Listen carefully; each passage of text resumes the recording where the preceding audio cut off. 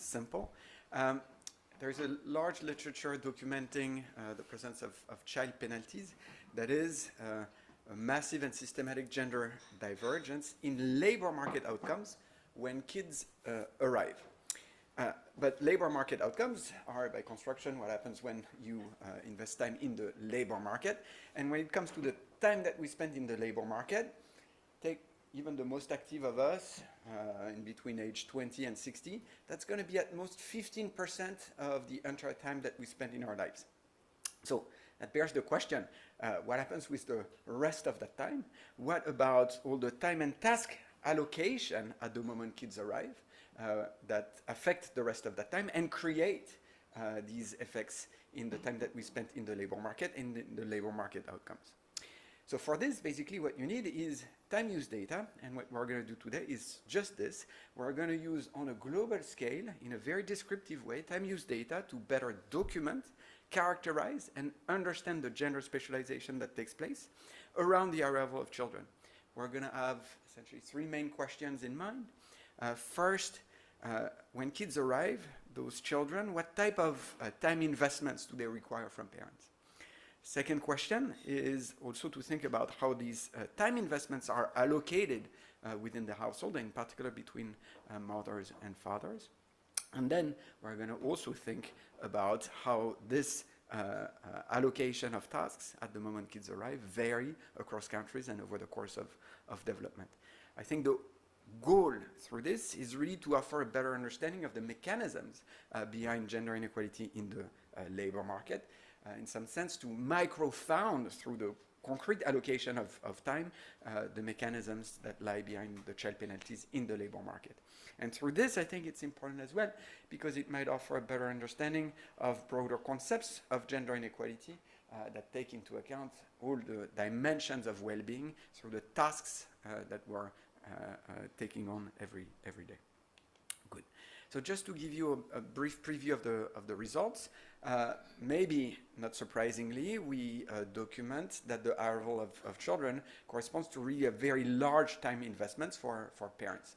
Basically, when your kids arrive, you're going to have an increase in your total active time. I'll define total active time in a minute, of roughly 25%, and that's extremely persistent over the next 15 years. Okay? What we also document is the massive change in both the extent and the nature of parental investment over the course of development. I'm going to show you that actually childcare time is extremely small at very low level of development and is essentially multiplied by 3 over the course of development. And with this, what's interesting is you also see a drastic change in the extent and the nature of gender specialization. What we find is that indeed children drive much less gender specialization at low level of development, which is reminiscent of the findings that we had in the Child Penalty Atlas. But what is, in some sense, really novel is to show how important domestic work is in driving the allocation of time spent in the labor market, much more than the time that you invest in childcare. So at the end, I'll show you how we can use these moments in disciplining a very simple model of household task allocation to rationalize these patterns. And what they're going to teach us is that, well, that we kind of knew as well, but it's extremely complicated to explain the patterns of gender specialization that you're seeing without extremely strong gender norms with respect to the roles that different gender have to take in all the tasks in your daily time use. And the second thing is that it's going to be also very hard through the lens of these models to rationalize what we're seeing over the past 50 years or over the course of development between middle-income country and high-income country in this increase in mothers' paid work if you don't have quite some action on the domestic work side of things through marketization and increase in productivity in domestic work. Okay? Good. So clearly, this very descriptive paper fits into very large literature. I'd say that there are at least 4 literatures that we're trying to branch out to. Most obviously, given my obsession with child penalties, the child penalty literature is something we wanted to contribute to. Again, what's the contribution here? Child penalties because of measurement issues in some sense, are essentially looked at through the lens of paid work and labor market outcomes. With opening the full 24-hour day at a global scale, we can really microfound the mechanism, and in particular showing just how important domestic work is in driving gender specialization in the labor market. Okay. The second literature we're trying to branch out to is the large literature on parental investment in human capital. This dates back at the very least to Becker, and there is a very large literature just trying to document how parental investment changes across level of income and so on and so forth. I think here what we're doing is providing really the first global evidence on both the quantity but also the nature of parental investment over the full course of development, and I think this is quite novel. The third thing that we're trying to contribute to is that broad literature on time use over development with a gender length. There are a bunch of papers that have used either historical data or some cross-country data to document evolution of time use. But given most of that data was using paid work and time in paid work, it hasn't had, I would say, the granularity that we're gonna add here. I think a very close paper is a paper by Gottlieb and co-authors. Here, what we're gonna add is quite a lot of granularity and a focus on parenthood. And finally, I think we contribute, or at least we aim to contribute to the vast literature on structural transformation and home production that dates back to work of economic historians like Ruth Cowan. Here, I think the important contribution is really to show, and I'm going to show you a very simple statistical decomposition that proves that it's very hard to explain the rise in female labor force participation if you don't understand the domestic work productivity revolution that takes place over the course of development. Okay? Good. So without further ado, let me explain why I believe that the data that we've assembled here is really the key asset of this project and why it has the ability to teach us really important new lessons on gender specialization. So what we've done basically is to partner up with sociologists from the Center for Time Use Research at UCL. And the goal is really to create a unique global repository of all time use microdata that exists. And right now we are covering roughly 80 plus countries. And compared to previous exercises that have tried to use microdata on a large scale, I think the advantages of our infrastructure are at least threefold. The first is because of this partnership, we put a lot of hands on deck, and that has enabled us in the past year to expand the coverage quite massively and quite quickly, both across space and also across time. So maybe let me show you across space. Basically, this is our current map. The idea is to use as much as possible diary-based data, but sometimes this is not available and we have to use what we call recall data, where people are asked in surveys about a specific time that they spent, typically in the last day or in the last week, on specific activities. But as you can see, the beauty is not only that we are covering a large set of geographies, but also vastly different levels of development with countries like Sudan, so very, very low income countries. That gives us quite a nice range in terms of understanding what's happening to gender spatialization over the course of development. A really nice advantage as well compared to existing infrastructure is the fact that we cover China.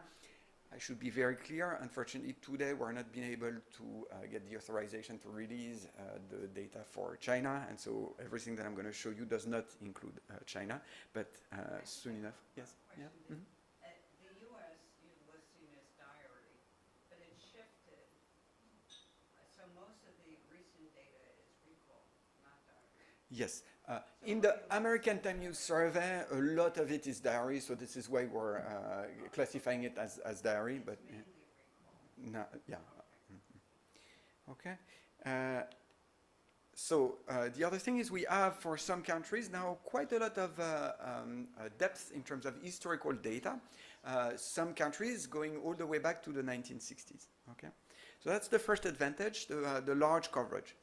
The second advantage is that everything we're doing is going to keep all the data at the episode level. Okay, that's going to offer us a lot of versatility, modularity, and granularity, in the sense that at the episode level, in any diary, a lot of extra information is going to be collected, such as where were you taking this activity, who are you with, so co-presence is going to be really important as well. All this type of information we can keep when we're harmonizing all the data at the episode level rather than at the task level, as most of the recent exercises of harmonization have done. So basically, the harmonization efforts that have been taken so far are essentially saying, oh, let's define a concrete set of activities such as childcare, and then basically they just tell you at the level of an individual how much childcare has been done in a day. Okay? Whereas we're keeping all the microdata at an episode level, so that if you want to recreate your own set of activities, you are absolutely free to do so. And on top of that, you are keeping a lot of extra information that is particularly important if you want to understand more granularly what's happening with your time use. And the final and really important dimension of this effort, yes, you have a question? Yes, I was just wondering about childcare as a secondary activity, and if the time use diary specifically prompt for where you're doing childcare as a secondary activity, or if you would capture it through the who are you with, I'm with my child, right? Because one concern is you're undercounting childcare in more informal labor markets where you have the child on your back while you're working, and this would undercount childcare in low-income contexts. So can you tell us a little bit about this? In one survey I did in the Congo, I went from like 3 hours to 11 hours a day childcare, depending on how much I probed on child. So I think it's Absolutely, that's a very important question. So I'll try to show you some things on this. In some countries, but not all countries, we're going to have very precise definition of co-presence. And so here we're going to be able to define supervision versus active childcare. Okay. In a lot of countries, we're going to have not only primary activity, but secondary activities as well. And when we have secondary activities, we're going to count them meaningfully when we want to account for the childcare that is being done. I'll be quite precise on this when we go to this. But I agree with you. This is not assumption free.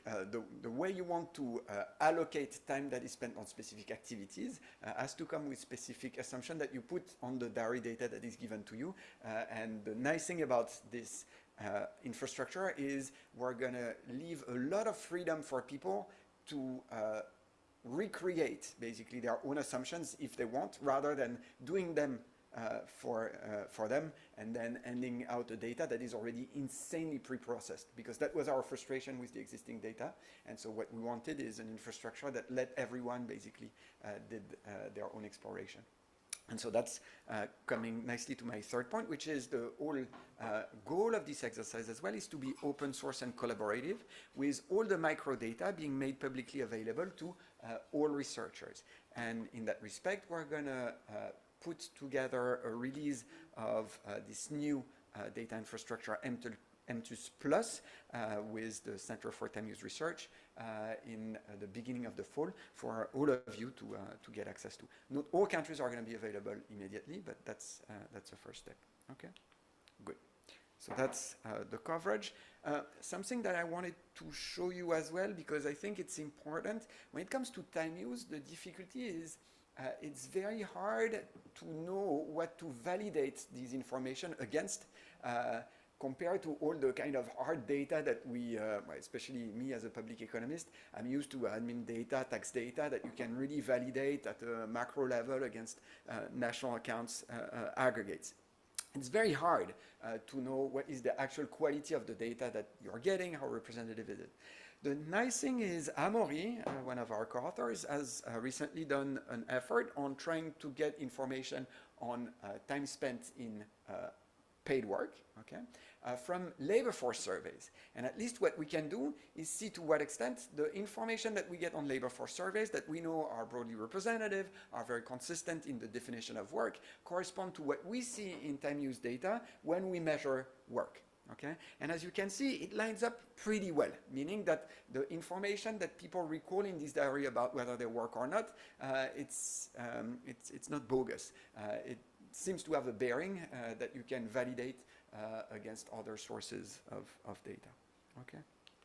Good. So now let me, yes?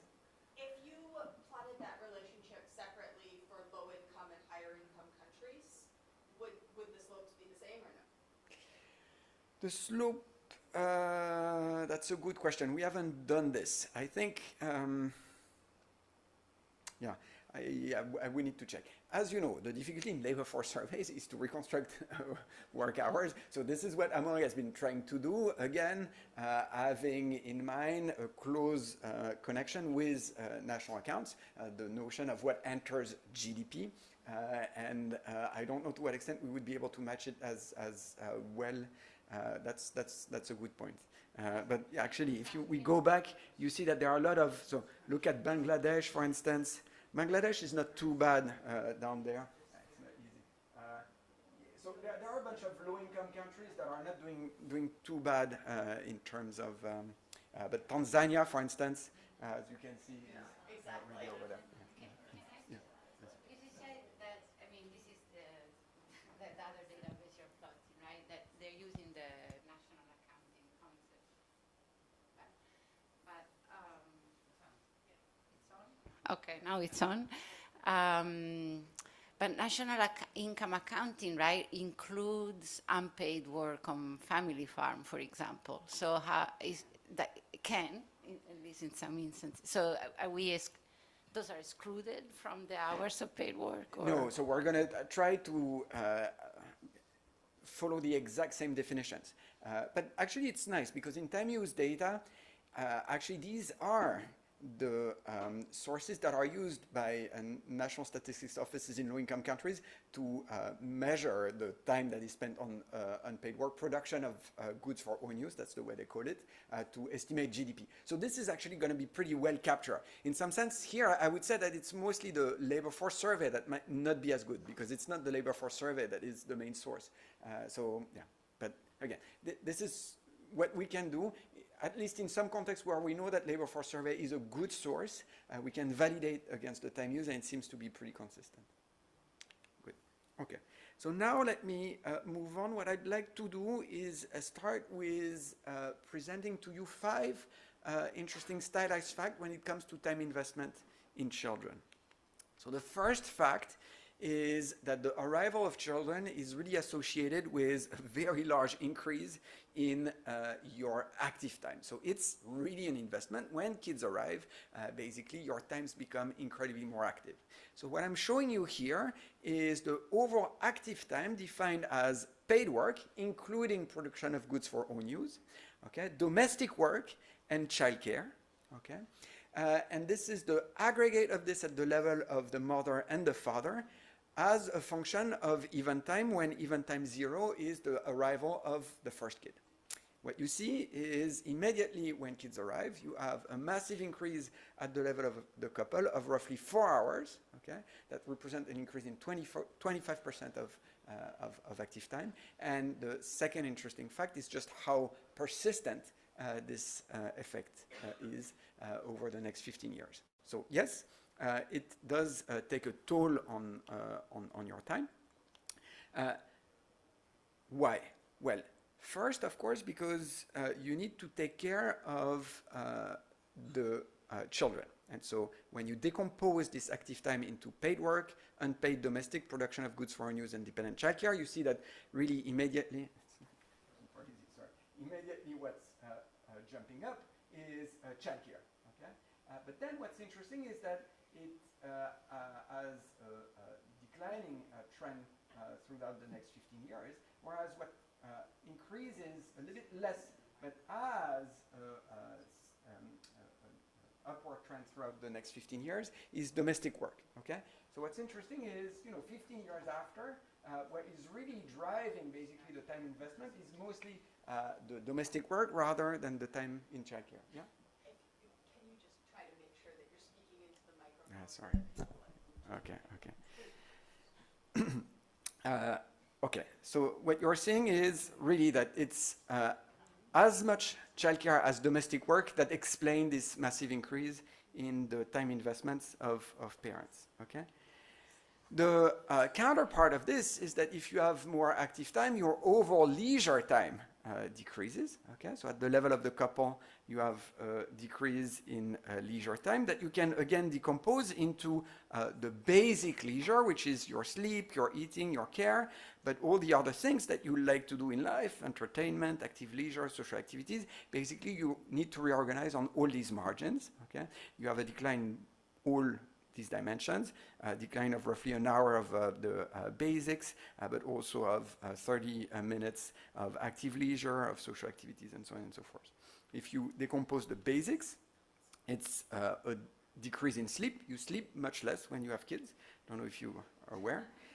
But you also cut on many things. You eat a little bit more quickly. You take a shower a little bit more quickly, and all these things. So that's the beauty of this type of data. We can really decompose quite granularly all these effects. Okay. Now, the second fact that I wanted to show you, which was a bit of a surprise, it's just how much child investment rises over the course of development. Okay. So here, let me be precise. It's really the active childcare, primary or secondary, but not counting co-presence. Okay, that's going to be important. So what you're seeing is at a very low level of development, take sub-Saharan African countries that we have in our sample. You're going to have an increase right away on impact at the arrival of kids, but then it declines quite quickly and stays really flat around an hour of childcare for the next 15 years. If you compare that to, say, Europe, it increases much more at the level of the couple, almost 6 hours on impact, okay? And then also declines much more slowly, okay? And so what that means is if you look at this through the lens of a very simple graph like this, where on the x-axis I have GDP per capita on a log scale, okay? You see that there is really this massive increase in the average parental childcare time across GDP per capita, an increase of roughly 3 over the course of development. So that, again, I think is really important. Yes? Do you have an explanation for Latin America? That sort of doesn't fit the development rate as well. Yes, so you'll see. I think there is potentially some issues with the way childcare is recorded in Latin America because we have a lot of recall. In particular, Brazil is a big recall country. And we know that in recall, there is typically inflation. So basically, you have to constrain those recalls so that the sum of the activities doesn't exceed 24 hours a day. So that might be part of the explanation. But again, as you're going to see, there is also something quite specific about just how domestic the overall time of women in Latin America is. They're spending much more time at home, okay? And you're going to see that it fits actually quite well. I'll come back to that. So they are actually spending very, very a much larger fraction of their time at home than women at lower and higher level of development. Yes? I was wondering about the correlation with the number of kids and sort of what you make of those estimates. So taking that into account, I'm a little bit surprised, I guess. Yes, absolutely. And sorry, can I add one to that? Because is that related to reconciling with the result by Golin, that Golin and his co-authors that find kind of an inverted U for average time spent in childcare across country? It's like so the difficulty, I would say, kind of flat. Yeah. So clearly, so to be clear, what Claudia mentioned is that there is this paper, Gottlieb. They are trying to have measure of childcare, but the measure of childcare that they are showing are not conditioning on being a parent. That's average childcare per capita. So clearly there, just everything that has to do with demographic trend are going to be impacted. When you have kids, the number of people who have kids, how many kids they have, is going to potentially impact these things. Whereas here, it's really conditional on being a parent, okay? What happens to the time that you invest? it is true that it might be surprising that you have so many kids, and basically, so you have roughly 3 to 4 times more kids when you're in Sudan than, let's say, in the US, okay? And yet, the total amount that you spend in childcare is much lower. There's going to be a bit of an explanation to this. I'll come back in literally 2 minutes because it depends on who's doing the childcare as well, okay?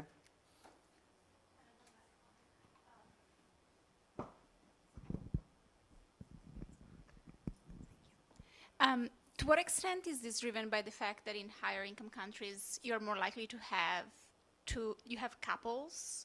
Because here you're recording couple, so couple average is average across couples, or is it within couple average? It's the sum of both the time of the father and the time of the mother, okay? If a father doesn't have a mother in the household, that's just going to be the father. But here, actually in the data, the prevalence of households where you have the father and the mother present is actually quite high at low level of development, Okay. actually. Okay, good. So fact 3, and really important to better understand what's going on with childcare. We need to, of course, make a difference between being present with a child at home and actively taking care of the child. I think it's really important if we want to think about, the concrete activities that we're doing. So here again, the beauty of the data that we have is that we can record for a lot of countries co-presence. So here what we're showing is very simple. It's the ratio of the reported time in childcare to the co-present time with child for different countries. The first thing that jumps out is, of course, that it is, very different from one, okay? Actually, when you are at home with your kids, you might be supervising them loosely, but you do many other things, okay? So basically, on average, for the entire set of countries that we have, it's roughly around 30% of the time that you're spending with your kids that you're spending in active childcare. The other thing that needs to be refined a bit, but there seems to be a bit of an increase in that fraction over the course of GDP, meaning that as GDP increases, the time that you spend with your kids is more dense towards actually providing skill acquisition, okay? And we're going to actually see that, yes? Do you have any information about the siblings' presence? I'm coming to that in a second, okay? So before I do that, I just want to show you also from the parental side what we know about the activities in terms of childcare. Because childcare, you can decompose it into many different things, such as the physical care that you're providing, bathing, feeding the kids. But there are many other things that you do when you're doing childcare. Educational support, play and leisure, other types of childcare. What's really interesting is that relatively low level of development, the activities of childcare are massively tilted towards just the caring, the feeding, the bathing, and so on and so forth. And that increases quite a lot on impact, okay? But then as kids become more independent with respect to bathing, feeding, and things like this, basically that decreases, okay, and is quite stable. When development kicks in, this is now for India, you see the rise in other type of activities in childcare, such as educational support, play and leisure. When you look at the US, it's actually mostly what childcare is about. You do a lot of time in play, okay? You do a lot of education support and all other types of childcare that are also quite tilted towards cognitive and non-cognitive skill acquisition. Yes. So there are two ways to think about these types of activities. One is from the perspective of the couple, the parents, and then the other is from the perspective of the child, who is investing in the child. And so if you were to draw these graphs looking at hours per day by members of the household, then what would be the patterns across different development levels, taking into account grandparents or siblings? That's this, okay? So the other thing that we can do, so unfortunately we cannot do it the exact way I think you and I are interested in it, which is take children and have a full diary of the children and know basically what they receive in terms of care and activities, okay? But we can do two types of things. The first thing that we can do is look at the total amount of childcare that is being done in an economy, Okay, I know basically people report in my sample I'm doing childcare, and I might not necessarily be the father or the mother of the child. I might be what we call an alloparent. An alloparent is somebody who is taking care of the child but is not biologically related to the biologically the father or the mother of the child. Okay. So from this, what we've done is very simple. We look at the entirety of the time spent in childcare per capita, and then we allocate it depending on whether it is done by an alloparent or a parent. Okay? And within the alloparents, we are splitting this between the old alloparents, okay, and the young alloparents, who are essentially people less than 25 who don't have kids. Okay? And what you are seeing is actually really interesting. At low level of development, as we knew, it takes a village. Okay? Alloparental care is really defining of our species, by the way, because we are the only great apes to do cooperative breeding. Okay? So yes, for quite some time in the evolutionary history of our species, children are being taken care of by a broad set of alloparents. And what's happening with development is that disappears. Okay? And in particular, that disappears because the young alloparents disappear. And why? Well, that goes back to the question on the evolution of demography. You have much fewer older siblings that essentially take care of you at lower level of developments. And the other thing is basically it takes a village here because you live in a village, okay? But when urbanization kicks in, basically it becomes much more complicated to have a lot of other alloparents take care of you because you're more spread out and the space of childcare becomes really the home.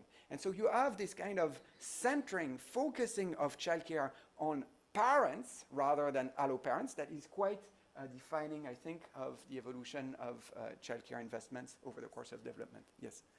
It seems to me that this reflects in large part the transition from unpaid to paid labor.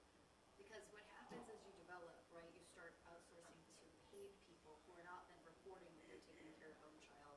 They're getting paid to work in daycare or babysit or do other types of things, right? So let's get at this. Okay, That's what we're getting at. So that's the second thing that we can do. In the absence of explicit diaries for all of these countries at the child level, okay, what we can do is at least allocate specific time that we observe, okay, in some activities. And the two types of time that we can allocate is one, the type that you spend in education or in institutional care that we can do from a bunch of statistics that exist in all of these countries, and the child care that you receive by all these parents and alloparents.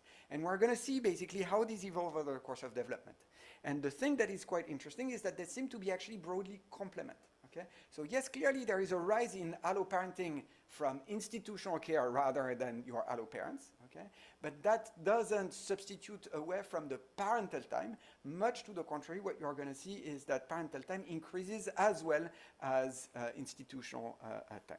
So just to explain briefly how we went there. Oh, maybe I'll take that question before. Yeah. I feel like a lot of these results fit with what we know from the mix, the multiple indicator cluster surveys of investments in children and how households invest in terms of who does it and how it relates to development. And so I guess I'm curious to what extent, like, have you looked at that, and to what extent are these echoing the same findings, and to what extent is the time use bringing in sort of new insights that we wouldn't have had?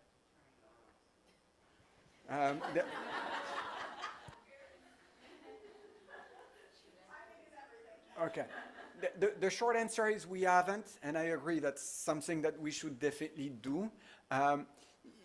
What I'd say is that given the focus that we had, that was really on understanding gender specialization, really finely in terms of task allocation, nothing can really replace time use surveys here in terms of the consistency, the availability across a broad range but I agree that this type of source is really a nice way to complement the type of insights that we can get from time use data, and we should do more of it. But the short answer is we haven't done anything with these.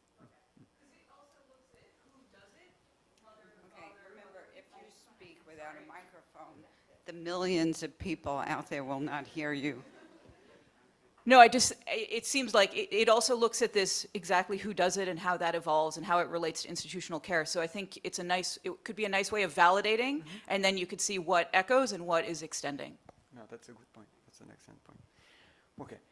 let me just maybe show you what we have, which is, so we quite painstakingly, I must admit, reconstructed the overall hours of time spent in institutional care, okay, being defined as pre-primary care or primary or secondary education across all these countries, and that's the average per week for every child aged 0 to 14 years old, okay? And the nice thing about this is we made really an effort to account for everything, both the variation in enrollment, but also the number of days that you spend at school, as well as the number of hours per day because of the variation in curriculum, okay? What you're seeing is, that echoes what you are saying, yes, there is a rise in the time that the kids spent in education. Over the course of development, basically that doubles, okay? The weekly time that they spend in education goes from essentially 8 to 16 on average, okay? 16 hours, and that's, as you can anticipate, mostly driven from what happens very early on in pre-primary care and also what happens for secondary education, where enrollment also increases over the course of development. But then what we can do, echoing what I was explaining, is from the perspective of the child, think, okay, if I'm a child under 3, okay, over the course of development, how many hours per day I'm going to be spending receiving either childcare from my parents or other adult parents, or from school, and therefore kind of educational alloparenting. And what you're seeing is that there is this massive increase in childcare, but that is actually echoing a rise in the time that these kids also spend in institutional care. So you don't see any form of substitution by which the rise in institutional care would substitute away from the childcare received from parents. That's true for children under 3, even more so for children in pre-primary from 3 to 5, okay? For children in primary education here, it's very flat. There is already quite a lot of time spent in primary education over the full course of level of GDP per capita, but you still see that rise in childcare. And that's also true at higher level, secondary education, where there is clearly also a rise in the time that that parents spend with their older children. Okay? Good. That's all driving them to soccer games. Sorry, I missed that. I said that was all driving them to soccer games. Ah, okay, exactly, yeah. Exactly. Unclear that that's really good time spent with your child. Yes and no, but so yes and no. So what we can do, because so that tells us that at a broad macro level, the time in institutional care is a broad complement to the time invested in your kids in terms of childcare. Can we find this at a more micro level? The answer is yes, but mostly at younger ages. So here we are looking at an individual level, okay? How much the time that you spend in childcare increases or decreases, where you get access to more institutional care, where we're exploiting the cross-country variation, the time structure of education by age. And what you're seeing is that indeed at low ages, so in pre-primary education, the fact of getting access to pre-primary institutional care is actually met by corresponding increase in childcare investment. That's much less so at older ages. And what's interesting is that it actually echoes some micro-studies that exploit quasi-random variation in education. I'm thinking, for instance, of the Gelber and Eason paper on Head Start that also show that when you get access to pre-primary institutional care, the active time that you spend in activities such as reading to your child and stuff like this does increase. Okay? So now, oh wow, fact 5, I'm going to really rush. But the most important, the implications of parenthood are, of course, very gendered. So everything I showed you was at the couple level. If we split that for men and women, what do we see? Well, for men, not much changes in terms of their time allocation. That's the decomposition of their active time. Basically, they don't do more domestic work. They do a little bit more of dependent childcare, but that's mostly it. For women, the arrival of the kid is a complete change in the allocation of your daily time, okay? With a massive increase in dependent childcare, okay? An increase in domestic work, okay? And echoing what I was saying, basically domestic work is as important in terms of the time constraint that it imposes as dependent childcare. This is essentially substituted against paid work, okay? Good. So now in 5 minutes, I'm really going to need to rush, but I want to show you some important implications for gender inequality. So first on the anatomy, okay, as I was mentioning, for women, it's more of a burden in terms of time constraints. The overactive time of women increases, that's globally, okay, in the world population, by roughly 2.5 hours, and only 1 hour for men. So the increase in time demands is, as we kind of expected, larger for women. The nice thing, and of course what that means is, the counterpart is that they experience a decrease in leisure that is larger, okay? The interesting thing about our data is that we can really dig into the granularity of things. What is taking so much in domestic time, for instance? Well, it's essentially food preparation, okay? It takes time to cook food, okay? But it's also, but to a lower extent, cleaning or doing the laundry, okay? The 3 important things that I want you to remember about children-led specialization is first, that it has significant effects on mother quality of time and well-being. Why? Well, because with this type of data, we can go from activities to measures of attributes of time. For instance, we can ascribe a certain level of cognitive intensity or physicality to different activities, okay? And when we do that, we can show that the physicality of women's time increases globally by roughly 5% relative to men when kids arrive. So it's not only different things that you're doing, but of course the attributes of these times are different, and that has real implications for well-being. The second thing about this specialization is very asymmetric, okay? When you look at task substitution, I'll go very quickly here, but happy to talk more about the methodology. What we find is when mothers increase their labor force time, their labor force participation, their time in paid work, that comes at the expense of domestic work, childcare, and leisure almost equally. But when you look at men, labor time only substitutes for leisure. When they do less labor, it's not like they increase their domestic time. And in terms of cross-spouse substitution as well, what's interesting is we find that when fathers increase their labor supply time, okay, mothers' domestic investment go up, so there is clearly a pattern of specialization, but the reverse is untrue, okay? If a mother increases her labor force time, the father doesn't increase his domestic time, okay? So that's an important asymmetry. And finally, specialization increases with development. How can we do this? Well, we create a very simple synthetic measure of specialization by projecting your daily time in an n-dimensional space where n corresponds to the number of activities, okay? So we project this, so your day is a vector in that n-dimensional space, and then what we do is we compare the cosine similarity of this vector between the father and the mother. And what we can show is that the similarity, okay, decreases much less at low level of development when kids arrive compared to high-income countries, okay? Roughly the magnitude is a 5% decrease in similarity, so specialization driven by kids in low-income countries, but 20% in high-income countries. And the final set of very important descriptives that I wanted to show you are these ones with respect to development. So this is same type of graph, scatter plot of GDP per capita on the x-axis, and a bunch of different average daily activities taken by fathers and mothers. So here, basically, this is a number of hours in paid work, and it's essentially known territory. We're finding the U shape of mother paid work, okay? So that's a nice, basically, validation. But what's interesting is that this,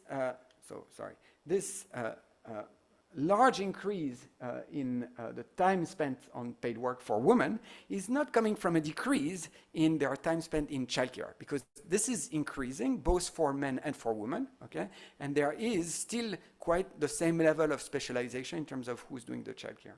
So what that means is that to explain the U-shape, and in particular the large increase in labor force participation, you really need that domestic time decreases. And this is what we're seeing. It's an extremely pronounced inverse U shape, okay? Meaning that the increase in labor force participation of women has to be substituted against domestic work. So at the end of the paper, what we're doing is using these moments to discipline a simple model of task allocation and get some insights out of this. I'll conclude on this. Basically, what we're finding is that it's impossible to explain the level of specialization that you're seeing without a rising value of childcare. It's impossible to explain the level of specialization without extremely strong comparative advantages, but these comparative advantages are so strong that they can only be rationalized by gender stereotypes, and we are finding indeed a strong correlation with gender norms in the data. Just to give you a sense, to get the level of specialization between the time spent in childcare for men and women, you would need in this simple model of specialization that the time input of a woman in childcare is 5 times more productive than the time input of a man, okay? And when it comes to domestic time, it's 7 to 8, okay? And also it varies a lot across level of development. So, you know, prima facie, it's impossible to rationalize this with simple stories of biological comparative advantages or stuff like this, okay? And the final thing, which is really important, is that you really need these technology and market substitutes. And what we show in the data is that we measure appliances, okay? Appliances increases a lot over the course of development. And when you do a statistical decomposition, just through the rise in appliances, you can explain 30% of the decrease in domestic time over the course of development. Thank you so much.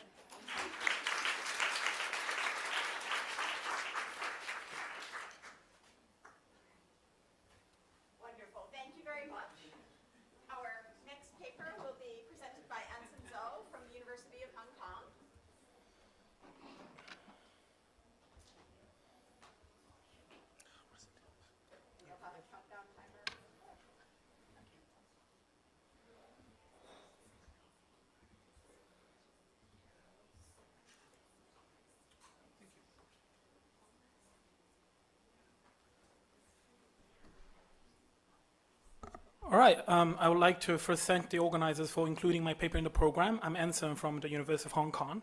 And this paper is called The Fertility, Marriage, and Gender Equality Quandary. I'm using the word quandary in the title to describe a difficult situation, but different from the word trilemma, quandary has a way out. So the goal of the presentation is really just to describe what is the difficulty that I find between fertility, marriage, and gender equality, and also what is the way out that I identify. The paper is motivated by the fact that during the grand gender convergence, we really see 3 important trends happening almost at the same time. We witness the dramatic drop of fertility, and we also have seen the decline of marriage as a social institution, and now many kids grow up without both of their biological parents. And also, we have witnessed a dramatic or remarkable convergence of gender gaps, not just income gap, but also labor supply, education, and wealth, and so on, and sometimes even a reversal. Interestingly, at the same time, there are many policies, either they want to try to encourage or resist these changes. Importantly, we've seen policies trying to incentivize fertility for the reasons related to pension sustainability, and many macroeconomists will say related to economic growth because people create ideas. We've also seen policies trying to promote dual parenthood, either due to cultural or religious reasons, or due to the many research that have shown that marriage is so important for the outcomes of the kids. And we also have policies trying to advance gender equality, not just for the redistribution purposes per se, but also to reduce misallocation, right? Existing research typically studies these outcomes of fertility, marriage, and gender equality, and these policies in an isolated fashion, or sometimes in a pairwise way. But there lacks a unified framework to think about them jointly and ask a question which I think is important. Suppose you are a government that wants to promote fertility. Suppose you want to preserve marriage as well. And if you also want to encourage gender equality, is that possible? Is it feasible or not? So that is the question of the paper. So in the paper, first, I'm going to document, I think, an interesting 3-way trade-off, which I will just call it quandary. The quandary is, in the data, simultaneously achieving high fertility, low single parenthood, and gender income equality, arguably desirable to some extent, is statistically very rare. And I will define what high and low in a few slides. And this interesting statistical rareness basically shows that there might be some deep dependency structures between these three endogenous outcomes. And more importantly, I think, speaks to the potential policy boundaries. In other words, maybe you're a policymaker, but somehow there's a tension or a constraint that you cannot achieve all three, even though you want it. Then I developed an equilibrium model of marriage, fertility, and female labor supply to understand why that is the case in the data, and also to identify if there is a way out. I think the surprising result is that level policies to improve fertility and marriage and gender equality per se can only improve at most two outcomes at the expense of the third. However, there seems to be a magic bullet, which is redistributing the childcare obligations from the wives to the husbands. They can improve all three, but under some circumstances. It's not always true. And the model will speak out two equations that tell you what exact are the conditions so that it's a magic bullet. Then I'm going to conduct some quantitative analysis, and also hopefully I'll have time to talk about a dynamic extension of the model. So let me just jump right into the analysis, and here's my empirical analysis, and I can waive my 10-minute kind of restriction without question. You can already start asking questions if you want. So here's the empirical analysis. The first step is to construct data. So I construct 4 data sets in which I can measure fertility, marriage, and gender equality in a harmonized or consistent way. The first data is an OECD sample where I have 37 countries from 1970s to 2014. Oh, by the way, I need to have 4 data sets because each of them come with some advantages and disadvantages so that I can have a bigger, a more complete picture by having multiple data sets. So the first one is an OECD data set, right, where I collect TF, total fertility rate, out of wedlock birth rate. In other words, it's the share of children who are born without the parents being married. And then I have gender gap measured in earnings. The advantage of the OECD data set is that it has a long horizon in the sense that I can observe many countries over 20 or 30 years, so I can know what the transition was, where they were, and where they are now. And the second, yes? I want to take marriage seriously as the contract. In a lot of countries, especially I'm about to talk about that. Exactly. That's why I need two things. One is that's why I need a second data set. And the second reason is I will be very specific about what marriage is in the model. It will be a contract. So it's not like a legal piece of paper, but rather an exchange mechanism between men and women in a model. So in the data, the second data set is a world data set. So it has a much larger coverage in terms of population and also deals with some of the measurement issues in the first data set. The fertility is still the TFR, but the second, the dual parenthood, I'm using the nice data by Bruno and Melania on this dual living arrangement of the kids, where they use the IPEMS international micro-level data to document what fraction of the kids are living with only one parent, 2 parents, or none of them, the biological parents. So I'm using their data sets here. And the third is the income share, which I'm using from the World Inequality Database. Because the relative earnings gap is conditional on people working. So it doesn't really account for the extensive margin of what if they don't participate in the labor force at all.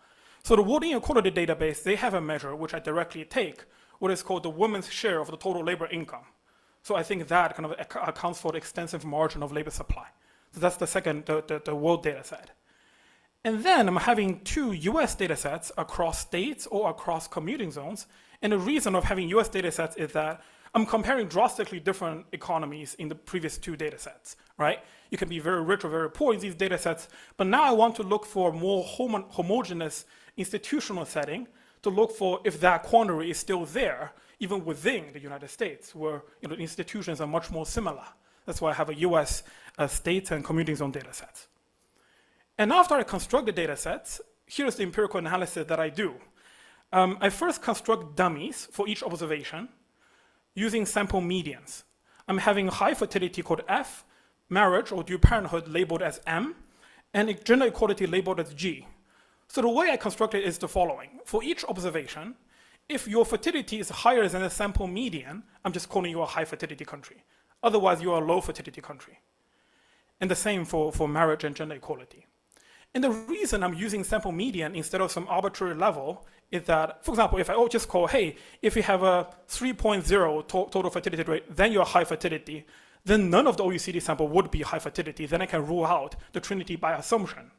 But if I'm using the sample median to construct high and low, then I can use something called a dartboard approach, where the joint attainment under the statistical independence benchmark would be 50%, 50%, 50%, which is 12.5%. Then what I'm going to do is to use the Venn diagram, which is something many of us learned in middle school, high school, to visualize what fraction of these observations actually achieved all three together, and compare that with the random benchmark, which is 1/8, 12.5%. So that is the empirical analysis that I do using these 4 data sets. So let me now, without any questions about what I do here, let me just show you the empirical result. Oops. Here it is. So these are the 3 Venn diagrams. You don't need to kind of add up the numbers yourself, but every circle in the Venn diagram, within a circle is 50% of the observation, and outside the circle is another 50% of the observation. And the main point I want you to take out from these 3 figures of OECD, world, and United States is that the joint attainment in all cases is way less than the 12.5% benchmark. For the OECD, it's like 1/5. For the world, it's like 1/3. And for the United States, it's more homogeneous institution, so it's better, but still, it's less than half. In other words, even though many countries in these samples actually try to have higher fertility, gender equality, and preserve marriage at the same time, very few countries or very few observations in the data can actually achieve that. And on top of that, I want to make 3 points. The typical transition that I observe when I use the OECD data, I see which status each country have before and after. The very typical pattern is that many countries started off with high fertility and high marriage, which is your canonical kind of patriarchal society to begin with. Over time, they either get rid of high fertility, or they get rid of marriage, or they get rid of both, and they always gain gender equality. That is a very typical transition path when countries grow. And the second thing is I conduct something in information theory called a mutual information analysis. So mutual information analysis is a way to analyze whether the joint distribution of fertility, marriage, and gender equality can be reduced to a pairwise combination. By observing the pairwise correlation, can you summarize the relationship between all 3? And the answer is no. The mutual information analysis shows something called synergy.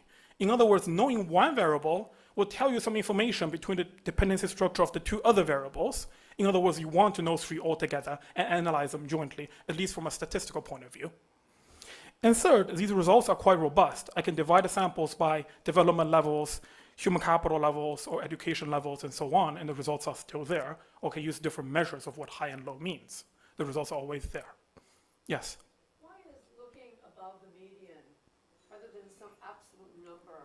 Yeah, I have that in the paper. So I have used, for example, fertility can use the replacement level, etc., and the result holds. Yeah, but for everything, I'm saying. Yes. Why is the median, in the economy, Yeah. the world, and the U.S. the right way to think about this question? And I'm not yet 100% sure of the question. That's a very good point. I think 2 things. One is that using the sample median has a very nice benchmark that you can compare with. That's the 12.5%, which makes it clear that somehow it's very much lower than that. And second, I think what I want you to drive home with is not really kind of the levels per se, but rather I want to show a negative correlation between the 3 things. And this is kind of best visualization that I can come up with. But I agree. If you prefer any numbers and policy targets, I can use it here and see what fraction of countries achieve all that. All right. So the remaining questions that I want to answer in this paper is, 1, what explains the 3-way trade-off? Right? What kind of model do we need to write down to explain it? I mean, because after I show it, I find itself quite intuitive, but otherwise I wouldn't have thought about it. And second, are there policies that can resolve this trade-off? Suppose you are a government who actually want to achieve all 3 for some reason. Can you do it? And third, what roles do technological progress play? Is this transition from having fertility and marriage to only having gender something driven by a gender-neutral or gender-biased technological change? So that's kind of why I need a model. I also want the model to do welfare analysis, decompositions, and predictions. I need to calibrate it. That's kind of why I need to introduce you to the structural framework. So let me just jump right into the model. So here's the theory.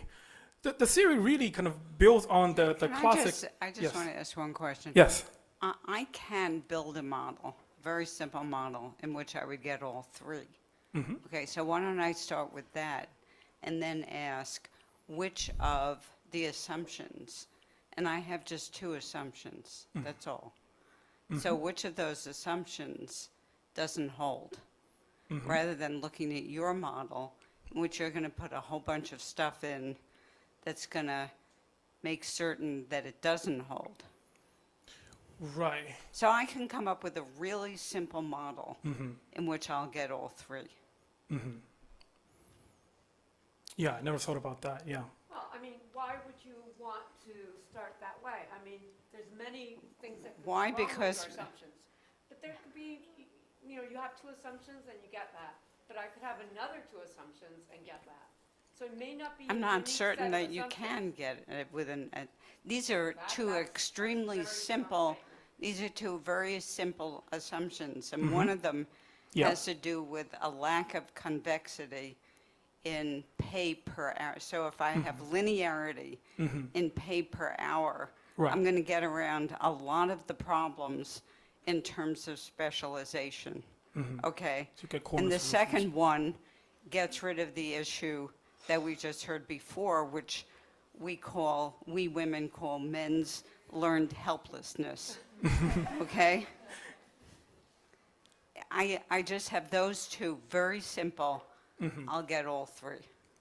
Yeah, I'm happy to talk to you later about it, but for now you are stuck with my version of the world and see what is wrong about that. I will also have some simple assumptions about what's going on, but let's see.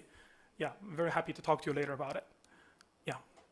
All right, so let me just jump right into the model, if everyone is fine. So here's the model. The model is really a simple view that follows through the Gary Becker's view of what marriage is, and also how True and Sue models marriage markets. And I will have individuals with gender G, and I got tired of using the letter F and M, so I just found out these symbols very nicely in LaTeX that this is female and this is female and that is male, right? And individuals, yeah, you see that in the restroom, but yeah, anyways. So individuals have preferences over consumption, which I interpreted as a bundle, and fertility, UCN, and I'm modeling it as a CES utility function over consumption and fertility. And a very important assumption that I will use in this paper is that the elasticity of substitution between consumption and fertility, which is rho, is bigger than 1. I'm making this assumption for two reasons. The first obvious reason is that once you have rho is bigger than 1, you can define what is the utility of a childlessness person. Right? Otherwise, if rho is equal to 0 or less than 0, if equal to 1 or less than 1, it's negative infinity. So that's kind of one practical reason. And the second reason I'll explain to you in like 2 slides.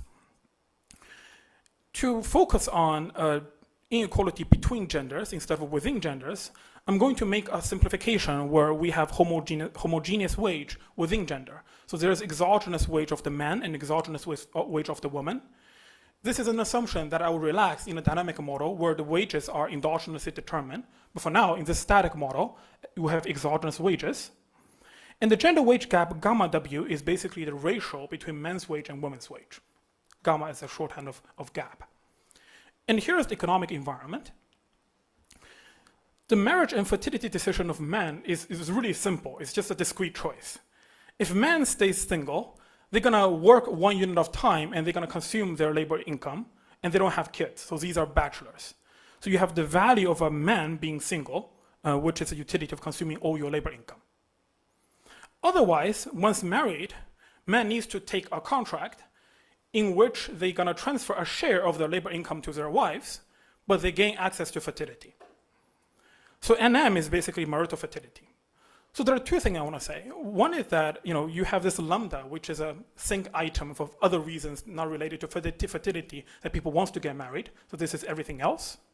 And second, this pair of alpha and NM, which is how much you transfer to your wives and how large the marital fertility is determined in the equilibrium.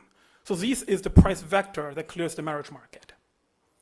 And also, by the way, I don't restrict alpha to be always positive, so you can use the model to think about dowries as well, because it can be negative. So this is from the men's side. It's a very simple economic problem. Do you get married, where you take the contract, you transfer, and you get kids, or do you stay single, where you are the bachelor and eating your income? For women, I'm going to show you the simplest fertility choice model you've ever seen as well. Single women, we're going to solve this classic problem of having the trade-off between consumption and fertility. So the more children they have, it entails a time cost, right? So they work less, but they gain, and they have lower earnings and lower consumption. So this is the fertility choice of women through the labor supply margin. Very plain vanilla. For married women, things are almost the same except for two things. One is that they also get the lambda, which is the psychic benefit of marriage. And second, they also gain the transfer from their husbands. So now I can talk about the second reason why I want rows to be bigger than one. You know, what happens to fertility when female wage rises in this situation? Well, from Econ 101, we know that a rising wage will have both income effect and substitution effect, right? From an income effect point of view, higher wage make me want to have more children because it's a normal good. But from a substitution point of view, because children takes time cost, the rising opportunity cost will reduce fertility, right? Because having a kid become more expensive. So rho is bigger than one means that the substitution effect dominates. In other words, in this environment, a higher woman's wage will reduce fertility due to that assumption. On the other hand, what happens to fertility when men's wage goes up? Well, men's wage goes into the fertility decision through a simple income effect for the married woman. So a rising men's wage will raise fertility. So in other words, in this very simple model, you can get asymmetric effect of the wage changes on fertility outcomes, which is consistent with the recent empirical literature by people like Hamshlow and so on. And in this very simple model, I'm assuming that, oh yes, there's a question, Johanna.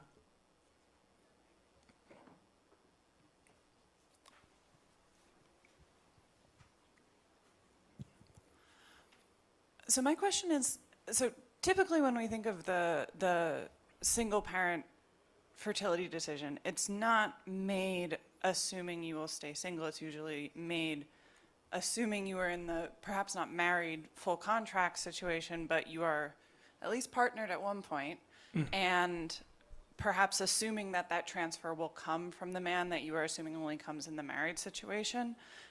So there's no timing here, and I know you said this is static and will be going dynamic, but how do you think about, you're essentially assuming that the single women are solving a problem, assuming they will get no transfers from a male partner, when the reality is... The reality is something like a quarter of them actually do. Yeah, I get that data. No, I mean that they are making the decision about fertility under an expectation of receiving a transfer and then that transfer potentially being withdrawn when the couple breaks up. And so, like, there's no contracting. Is some of what I'm asking about. Agree. I mean, this is highly stylized in the sense that, I'm assuming this kind of commitment in the marriage market where they exactly know what they get into without any uncertainty and misbelief. But I think you are thinking of a broader framework where they might assume they will have something, but later they actually won't. But, I think that's not in the model here. Yeah, but I think that's a good point in the data, how much of that drives the results. But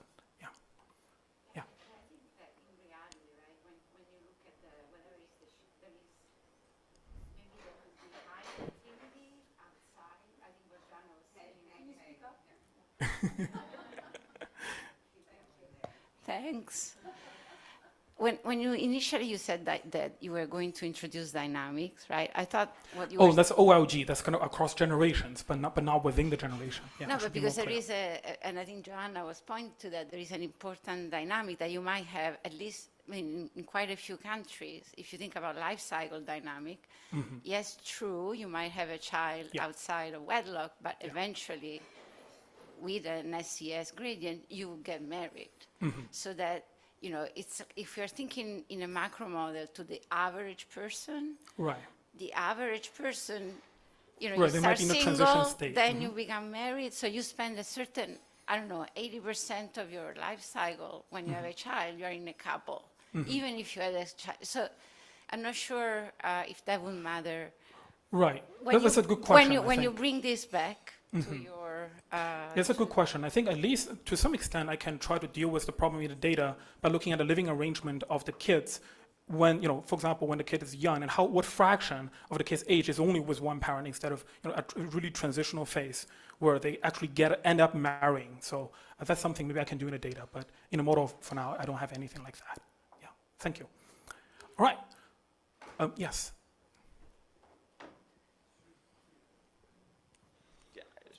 I understand you're trying to keep things simple. Yeah. It's hard for me to think about this without thinking about human capital investment.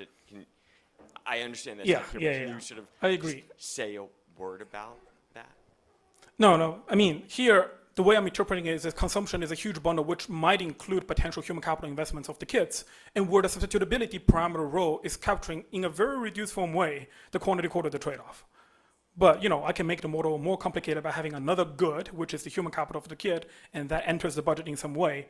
But I don't think the main intuition will change much. Yeah. Yeah, please.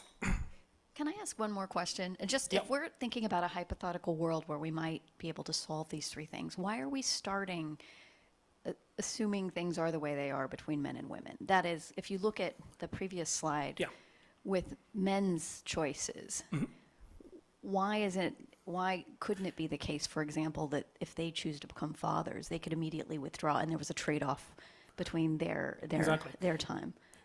In the model here, there are two fundamental asymmetries that are going to build in. Like, one is the biological asymmetry in the sense that you can have single women with kids, but not like single dads with kids. That's kind of one thing that I bake in, which I think, is to some extent not always true. We do have single fathers, so that's not here. And the second asymmetry is that in the baseline model, I'm assuming wives bear all the childcare, and the results will all go through as long as woman is doing more, and they're going to change that assumption later, and that is actually the magic bullet. So there will be fundamental asymmetries, but one is biological, which I'm not going to do much about it, but the second I'm going to do something about in a policy. Yeah.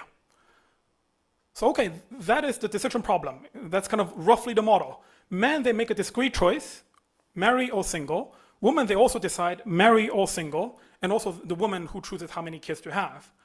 And to smooth things up, of course, having discrete choice, I need some idiosyncratic lotus shocks. So people draw these idiosyncratic taste shocks for marriage, and then they decide, do I pick this contract of not having kids and with keeping my income, or do I pick to get married and transfer my income to my wives? So in the end of the day, marriage rates from the men's side, the supply of marriage or demand of marriage, whatever you call it, depends on the gains of marriage, which is the relative values of being married and single.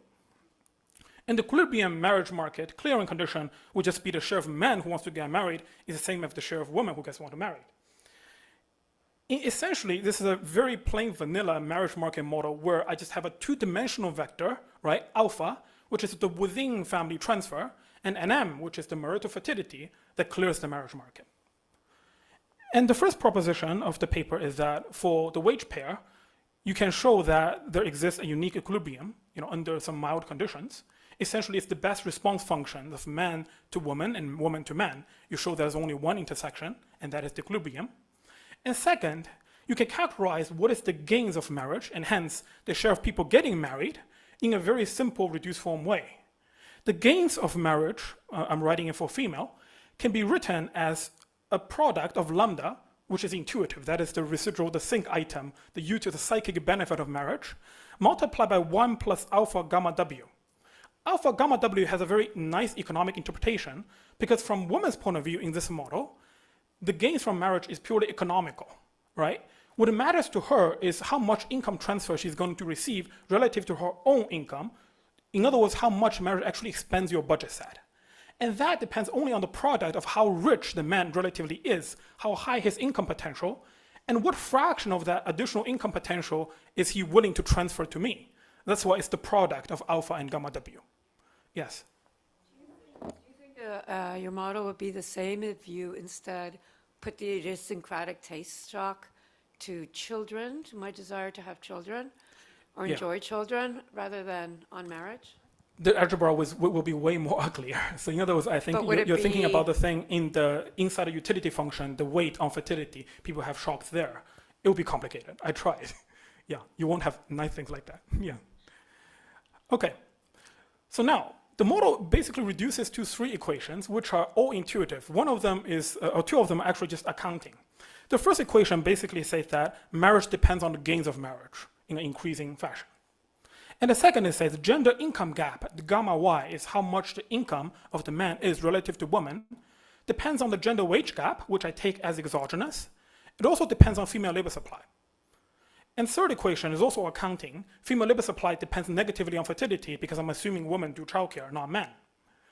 So the intuition of why we have the quandary in the data, according to my model, not your model, Claudia, for now, is that if we want to have a high fertility, okay, then it reduces relative labor supply of women because women do childcare.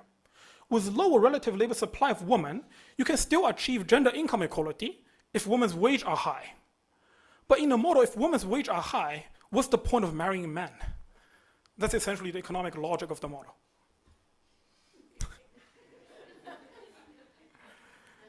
And you can do counterfactuals by these comparative statics. Yes?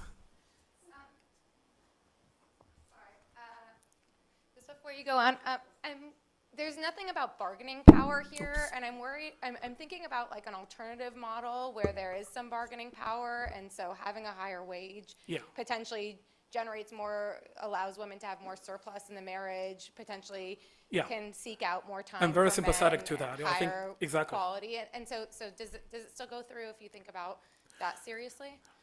I'm very sympathetic to that. I'm very sympathetic overall to the Kingdom and Matthias and Kingdom and their framework of a limited commitment, and then you have the timing of whether having a kid first or later. But we can talk about that later. Yeah. So this is not in the model. I'm sympathetic to that idea, but I don't have that here. Yeah. All right. So you can do comparative statics of thinking about traditional policies, like you can improve marriage by raising lambda. You can improve women's wage by increasing wage of the female. You can also reduce the cost of the kids. And none of them can actually achieve all three because of the two fundamental frictions in a sense that I built in. One is that wives is doing the childcare. So if you want high fertility, then necessarily reduces female labor supply. And gender wage gap can come in and help, but only rescue one of gender income equality and marriage. You cannot get both. That's baked in. And second, the exchange motive, in other words, marriage is an institution where the money is exchanged for fertility, really links marriage and fertility through a composition effect, because marital fertility is higher due to a simple income effect. Yes? Are both men and women better off in your model as wages, say, exogenously increase through technological progress, say? I think so. I think yes. I think the answer is yes. Okay, men as well. Men as well, because they're free to choose their alpha to clear the market. So I don't think they will be worse off. Okay. Exactly. I didn't realize they were free to choose alpha. in the equilibrium, yes. But the key thing is, what if the allocation of the childcare itself is a policy lever? What if I resolve this kind of fundamental friction? Because as many papers, including the previous one, has acknowledged, many times this thing is not a feature, it's a bug, right? In the sense that it's dictated by outside things like social norm. Maybe you want to increase men's childcare, but somehow the society doesn't really allow it to do. So there's inefficiencies, in other words. So to think about that policy lever, I need to extend the model a little bit to having, childcare time of the fathers, of the husbands, and also childcare time of the wives. So I think I'm regarding social norm as a reason why I'm setting this thing as exogenous, right? As you see, it doesn't really vary too much with, the weight of the woman and the man in data. So the wife's effective childcare cost basically becomes a combination of the husband's wage and the wife's own wage, because now the husband also needs to chime in for childcare. All the previous results go through as long as woman is doing more childcare. But now let's think of a very simple policy, maybe something like a mandated paternity leave, or somehow the government is having a propaganda of fathers, you guys need to do more. Suppose that is successful in redistributing a delta share of childcare from wives to husbands. Let's do that comparative static. So the key theoretical result of the paper is redistribution can improve all three, that's a magic bullet, only under two conditions. The first condition, reading in plain language, is that women are happy. Her disposable income needs to be increasing after the distribution occurs. So that is true when her wage is high, or the husband is not the only breadwinner of the household. They need to be having a larger budget set instead of a smaller budget set if the husbands are required to work more for childcare. The woman needs to be happy, which I don't think is a very difficult constraint to satisfy, especially when you have technologies working in women's favor when the economy develops. The second condition, which I think is a way harder constraint to satisfy, is that men needs to be happy. So if you are men in the economy, you are transferring some share of your income to the wives to support raising kids, and now the government wants you to do more childcare. How could you be happy about that? And in a model, you're happy about that only if the fertility increase from that policy is large enough to offset your lost income. So this is what this condition, this equation is essentially saying is the man needs to be compensated with marital fertility enough so that they're happy to do the childcare. And this condition is more likely to hold if their preference on fertility beta is large, if the initial men's childcare burden is not too big, and also the fertility responses needs to be strong, which depends on the structural parameters. That's why I need to calibrate the model and to test if that condition is true or not in a baseline economy. The what? There's a commitment problem. I agree. So that's where kind of the earlier question about commitment comes along. Sure, it's a combination of different things, and yeah, exactly. But there might be a problem. Yeah. So I think like the theoretical point I want you guys to take away here is that if you view fertility, marriage, and gender equality as an equilibrium outcome, you need to not just think about, oh, only woman is the bottleneck or only man is the bottleneck. Rather, we need to think about how they interact. In my setting, it's a simple marriage market, but you can think about like commitment problem, other things. And you need to make both sides happy for a policy to be successful. That's kind of the point. All right, with my remaining time, I will do some quantitative analysis.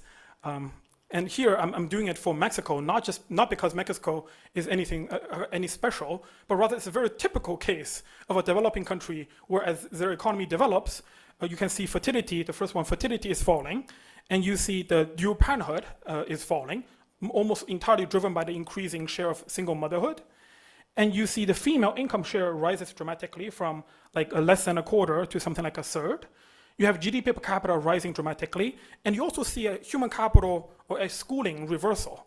It used to be that man has a higher years of schooling than women, and now it's completely opposite. So I'm going to calibrate the model period by period, assuming that only the TFPs of men and women, and also the human capitals of the men and the women, are the exogenous drivers. In other words, I'm going to keep all the other parameters fixed. That's the assumption of what is driving this. So in other words, I'm going to decompose the wages in the data into three sources. This is just accounting. Okay, there's no calibration yet. This is just accounting. I'm going to have 80 TFP, which is the gender neutral TFP. I'm going to have a gender gap in human capital, which is directly calculated from the years of schooling. I'm using a very standard macro style Mincerian transformation, right? Using the skill premium multiplied by the number of years. And the residual, how much I cannot explain with the schooling reversal, I'm just calling that gender biased TFP change. These are just accounting. And if you do this accounting, you will see that the TFP gender neutral A increases, and the gender bias technology also biases favoring women, and you have a human capital gap that is closing and actually reverses towards the end of the sample. Then what I'm going to do is basically to feed in these data into the model and calibrate it period by period by picking 4 parameters. So as a macroeconomist, I'm doing calibration, so without standard errors, so it's my apology. So I'm picking this cost of kids from the literature. I'm picking some numbers for this chi. Then essentially I'm just picking 4 parameters to fit 2 time series. One is the fertility time series, the level and the slope, and also the dual parenthood time series, the level and the slope. And the fit is reasonable. Yeah. Can I go back to what I was worried about? Yes. The mic. Can I go back to what I worry about, just in terms of calibration? Yeah. Is that, and I think Mexico might be one of those, but I'm not 100%, is that there's been a huge increase in cohabitation. Mm-hmm. So I think, what do you think about, how do you define single mother rate? Is it just that you're not married? Or is that you have a kid, but you're not? Because in that case... So this part, I rely hugely on what Bruno and Melania was doing, is like they document the living arrangement of the kids. I'm taking that literally in the sense that I'm assuming this this kind of a share of dual parenthood at a share of households that the kids are born where this marital contract is effective. I don't care about whether they have a piece of paper or not. I'm just assuming that if in the data you see them having both parents there, I'm assuming they're transacting with the alpha. Yeah. All right. So with this calibrated model in hand, I'm going to show you 3 quantitative results. First is that the alpha, how much the imputed alpha, how much the husband's is imputed to transfer to the wives, is actually quite stable, despite a dramatic fall in fertility. So fertility has been falling a lot in Mexico, I think from 3 to 2, but the imputed alpha stays roughly constant around 14% or to 13%. I mean, the reason is just that the woman's weight has risen so much, so even to get this declining fertility, man needs to keep up with the transfers. And this implies that the gains of marriage for men is declining. So the relative utility between the single man and married man in this model is declining, is increasing in Mexico. That's kind of the first result. And the second, I can do some decomposition. I can turn these TFPs on and off, right? I'm showing that only having the gender-neutral TFP A, you can already explain roughly half of the decline in fertility and also half of the decline in marriage. And the reason for the left figure is that I'm assuming fertility and consumption are substitutes. So the rising gender-neutral TFP raises the opportunity cost of kids for everybody, and that reduces fertility. So that is by assumption. But the figure on the right is like what the model gives me, because fertility is something that a marriage is for these men. So when the fertility is falling, that's why marriage is falling. So they're deeply intertwined in the marriage market.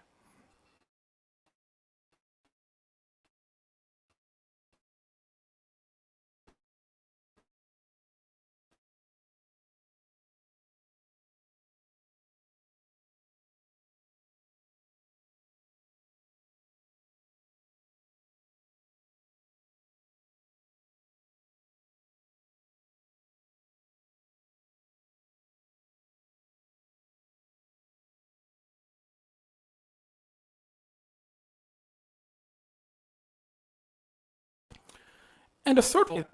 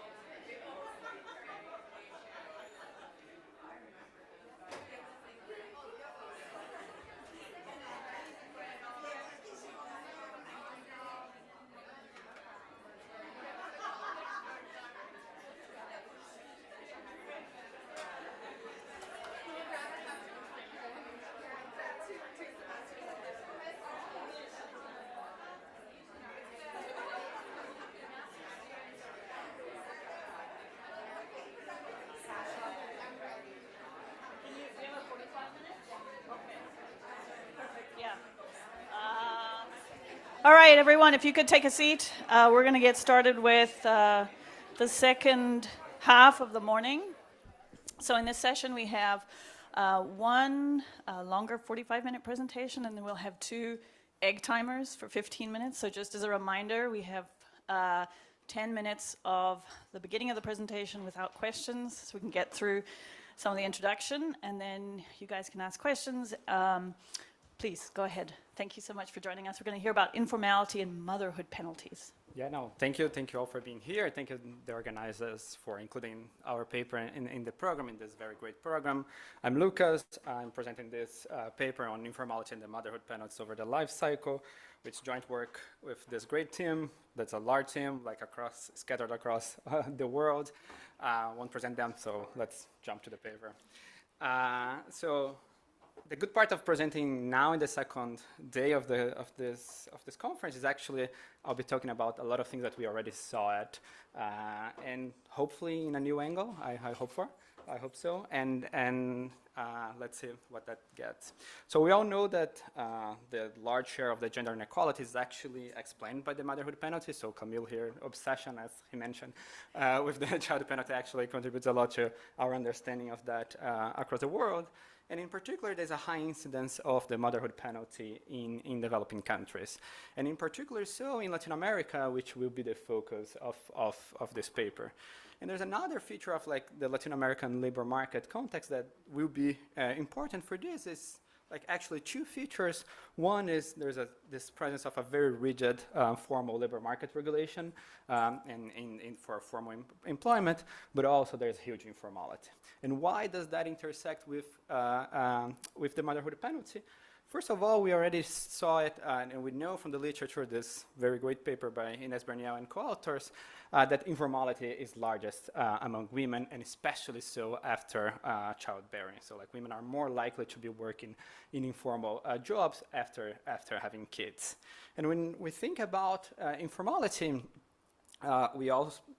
the first thing that I think it comes to mind is all the bad outcomes that are associated with informal jobs. So for example, lower earnings and lower on-the-job human capital accumulation, a lot of like lack of protection. You're not contributing to social security benefits. You're not entitled to any leaves like maternity leave, parental leave, sick leave, anything like that. And also much more risk, right? Like there are higher volatility on earnings. You are more likely to be fired. So there's all these very bad outcomes that are usually associated with informality. But also there's another side of informality that it may bring a lot of flexibility and lower participation costs.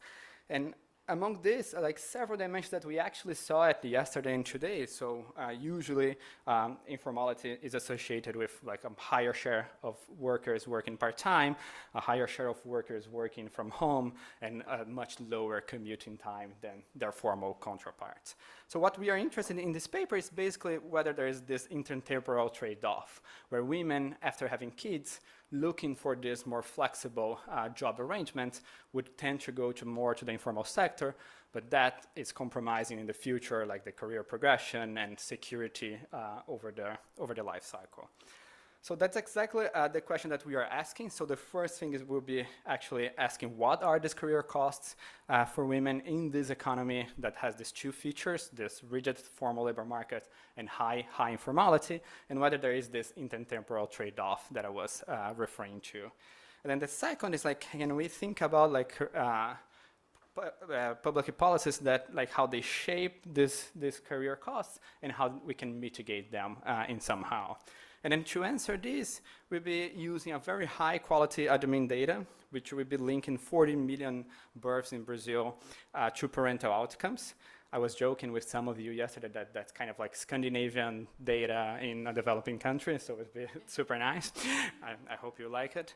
And then we'll estimate the motherhood penalty in a very granular way in Brazil, both for mothers and fathers. And then we move to develop and estimate a partial equilibrium model where women will be choosing both fertility and the sector of employment. And then we use this model to try to first quantify the channels and the mechanisms behind this motherhood penalty and how can we think about policies to reduce them. And then we see this paper kind of like bridging these very 2 large literatures, one in the career costs of children that like there are a lot of you here in the room that contribute to this literature. And here we are not only, I think, estimating this using very high quality data for a developing country, but we'll be very granular even in the timing of the motherhood penalty. And you'll see in a couple of slides that I think that has insights for even developed countries and how we think about the motherhood penalty there. We also bring in this life cycle model where women are simultaneously choosing fertility and labor market decisions. And then there's other literature on labor supply and informality, but usually would abstract away from fertility decisions. Okay, let me describe this almost Scandinavian data in a developing country in context. So we start with this, in this slide, I will show actually 4 different data sets that has some versions of links between the children and their parents. And they will vary in terms of which links are available and which part of the population they are available to. But then after I fill this slide in, with the 4 data sets, I think I would give you a picture of how comprehensive that is. So the first one is this tax authorities registry. This is a universe of adult population, and then there is name, gender, date of birth, but importantly, there is the mother's name there for every person in this data set. So for example, if I'm in this data set, I would have the child, if me as a child, my ID, my social security number, but also the name of my mother being written there. And then if we also use a second data set with this tax authorities tax return data, we have tax returns between 2006 and 2019. And that's good because whenever a parent files the tax return and claim one of the children as a dependent, we have both of their social security numbers. So both the parent's ID, but also the children's ID there.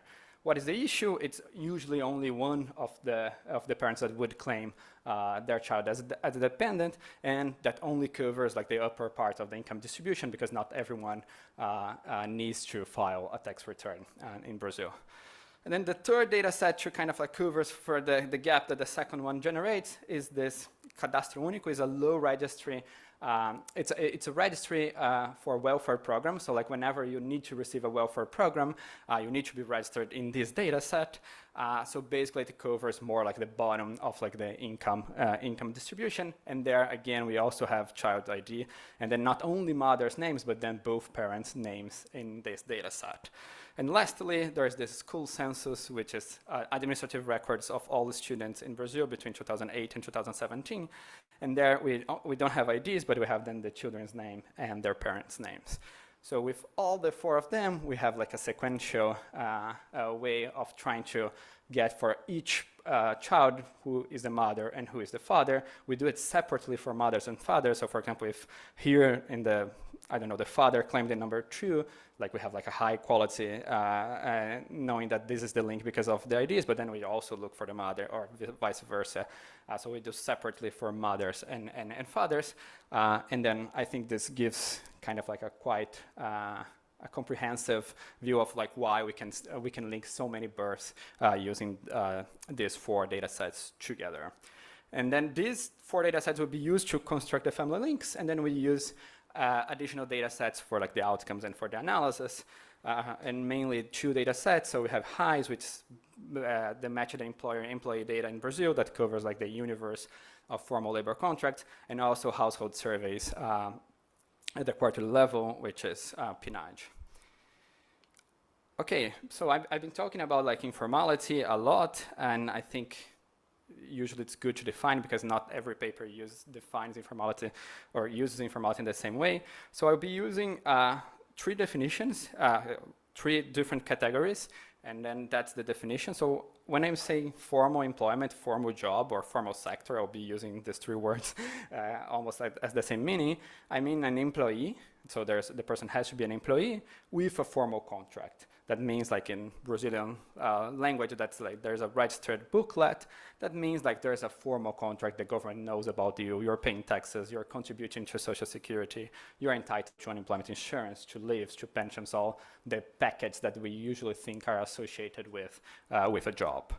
When I'll be talking about informal employee, I will be talking only about an employee but the flip of like everything that's in the first one. So it's a person that's working for a firm as an employee, but without a formal contract. So this person is not paying taxes, is not contributing to Social Security, is not entitled to UI, leaves, and so forth. So it's kind of like the flipped version of the first. But there is also self-employment, right? Like, so there's three sectors would be separate, both in the analysis and also later in the model. So you're self-employed if you, in the household survey, for example, you said you are self-employed, and then you're typically also not paying taxes and not contributing to Social Security, and you're not entitled to UI, to leaves, and pensions.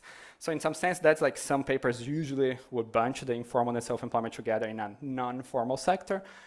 We will keep them separately, but you should like bear in mind that like the two of them are kind of like informal in this sense of not having like security, not having insurance associated with this type of employment.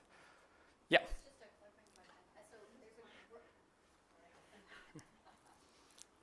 Can you? Okay.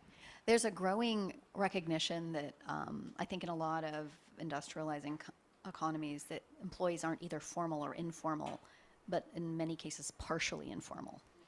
And I'm just wondering if that's going to matter here. And partial informal is like someone is paid on the books formally, but only a fraction of their wages. Yeah. So that for us, they would be in the first category because probably they would like answer like the. I mean, we would have their administrative records. You would understate their compensation. We would understand their. I mean, yes, in the administrative data, but like for earnings in particular, would be mostly relying on the household survey, and then I think it's likely that this person would be reporting their full like gross wage, even though they are just paying taxes on a fraction of it. That still has consequences. For example, for UI, like if this person is fired, probably their UI compensation would be lower because that's actually what was registered. But for this talk, I think like you can think of them as formal. Yes. So how will you distinguish between informal and self-employed? Like think of somebody in the gig economy in the US. I think we would call them self-employed.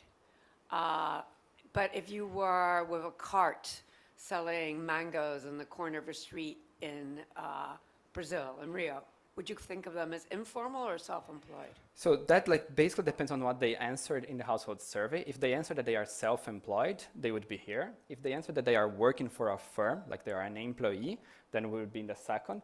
But as I mentioned, like that's in the sense like that both of them are like unprotected from the point of view that they are not contributing to Social Security.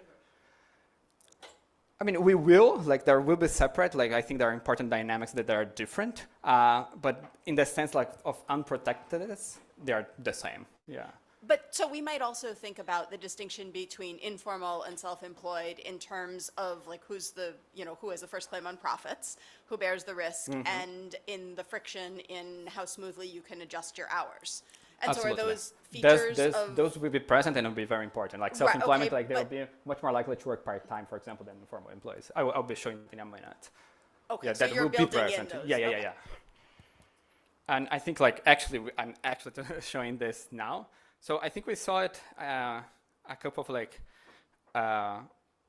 numbers from like from developed economies of like, for example, the fraction of women working part-time.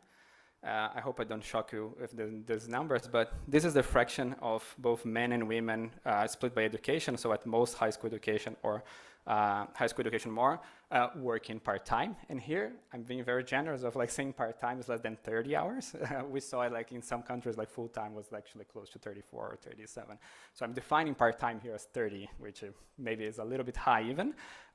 For example, women with at most high school education, which will be the focus of our analysis later on, only 2.5% of them are working part-time in the formal sector.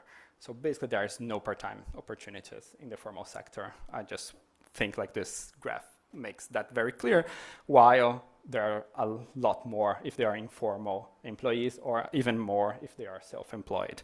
So for example, for women, that goes from 2.5 for women with at most high school education to like 10 times higher for informal, and then, I don't know, I won't do the math, but like it goes up to the 38% for self-employment. So this is in the dimension of part-time.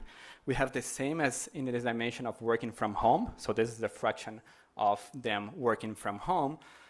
So that doesn't go a lot higher with informal, but is a little bit higher. And then almost half of self-employed women are working from home. And then the same is about commuting time, and even conditional on any. So like the number that I will be about to show you is even like, we know that 50% of self-employed women are working from home. So like get the other half that are still commuting, even so they are commuting much less than the formal, the ones that are formally employed. So as long as these 3 dimensions that we saw it in the other papers are very important, right? Like the fraction working from home, the commuting time, and the fraction working part-time, these 3 sectors, these 3 types of job arrangements offer very different, distinct opportunities for women. Okay, now let's go to the motherhood penalties in the formal sector in Brazil. So what we do, we have that family link that I showed you in the 4 data sets, but to be precise and to be able to compute that like in a very granular level, as I mentioned, we'll be using as outcome for now only the formal sector employment. So everything that I will show you in the next couple of slides will be all the family links, but as an outcome whether you are working formally or not. So like the 0 there could be being out of the labor force or working informally, right? So what we do is we're basically restricting the sample to individuals with at most high school education. We do so just to be better aligned with the model later on. Of course, you could run everything for like the fraction that has also some college education.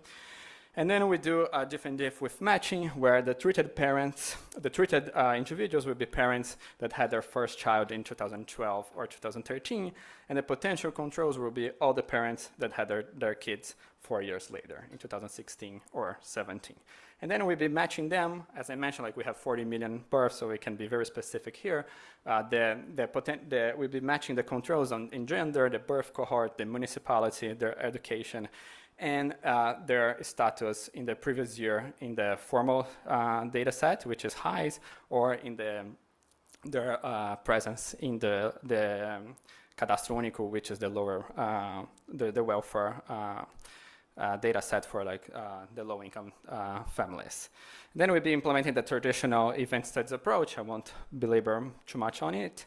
And before even doing anything fancy on econometrics, I would just show the raw data between this treated and the matched control. And I think I could even stop it here because I think that shows everything. So like in the top there, we have fathers.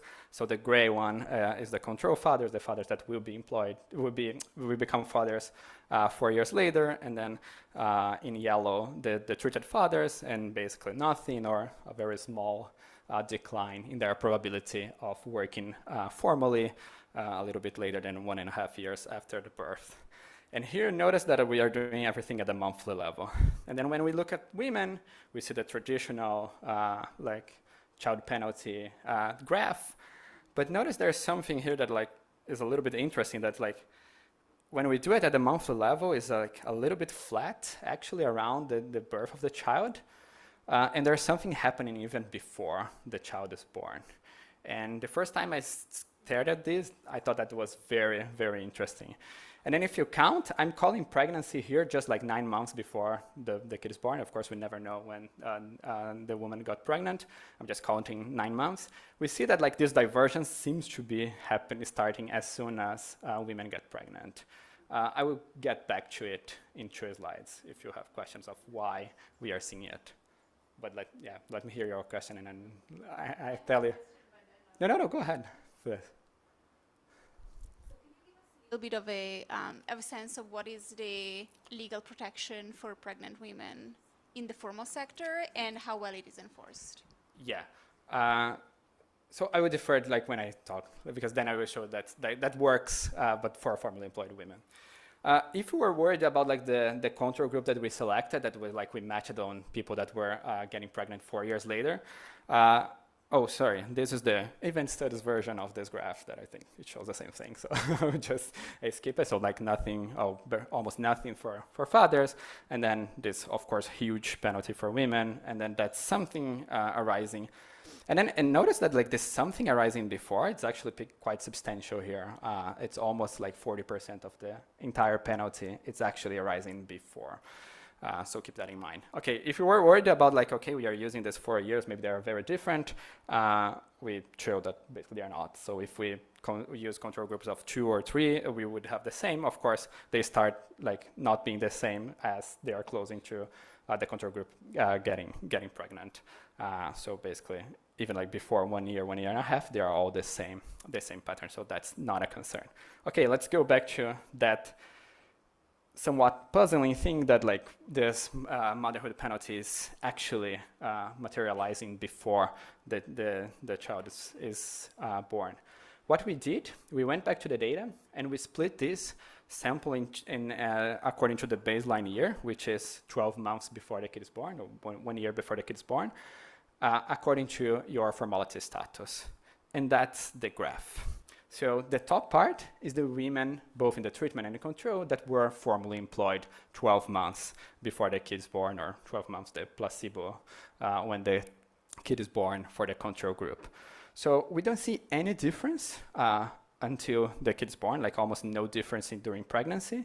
And then you can count 1, 2, 3, and 4 dots after the kid is born, 4 months of maternity leave in Brazil, and then that declines. So basically, answering your question now, so 4 months of maternity leave, actually you are entitled to 6 months of job protection. So that's why I don't think it drops exactly at the 4.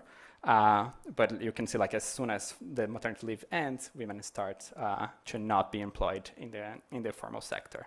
So basically this is for women that were formally employed. Now the bottom part of this graph for women that were not formally employed. So what happens is like, of course, if you are conditioning on them not being employed in -12 and then in -11, some of women will get formal jobs, and then the same for the next month, the same for the next month.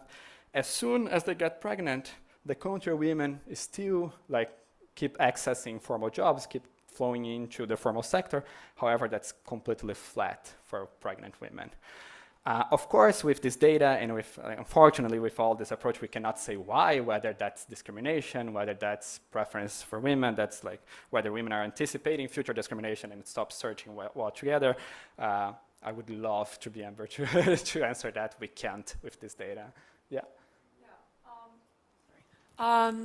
What explains that big shift into formality, but more importantly, and I'm now forgetting the authors because I have a terrible memory, there's a paper that looked at people going in and out of formal to informal. And what they showed was people, and they had quarterly data for 2 years, it was a panel data set.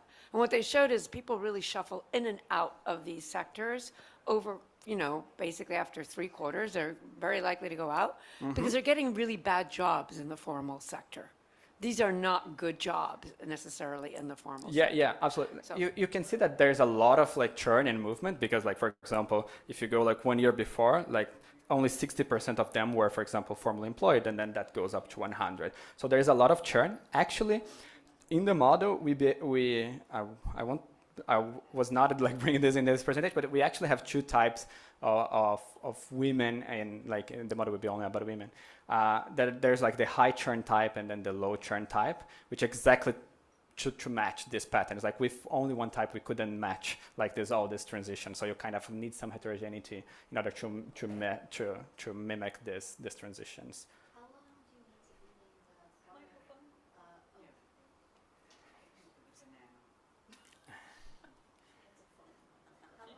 How long do you need to be in the formal sector so that you qualify Actually, for there's maternity leave? no time requirement. So like if you are employed in like the last month of pregnancy, you are entitled to maternity leave. Oh, really? Okay. And to job protection.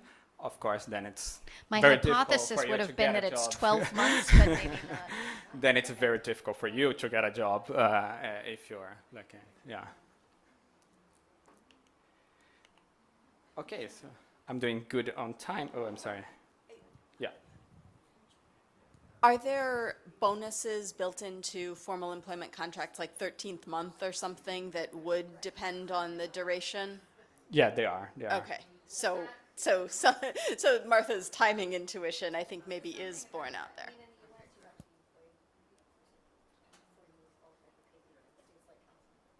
Yeah, so here, like for maternity leave, like you don't, but for all other benefits, including, for example, UI, you need like some time in the in informal employment. And then I think like just before I move into the model, as I have a bit of time, not much, but I think like that actually being able to do that at like the monthly resolution here, like in time, it's actually very, very important. And you can see that like 40% of the motherhood penalty actually, as I mentioned, arises before the kid is born. And that's, I think, at least says something like when we run the motherhood penalties, like at the annual level, maybe we should stop using -1 as the reference, and we should use -2 as the reference, because there are some effects already in -1 for like a large part of the of women, at least in our context, that would be true. So that's why I said, like, I think this paper even has some message more broadly on how to think about the motherhood penalty. Yeah. Do you interpret it as not being fully discrimination because you see the drop even before the pregnancy is visible in the early months? Or would you not make that claim?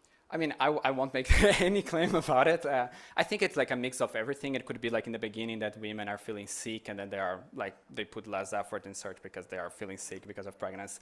It could be they're already anticipating that it would be very hard for them to find a job.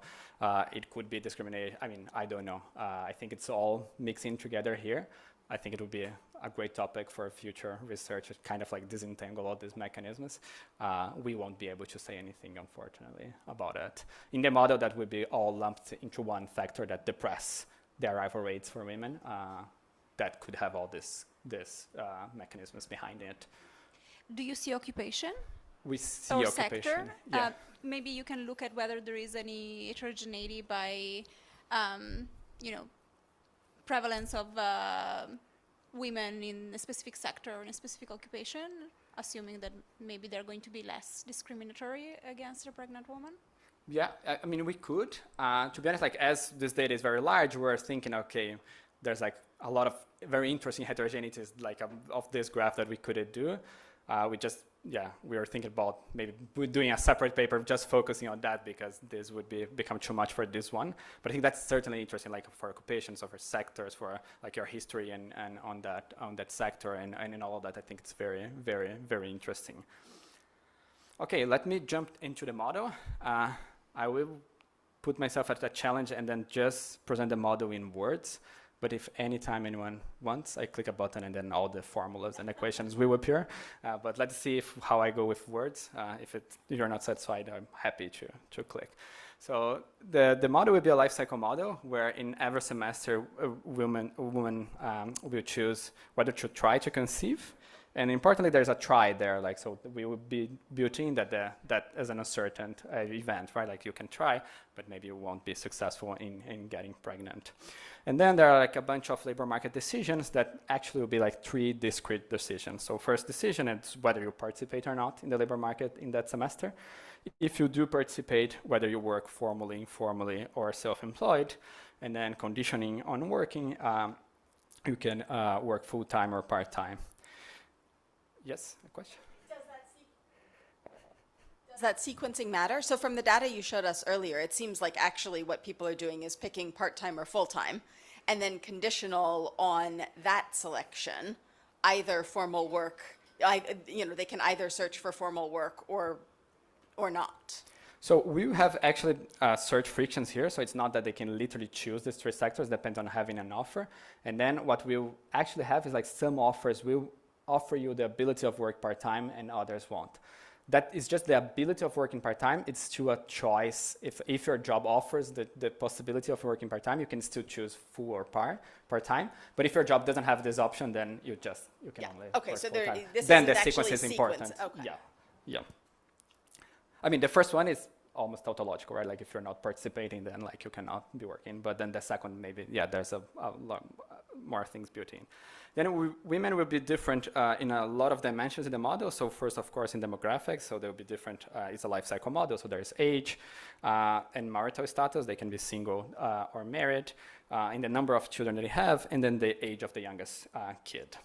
In experience, they can be different in terms of formal and non-formal experience. And this is something that, like, I think we also are bring something new here. So we are actually building in a model that the ways the sectors accumulate experience are different. So like if you're working in the formal sector, you are accumulating what we are calling formal experience, while when you are working either informally or self-employed, you are accumulating some experience that could be important or not, but it's a different type of experience. And then these two experiences may be rewarded differently in these two sectors. Yes?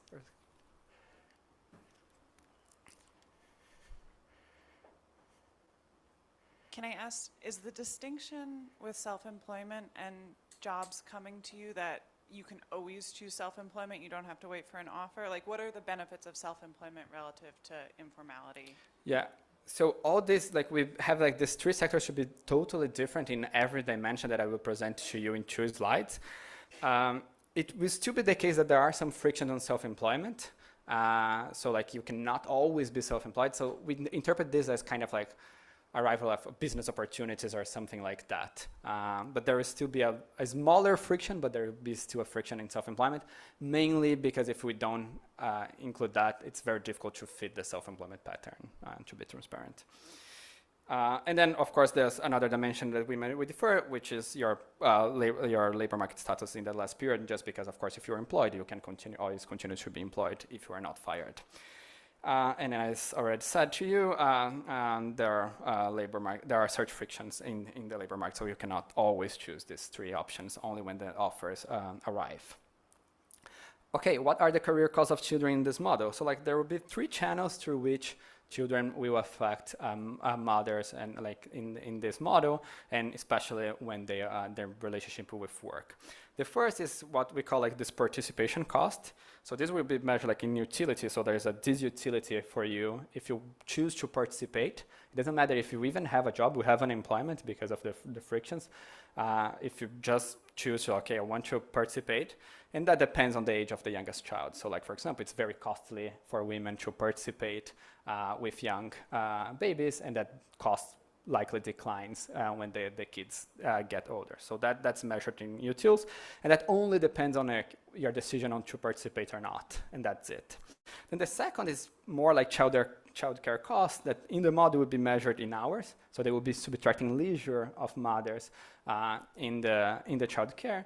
That will also depend on the age of the youngest child, but importantly, that also depend on the sector of employment.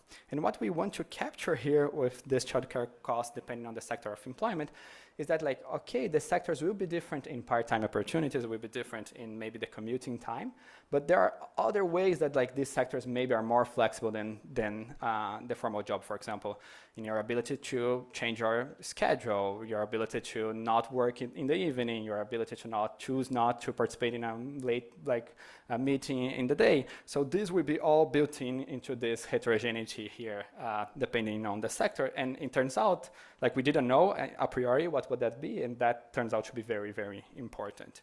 And then the third is, I told you when we were seeing that graph, like we're building this search costs, which is the search cost is basically saying that their arrival rates for either pregnant women or women with young babies are smaller.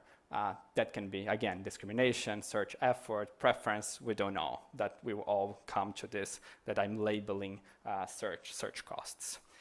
And we'll be in the model respecting the Brazilian legislation of 4 months of maternity leave and job protection for 6 months. As the model is in a semester, we'll be just saying that the mother is enjoying full maternity leave and job protection for 1 period in the model.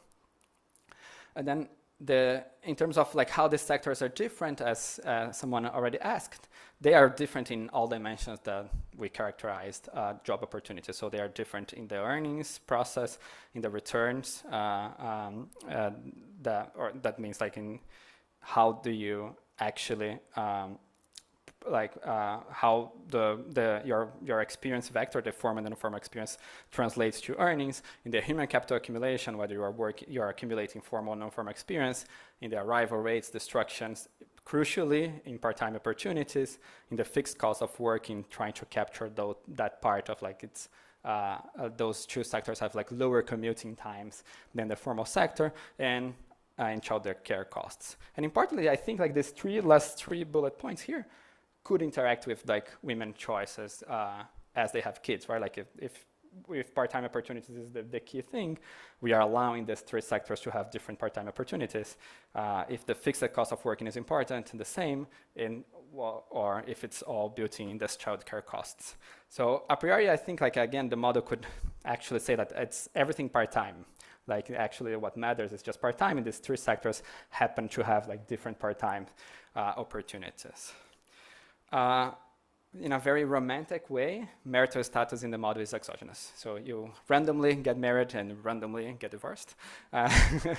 And what marital status fits into the model, it fits in this utility of participation, just to capture the idea that married women tend, a higher fraction of married women are out of the labor force than of single women, and that they have more kids. So that these are the only dimensions that marriage matters in women's decision here. And then consumption will be a typical CR array over consumption and leisure. We don't have savings, so basically whatever you consume is whatever you have of earnings of that period plus transfers. That's it. Yes.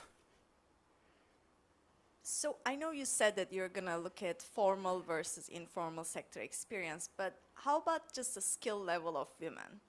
Because, you know, if you're worried that some employers are just laying off women because they're now thinking, okay, I have to pay this woman 4 months of pay after she gives childbirth, she's too costly, you're going to fire them if they're low skill, because you can just hire them again as soon, you know, there's a very big pool of them, it's no problem. But if it's a high skilled woman, as talent matters, then in those sectors, you're less likely to do that. So I'm just wondering, if you build that, do you get more insight? Yeah, so important, like, so this paper, it's actually focusing a lot on like the labor supply. So like basically the firms here are almost absent, like they're just generating the offers, and so like there's no like endogenous decisions of firms in this model. We have something like along those lines of like my answer to Raquel, which is like there's two types of like the churn, the high churn and low churn. So like if you think that it's also correlated with skill, then the low skill will have like a higher probability of being fired, for example. So there's a dimension of this that it will be present in the model, but not really like a formal feature of the model. Okay, so now I will summarize 2.5 years of work in one sentence. We estimate this model, which very, very difficult, like we're doing SMM, but it works. And the only thing that I will say is, like, of course, we are using the event study estimates as moments. So in the sense of like trying to get like this nice feature that we have from the high qualitative mean data into the model by making the model replicate those event studies. Okay, 2.5 years later, we have the estimates. And with standard errors. So I'm not a macroeconomist, so there will be standard. I mean, I'm not showing any parameters, so like I won't show the standard errors, but they are in the paper. I would just mention some of the parameters that I think that are interesting, and then I will move to the fit and then the counterfactuals in the last 7 minutes. So in terms of these 3 channels that we built in the model of childcare costs, I think that it's useful to get a sense of their dimensions. So if you, like the participation cost, the utility of participation for women, if you decide to participate in the labor force and you will have a young baby, between 0 and 6 months, this is equivalent for you of like losing 13% of consumption and leisure at that time. So that's like a huge, huge cost for women if they decide. And that, of course, declines very, very quickly, or not very quickly, but okay, quickly. As soon as, for example, for kids aged 3 years, that drops to 2.1%. Of course, that's a continuous function, and in the model, I'm just showing you two data points here. For childcare costs, in time, one important thing, I don't think that's like literally childcare cost time, like as, for example, presented by Camille. Again, like this is built in what like women are losing in leisure and how that's differential by this sector. So not necessarily all the time that they are spending in childcare costs.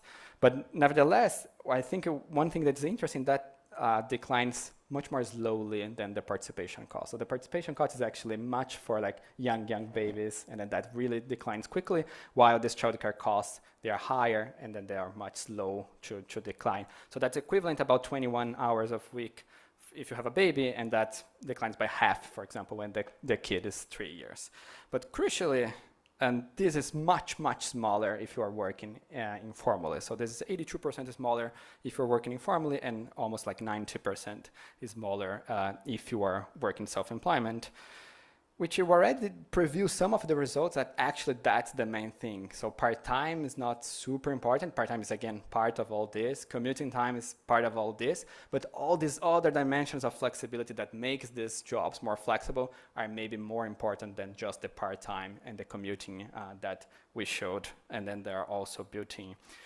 And then in terms of the third channel, the search costs, for pregnant women, they're almost like totally cut out of the market. So they see their opportunities, their arrival rates are depressed by 94%, which basically is the flat thing that we saw in that graph. But for women with young babies, that's a little bit better, but that's still 25% depressed. And in part-time, we have like the first one is SAT, so like you can always be part-time. So going back to that question, you cannot always be self-employed, but once you're self-employed, you can always choose to work part-time. You're self-employed. But then the later two are estimates. So like when you receive an offer from the informal sector, there's a 30% chance that job will allow you to work part-time. And for the formal sector, that's less than 1%, as we saw it in the figures in the beginning. Okay, the model does a good job on fitting several features of the data. So for example, here's the life cycle, splitting women over the life cycle by the number of children, like non-children 1, 2, or 3. We can see that like the model fits that very well. Also, the labor market status by the age of the youngest child, where we have none here, and then the age of the youngest child in years for some beings, being out of the labor force, formal, informal self-employment. I thought I put the part-time here, but also part-time conditioning on these sectors by age of the youngest child. And the event studies, here we do a little bit worse job than on the other moment, but still I think we can fit the event studies almost in a nice way given the complexity of this model. So in the last 3 minutes, I would just talk about the contrafactuals. So one of the nice things about this model is like in the event studies, we are constrained by the control group. Like we can only see effects up to 3 and 2 months period, because like in 9 months before the 4 years, the control women will already be pregnant, and then we cannot estimate anymore any of the effect.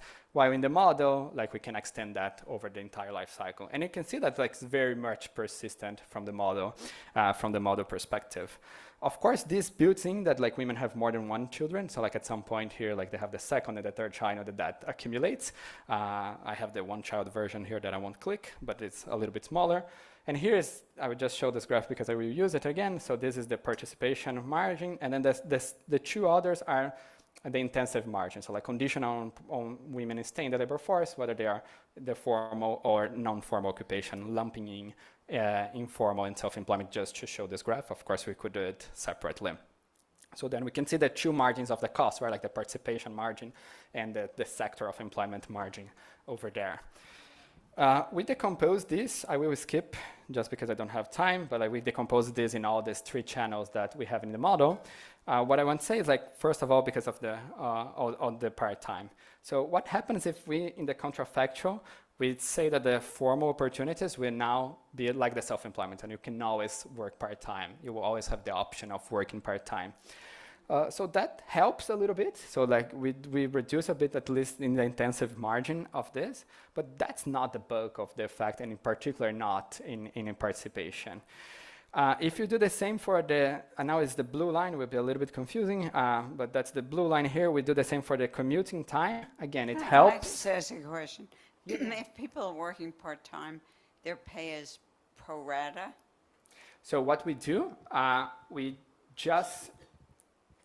do exactly. So we just compute that like in the median of the 2 groups. So like with the working part-time, they work 57%. of hours compared to full-time women.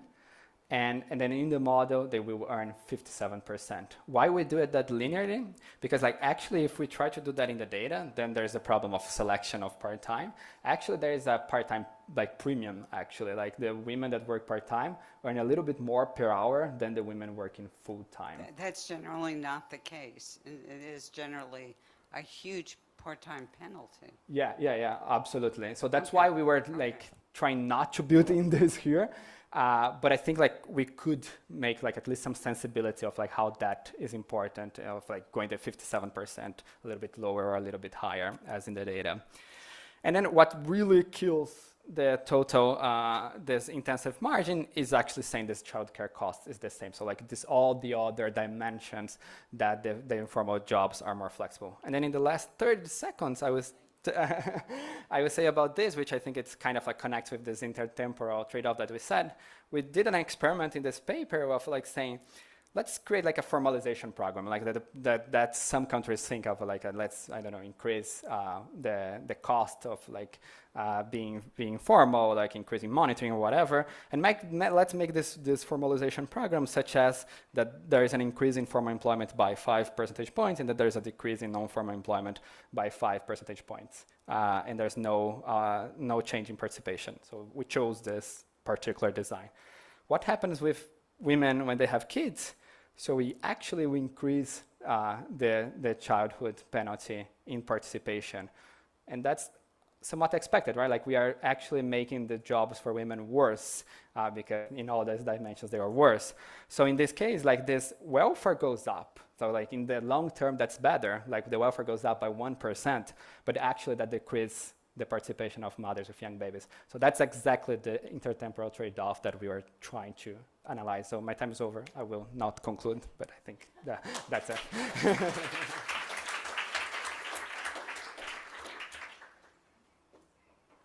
Thanks, Lucas.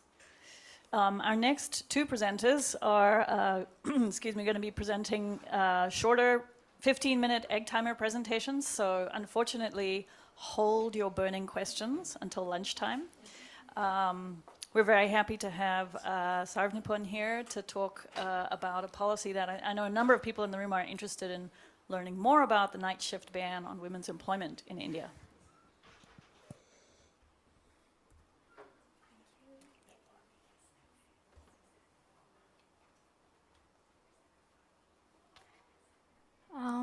All right, I'm going to start by thanking the organizers for having me here, but also for organizing this session. For the past 3 years, every year I go back to the schedule of the Gender in the Economy session to look at what's new in the field, and I feel so lucky to be in this room today. I'm going to be presenting joint work with Anshika Arora and Prakash Singh, and we essentially try to draw out lessons from this deregulation of the night shift ban exercise that happens in India. A little context about night shift restrictions. These are bans or prohibitions on the employment of women during the evening shifts, such that they're not employed on the same terms as men. No surprises here. This isn't a problem specific to India. Close to 81 economies of 190 documented by the Women, Business and Law report encoded night shift restrictions in some form or the other in their laws in the 1970s. By 2024, close to 20 economies continued to house those restrictions. India was one of them. Why we think this is important is because we have room to grow. Our Indian employment to population ratio is significantly below the world average, and this coupled with the fact that we have a very large female population just puts into perspective what increases in employment outcomes can do both for India and for the world. I'm going to give you some context about the legal system or labor regulation system in India.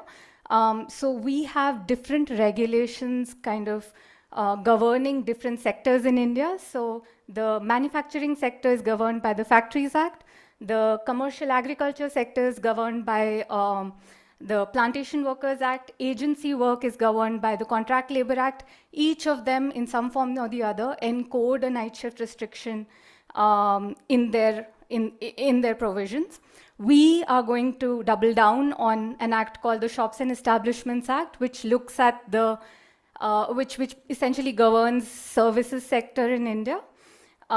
This is a colonial era regulation, and it was introduced at the time to regulate small shops, eateries, theaters, etc. But as India has come to grow, it has come to cover large multinational corporations, IT sector establishments, hotel chains, the works.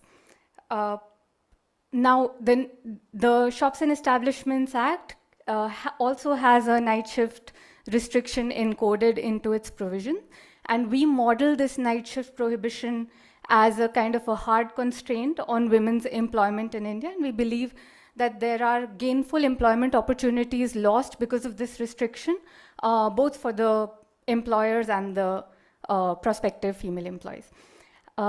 Different Indian states have started to deregulate this night shift prohibition.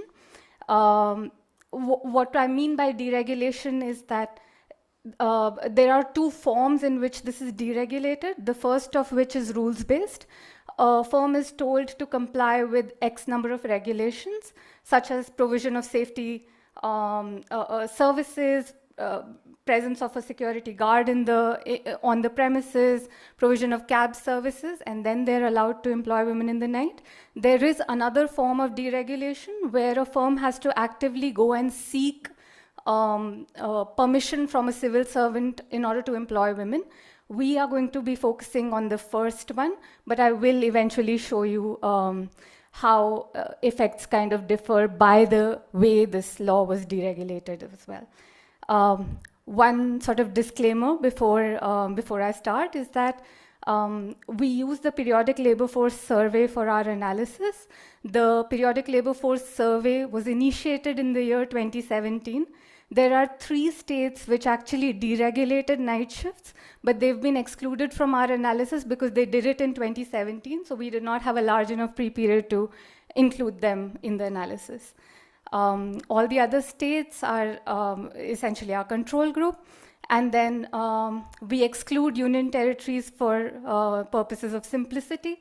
And there are 2 states, Tamil Nadu and Goa, which never had a night shift restriction to start with, so these were never treated states. These are also excluded from the analysis.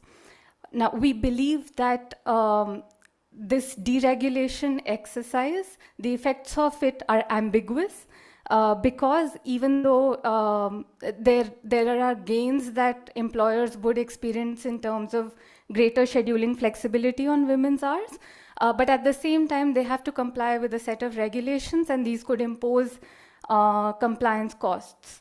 So we would see an increase in service sector employment only and only if the gains from the scheduling flexibility for an employer by employing a woman exceed the costs that they have to incur in order to be able to introduce night shift in their working schedule.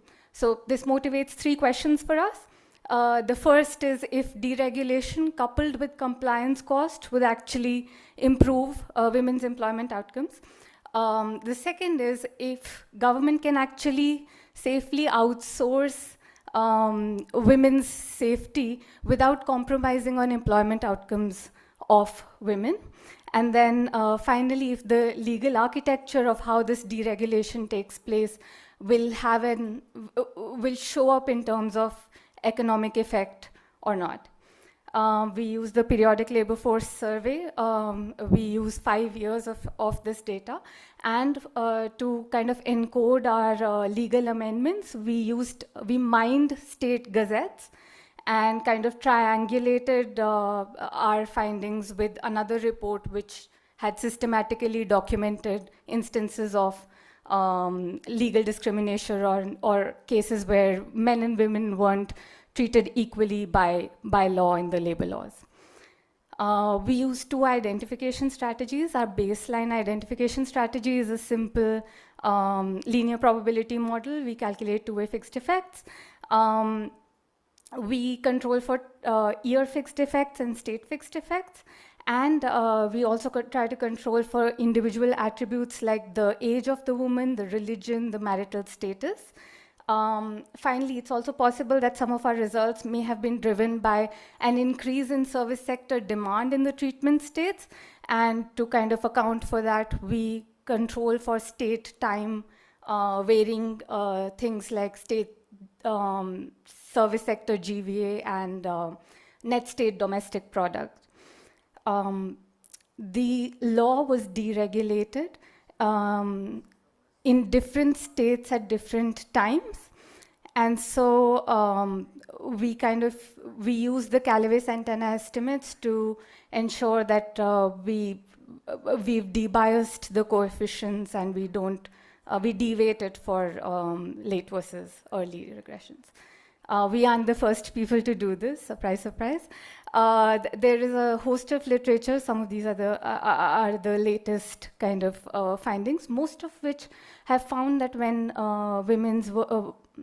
some of which have found that when women's labor hours are regulated, it's detrimental to their employment outcomes. Some have found that actually regulation of working hours of women improve women's employment outcomes, including this 2024 Haddad and Katan study, which actually found out that when night shifts were restricted in the United States, women perceived them as welfare enhancing and actually started to work more. So we use that as our starting point and look at if introduction of a night shift deregulation would reduce women's labor force participation rate in some form or the other.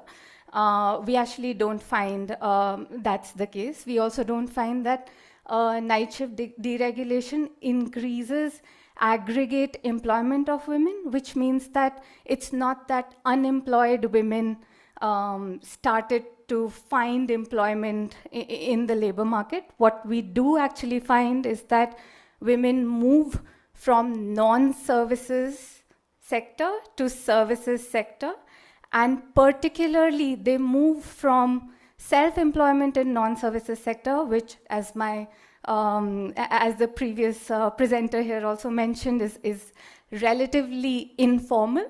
So they move from self-employment in non-services to wage employment in services where they're provided formal contracts, social security, etc. So it's more white-collared work in the services sector from self-employment in non-services sector. The second thing that we kind of find out is that the effect of this deregulation is not consistent across the board. It heavily depends on the safety context of women.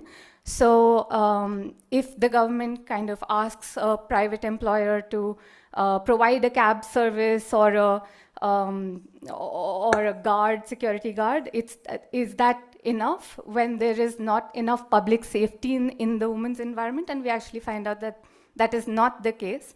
The effect in relatively safer districts which had lower crimes against women reported is much higher than the effect that you would find in a relatively unsafe environment for women. So, private enterprise can provide a cab and a guard, but if the streets are not safe, it still may be the case that actually women don't find employment opportunities lucrative enough to start joining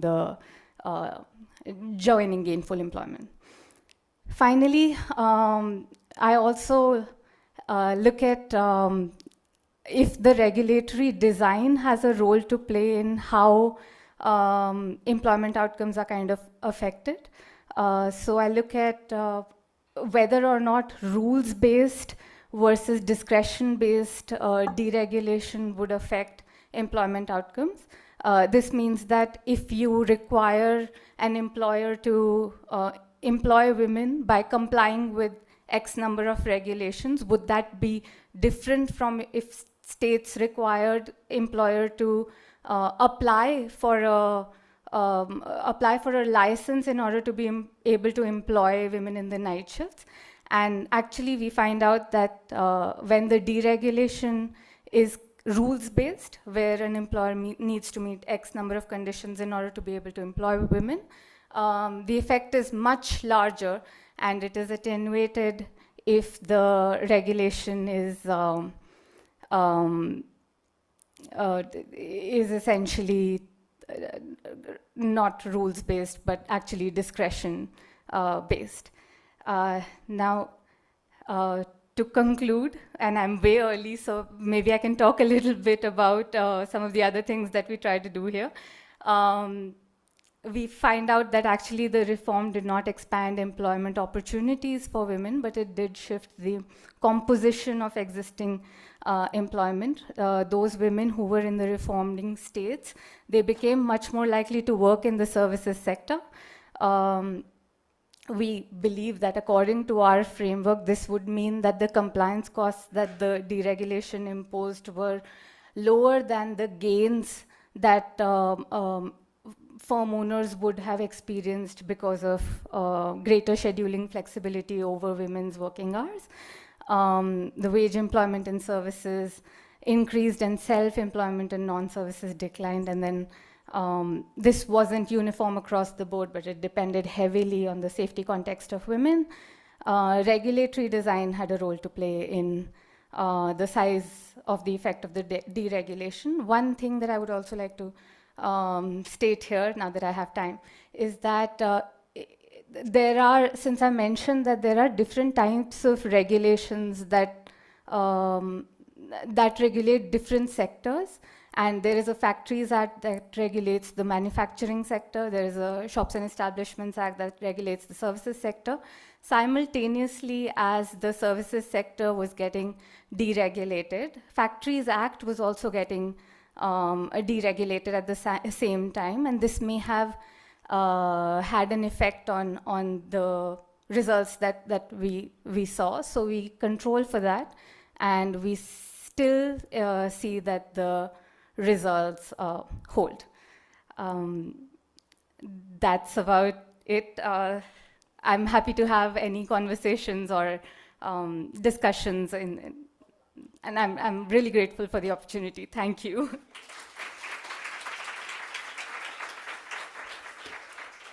Thanks so much.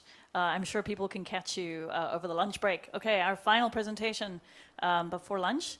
Ishana, I think, is going to present. We heard about masculinity norms yesterday, and now we're going to hear a little bit more about breadwinning norms.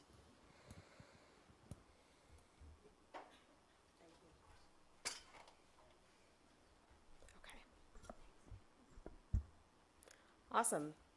Thank you all so much for being here. I'm really excited today to be presenting this work about breadwinning norms using experimental evidence from India.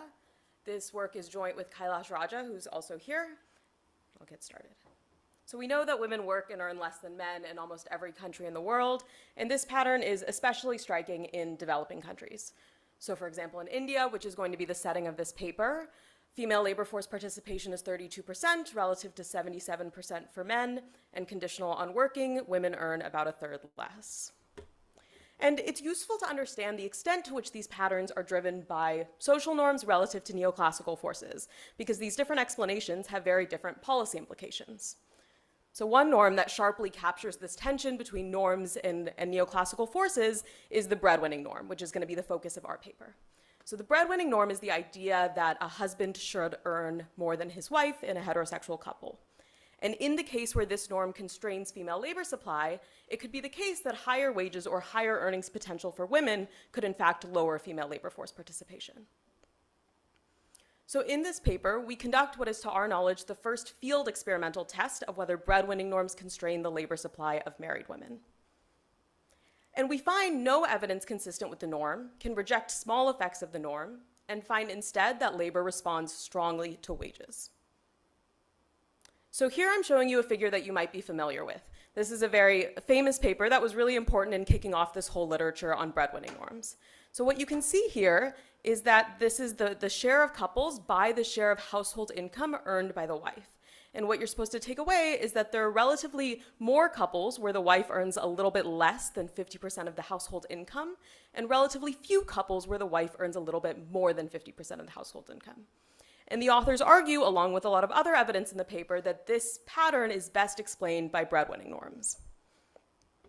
And this paper kicked off a huge literature studying the cross-section. So on the one hand, there have been a ton of successful replications and extensions of this work. There have been at least 20 papers in over 35 countries, arguing that this is sort of explained by breadwinning norms. On the other hand, there have been a lot of critical papers arguing that the presence of the discontinuity is better explained by assortative matching in the marriage market, income reporting patterns, or co-working spouses, where spouses working at the same firm generates this pattern, but not in a way that's consistent with breadwinning norms.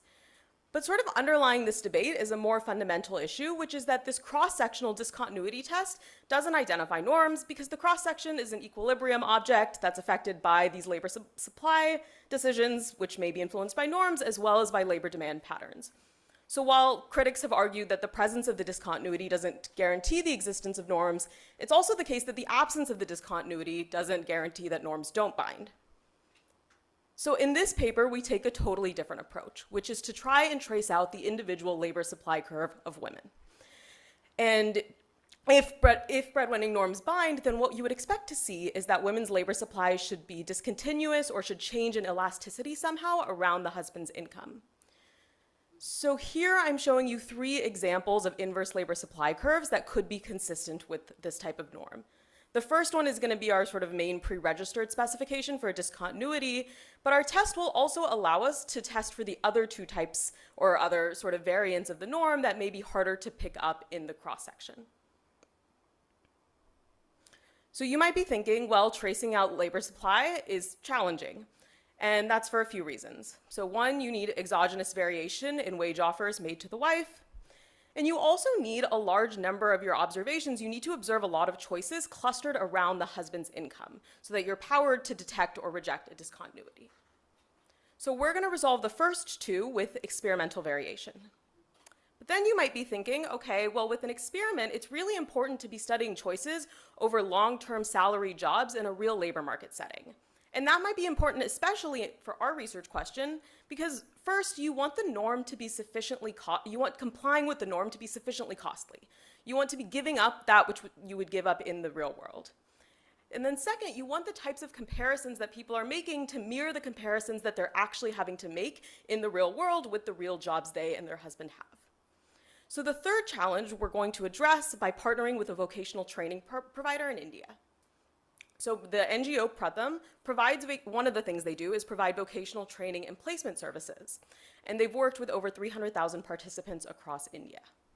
And we think that India offers a favorable setting to detect the norm due to the prevalence of conservative gender norms, very low female labor force participation, and suggestive evidence in the cross-section that matches what we see in many other countries. So that's what I'm showing you here. This is a figure from this Gupta 2022 paper that replicates this missing mass of women earning slightly less than their husbands in India. And if anything, the pattern is much more striking. And it's particularly striking in North Indian states, which is where the centers that we work with are going to be located. So this vocational training provider is going to provide us with our natural labor market setting. So the way it works is that Pratham, the NGO, partners with healthcare centers to have access to jobs. They put the trainees through 2 months of vocational training, and then they're placed into jobs, which in our case are going to be salaried positions in hospitals or home care.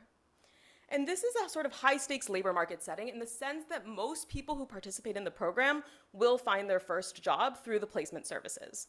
So this is not like a college career office that maybe nobody actually ever uses. And we also think of our population as being women on the margin of working. On the one hand, they completed this training program, but on the other hand, at the time that we contact them, most of them will not be currently working. So how are we going to design the experiment? We're going to recontact graduates of the program and offer them placement services that look very similar to the services they received upon completion of the program. And what we'll do is we'll embed our experiment within the placement survey. So first, in the design, we elicit the husband's wife in front of the wife, the husband's income in front of the wife. And this ensures that we observe the same reference point that the wife is observing and using, and we can also confirm that she observes this income when she's making her decisions. Then we'll present her with 40 job opportunities, and she can basically decide yes or no, I do want to apply to every single one of them. Since it's not going to be feasible or ethical to randomize wages you actually receive because these are long-term jobs, what we'll do is we'll combine real and hypothetical jobs. So the real jobs will ensure that every decision you make is in expectation a high-stakes decision, and the hypothetical jobs will allow us to randomize the wage offers. So a job is something like it contains, what the job is, where the job is located, the salary, which is what we're going to be randomizing, and some other characteristics of the job. We'll oversample near the husband's income so that we're well-powered to test or reject a discontinuity. And then we'll implement their choices using an incentive-compatible mechanism, which I don't really have time to describe. Okay, so now I'm going to move into showing you results. First, I want to make the point that we think our sample is really well-suited to test for the norm. So here I'm showing you in our experimental sample, for the women that are currently working before we do our experiment, what is the share of household income earned by those women? And you can see that this looks very similar to the picture. We replicate this same pattern where there's a lot of women earning less and few earning more. Second, I want to make the point that in line with the national average, 31% of our sample is going to agree with the statement from the World Value Survey. If a woman earns more money than her husband, it's almost certain to cause problems. So again, this is in line with the national average. So we think this is exactly the kind of setting in which you would want to be testing for this norm. So now I'll show you the experimental results. So first, I'm going to plot the proportion of women interested in the job against the wage relative to the husband's income. So the dashed line 1 is going to be where it equals the husband's income. And under sort of a neoclassical model, you would expect this line to be upward sloping. And in the presence of norms, you would expect a discontinuity, a flattening, a negative slope, some kind of action around the husband's income. But in fact, we're going to find that labor supply is pretty much monotonically increasing in wages. We give them a few days to talk about the job offers with their families, with their husbands, to think about them and rescind any applications they would like to. And labor supply shifts down, but there's no differential impact around the husband's income. And this is actually quite responsive. So this is going to be about a 1% increase in wages is going to correspond to a 2% increase in interest in the job. So good old-fashioned wages.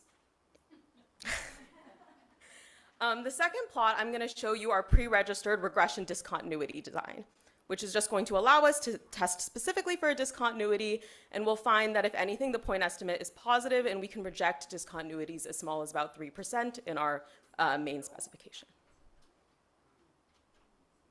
So then we also pre-registered many subsamples in which you might expect these norms to be more important. So for example, the people who agreed with the World Value Survey question, people who practice sparda or veiling of some kind, women whose husbands are salaried, so where we think that comparison is most easy to make. And the pattern is across all of these subsamples, we see something very similar. We generally get positive estimates and are able to, we generally, I set up the sentence wrong. Okay. We generally find no evidence in breadwinning norms and can reject discontinuities of various sizes across the samples. Okay, so the goal of this paper is not to explain the cross-sectional discontinuity, but we wanted to discuss a little bit, if the discontinuity is unlikely to be driven by breadwinning norms in labor supply, what would some other plausible explanations be? And there's many explanations, some of which have already been proposed in the literature, that concern labor demand or measurement. So first is assortative matching in the marriage market in an economy where there are gender wage gaps. Co-working couples, where couples earning at the same firm, working at the same firm tends to push their incomes together, but not necessarily in a way that is related to gender norms. Reporting behavior, which is possible in India where we're using survey data, or wage floors in casual labor markets where both the husband and wife are subject to either the same or very similar wage floors. And now I'm going to show you some evidence from national survey data, so this is not going to be our experimental data, to kind of probe these explanations, though we're not going to take a stand on which we think are more or less important, per se. So first, I'm going to show you the usual familiar figure, this missing mass of women earning slightly more than her husband. Then I'm going to remove the women who earn exactly 50% of household income. So that's a behavior that could be either explained by those wage floors or by reporting behavior. And we'll see that that already shrinks the discontinuity a lot. Then next, I'm going to remove couples that work in the same industry and occupation. So that's sort of a proxy for couples that work in the same firm, and which is sort of one of the explanations, and we'll see that that even further shrinks the discontinuity. So we think that this, alongside our experimental results, suggests that this equilibrium distribution is better explained by labor demand forces, and that instead, it doesn't seem to be that we're finding a lot of evidence that breadwinning norms are constraining the labor supply of these women. So to conclude, we conduct what is, to our knowledge, the first field experimental test of breadwinning norms. We reject norms and find instead that labor supply is strongly responsive to wages. There could, of course, still be effects on the quality of marriage or on the subjective well-being of these women or men, but our results certainly suggest that even for married women in low female labor force participation, where wages are often thought to be less important, we find that wages remain an important force to bring these women into the labor force. And then I finally just want to conclude by zooming out and making the broader point that which norms bind is important because different norms have different policy implications. And our results suggest that norms other than breadwinning might be more important for sort of drawing women into the labor force and raising their wages. Thank you so much. Thank you. Thanks to all of our presenters in this section. It's lunchtime now, and I think we start again at 1:15, so please come back at 1:14. I think lunch is up here. Okay, yeah.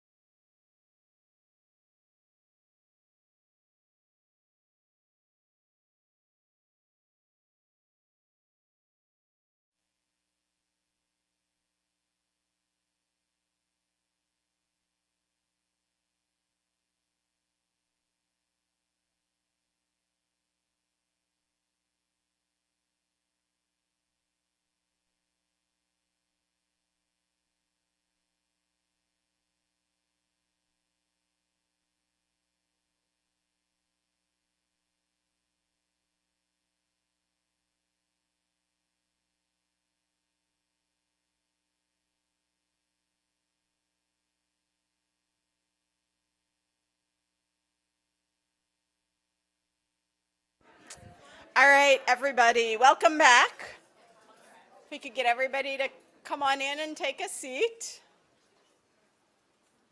We will have two 45-minute presentations to start off the afternoon. These will be of the wait 10 minutes to ask your question format. As a reminder, please do use a microphone. There are 3 around the room. And with that, we have Justus Bammert, who will have the first presentation.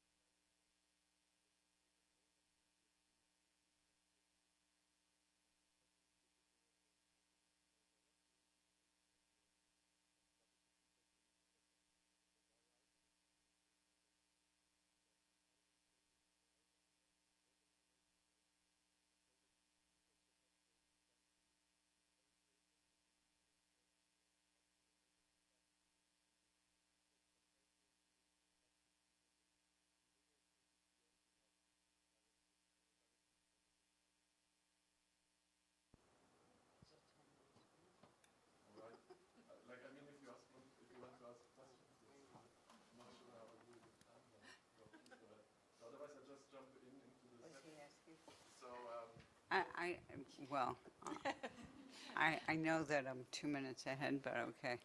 I, I, I view this as very different from the other types of defaults. Very different in the sense that uh, individuals are not opting in because there's a real friction of the usual type, but that individual mothers feel guilty.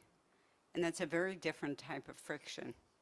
Okay, and so this is a case in which if nobody did it and then one person decided to do it, she would be viewed, and we know the words that are used in Northern Europe to shame that woman. But if everybody does it, then she's not going to be shamed. And that's extremely different from the retirement defaults. Yeah, I mean, thanks so much. I mean, this is kind of where I wanted to head with the mechanism,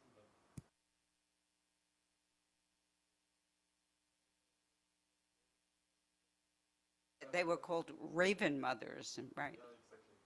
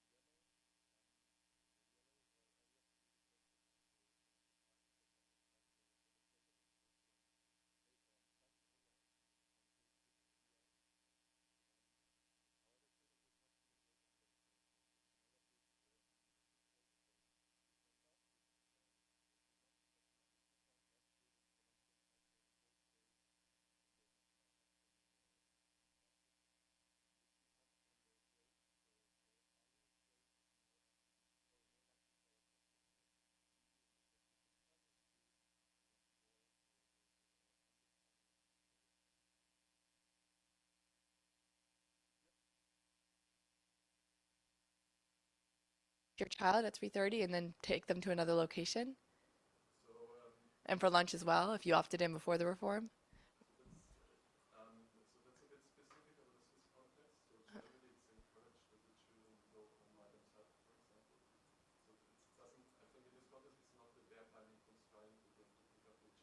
I was just wondering, like, even if you opt in, did you have to show up and move them? Because that still disrupts your workday. Okay.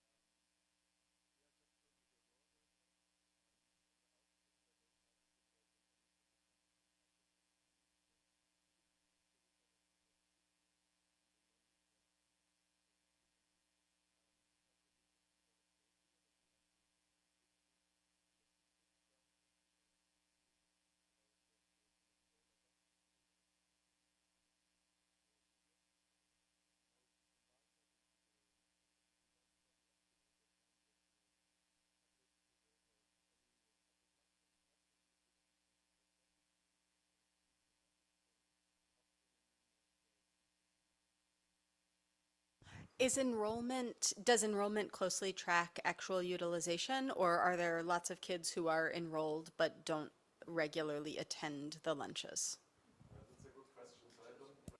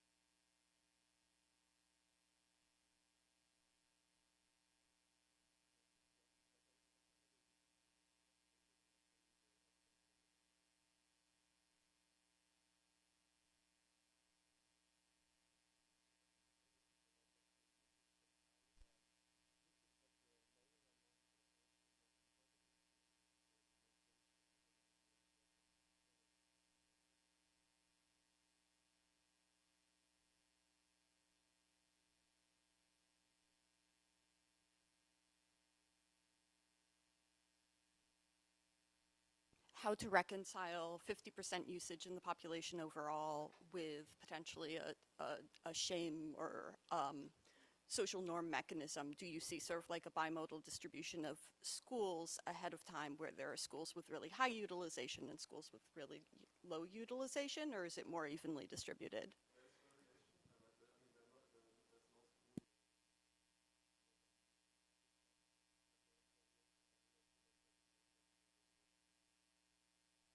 Following up, is there variation across grades within the same school in utilization, or cohorts that have more or fewer working moms?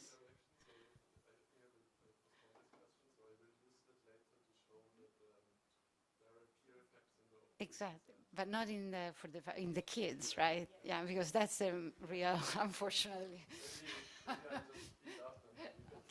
I have a question about Wednesdays. What happens on Wednesday?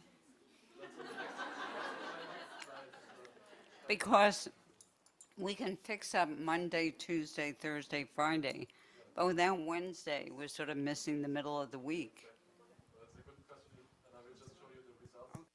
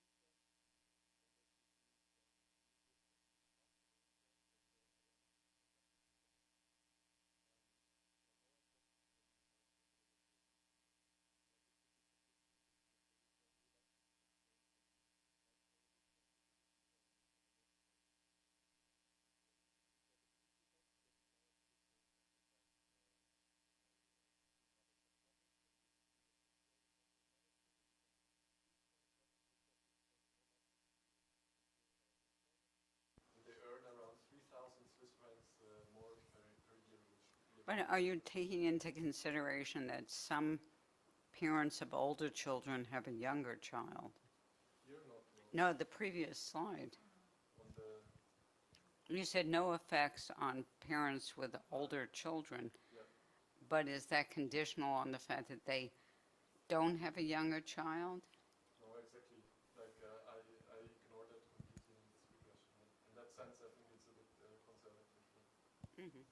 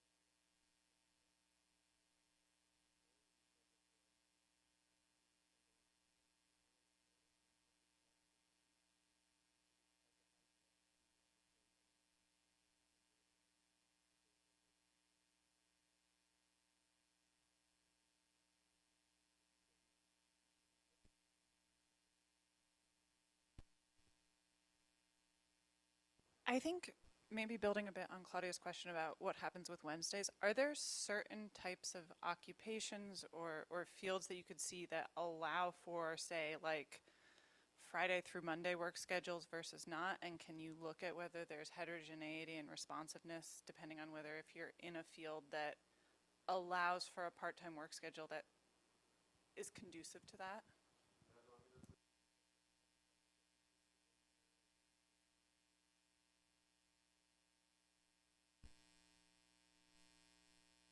So I was also going to ask, so since your effects are concentrated among parents of kindergartners, and you said 50% of families were using it at baseline, but is that much lower among families of kindergartners? Oh, it is about the same. Okay. Because I also had in mind a coordination story where like your kid's more willing to go if they know their friends are going, but maybe if 50% are going, it's okay.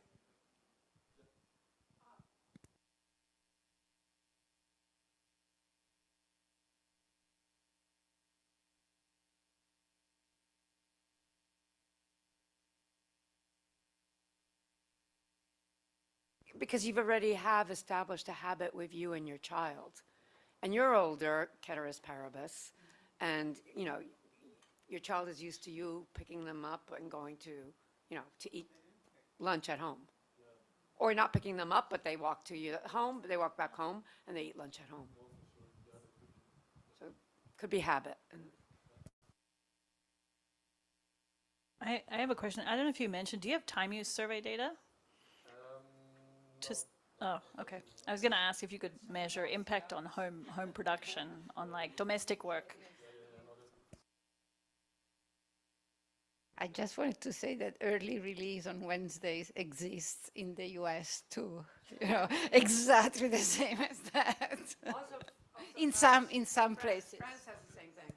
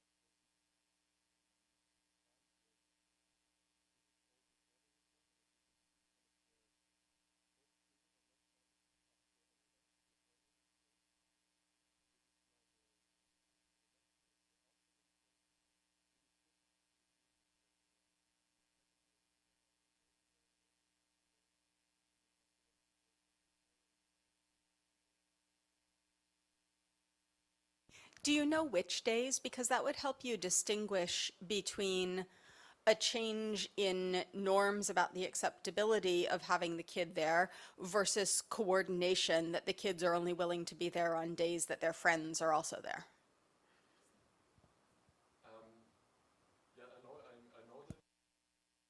haven't explored it to that extent, but we will go later into this coordination direction with the.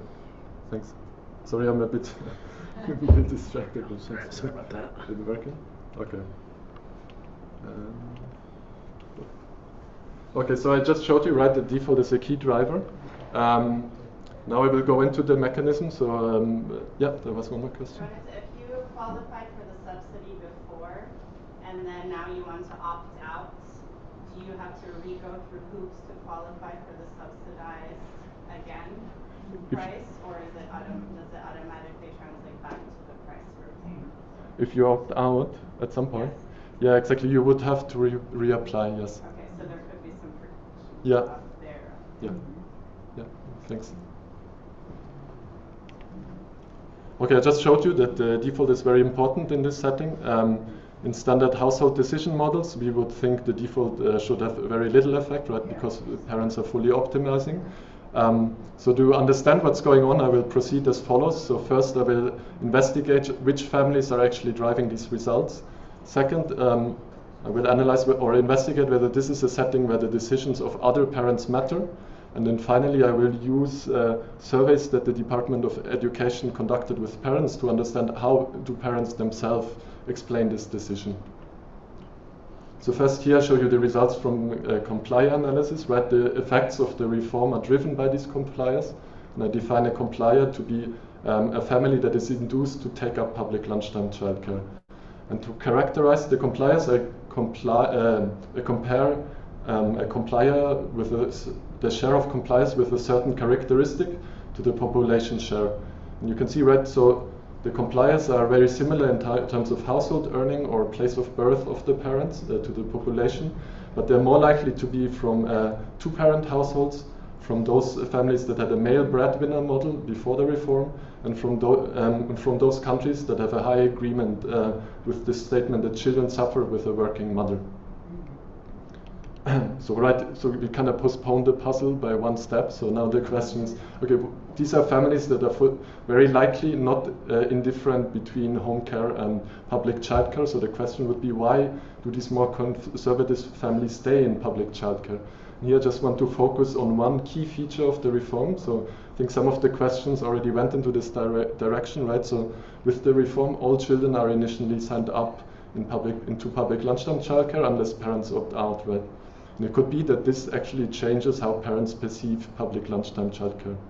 And I think it also connects a bit to this literature regarding misperception of norms, or that peer effects can be a driver of norm or cultural changes. Yeah. About the norms question? Yeah. Who answered the norms question? In this heterogeneity before. Yeah, and when you said that they from So, high agreement yeah. families. No, that's yes. Who answered that question? Yeah, thanks. I mean, here I don't want to oversell this result, right? So what I do is I take the country of origin of the parents and then just take the average. So it's not an individual response. Okay. It would be really, really nice to have it, but so I approximate, right? Like it's just a kind of approximation of the likely norms that the parents. So, but then in fact, it makes even more sense. If I come from a country in which the norms are different from mine, yeah. then I might not want to deviate. But now I'm being told everyone's deviated, and then I say great, and so that may be why. Yeah, yeah, nice, yeah. Okay, good. Thanks. All right. So regarding the peer effect story, I will do two tests. So first, I will analyze whether there are peer effects for childcare usage before the reform.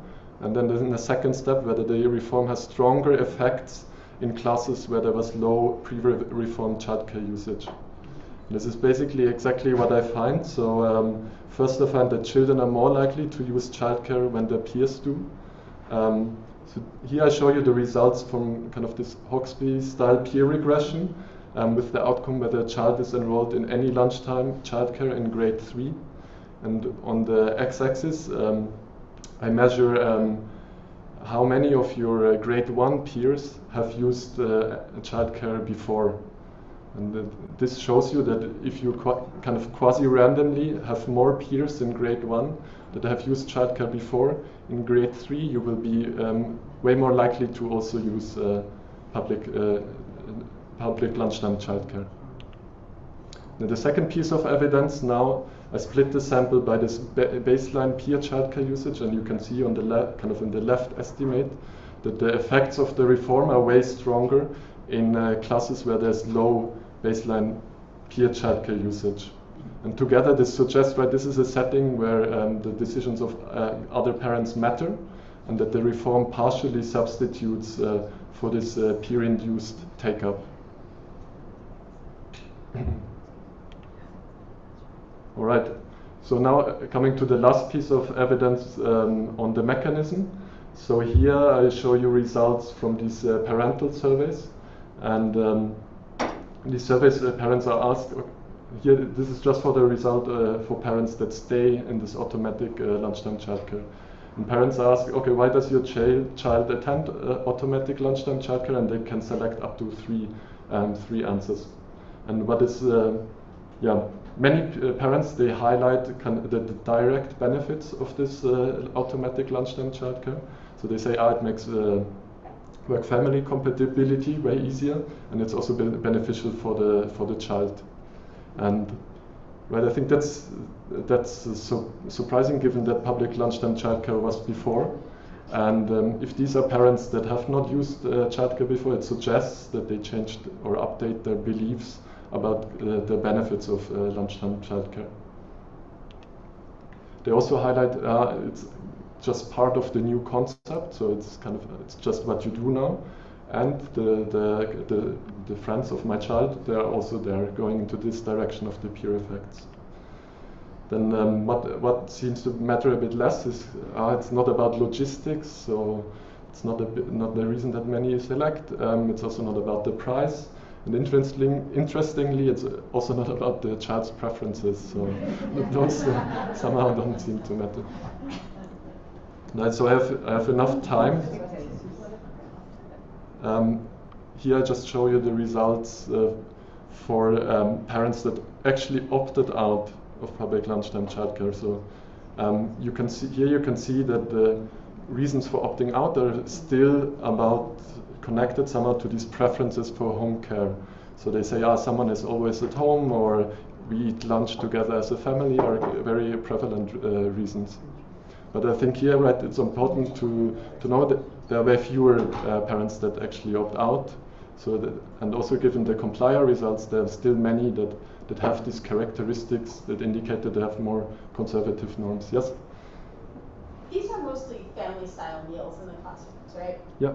And so how do they accommodate students who have dietary restrictions, especially perhaps due to like religious restrictions? Yeah, that's a good question. So, the reason I'm asking, right, is because students whose dietary choices are constrained by religious restrictions may also be students from families who have particularly conservative norms. Yeah. I mean, I think like this hypothesis would probably show up in these answers, right? If it was really affecting a lot of those parents that opt out, but well, it's not actually clear to me. I mean, I guess it might be under other reasons. Yeah. But if we think about this as being a response to norms, right? Then I think understanding whether what this is signaling, for whom is this normal? And is it more, are you more included by staying in the classroom with the other children but eating a separate diet? Or are you more included by not staying in the classroom such that your family's restrictions are not as observable to the school or the classmates? Yeah, no, it's a good point. I've never looked into that, but thanks. All right, just to wrap up the mechanism part, I don't find so much support for alternative mechanisms, so I don't find that this is one story could be that this is about information, so parents don't know about public lunchtime childcare, or that they don't know how to sign up. That doesn't fit very well the evidence, so most of the parents, they report that they're very well informed, and also don't find that there are differences between parents that have used childcare in the past. Another story could be adjustment costs. So it's very difficult to opt out or sign in. Again, like the process is very simple. You can just send a mail to the school and take your child out. And also, right, it doesn't fit this evidence that parents actually actively add services and also respond on the labor supply. Yeah. But as you said before, then you'd have to requalify for the subsidy, right? So there's a Yeah. segment of parents for which it's not that easy to opt out, correct? Yeah. And a separate question I have, do you have information on cost to the government of all this? Or should we, you said supply didn't expand, so should we think of this as low cost, zero cost?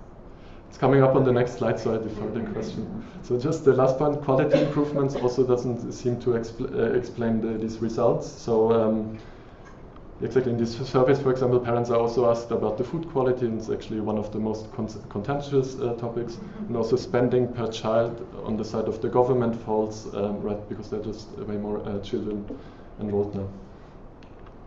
Okay, so now I have 5 more minutes, and the last part will just be about kind of the welfare implications of this reform. What I do in this section is I estimate the marginal value of public funds.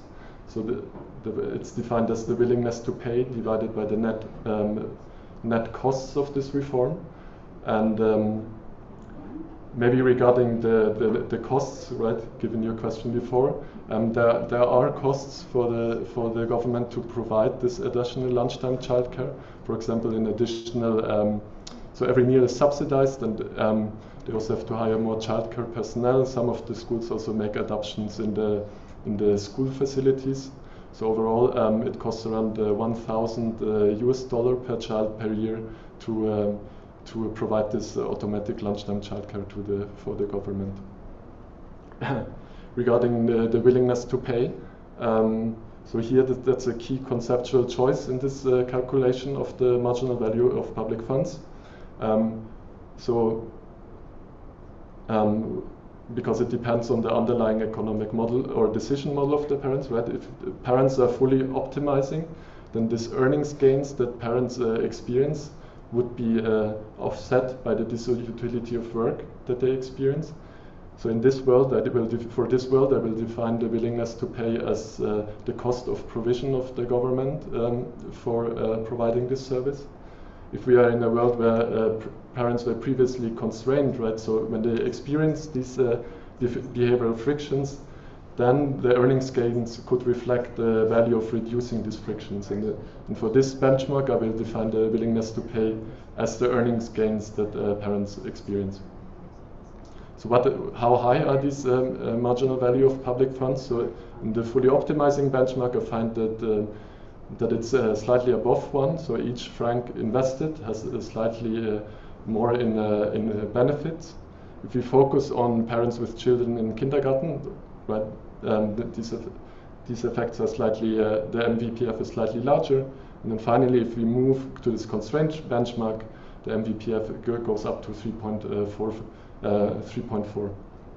So together, the takeaway from this welfare analysis is that the reform has positive welfare returns, in particular when we assume that parents were not fully optimizing before, and that the reform reduces these frictions and allows parents now to experience these earnings gains. So just to conclude, I showed you that changing public childcare defaults have very strong effects on parents' decisions. Right? They influence public childcare usage as well as these labor supply decisions. And the opt-out default really prompts parents to reorganize or rethink their childcare and labor supply arrangements, and the results are consistent with reducing behavioral frictions. And what are the implications? So I hope I showed you that behavioral frictions can be an explanation for these small labor supply responses that we sometimes see in opt-in public childcare systems. And the results highlight the importance of policies such as this opt-out default that can reduce such frictions. All right, thanks a lot.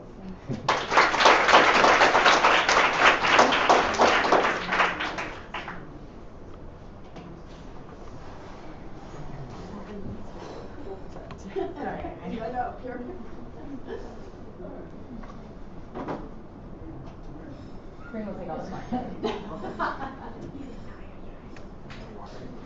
right, so I am told that while Bryce Steinberg will be presenting this paper, Corinne is responsible for answering all of the difficult questions. Yeah? That work? No, I'm just kidding. Mine. Yeah, the errors are all Corinne's. So thank you so much for having us and for putting together such a nice program. I'm Bryce Steinberg. Corinne Lowe is here, and this is also joint with Natalie Bao at UCLA and David Henning at Oxford. And this is Family Planning Now and Later, Infertility Fears and Africa's Stalled Contraceptive Revolution. Okay, so kind of throughout history, women's economic and social value has been intrinsically tied to their ability to conceive and bear healthy children. This is especially true today in Africa, where large families are really prized. And infertile women can face real consequences, so divorce, polygamy, even like accusations of witchcraft. And often medical mistrust in this region takes the form of a fear that some kind of intervention is going to cause women to become infertile. So we saw this with like the rollout of the COVID-19 vaccine, but these rumors are nowhere more pervasive than around hormonal contraception.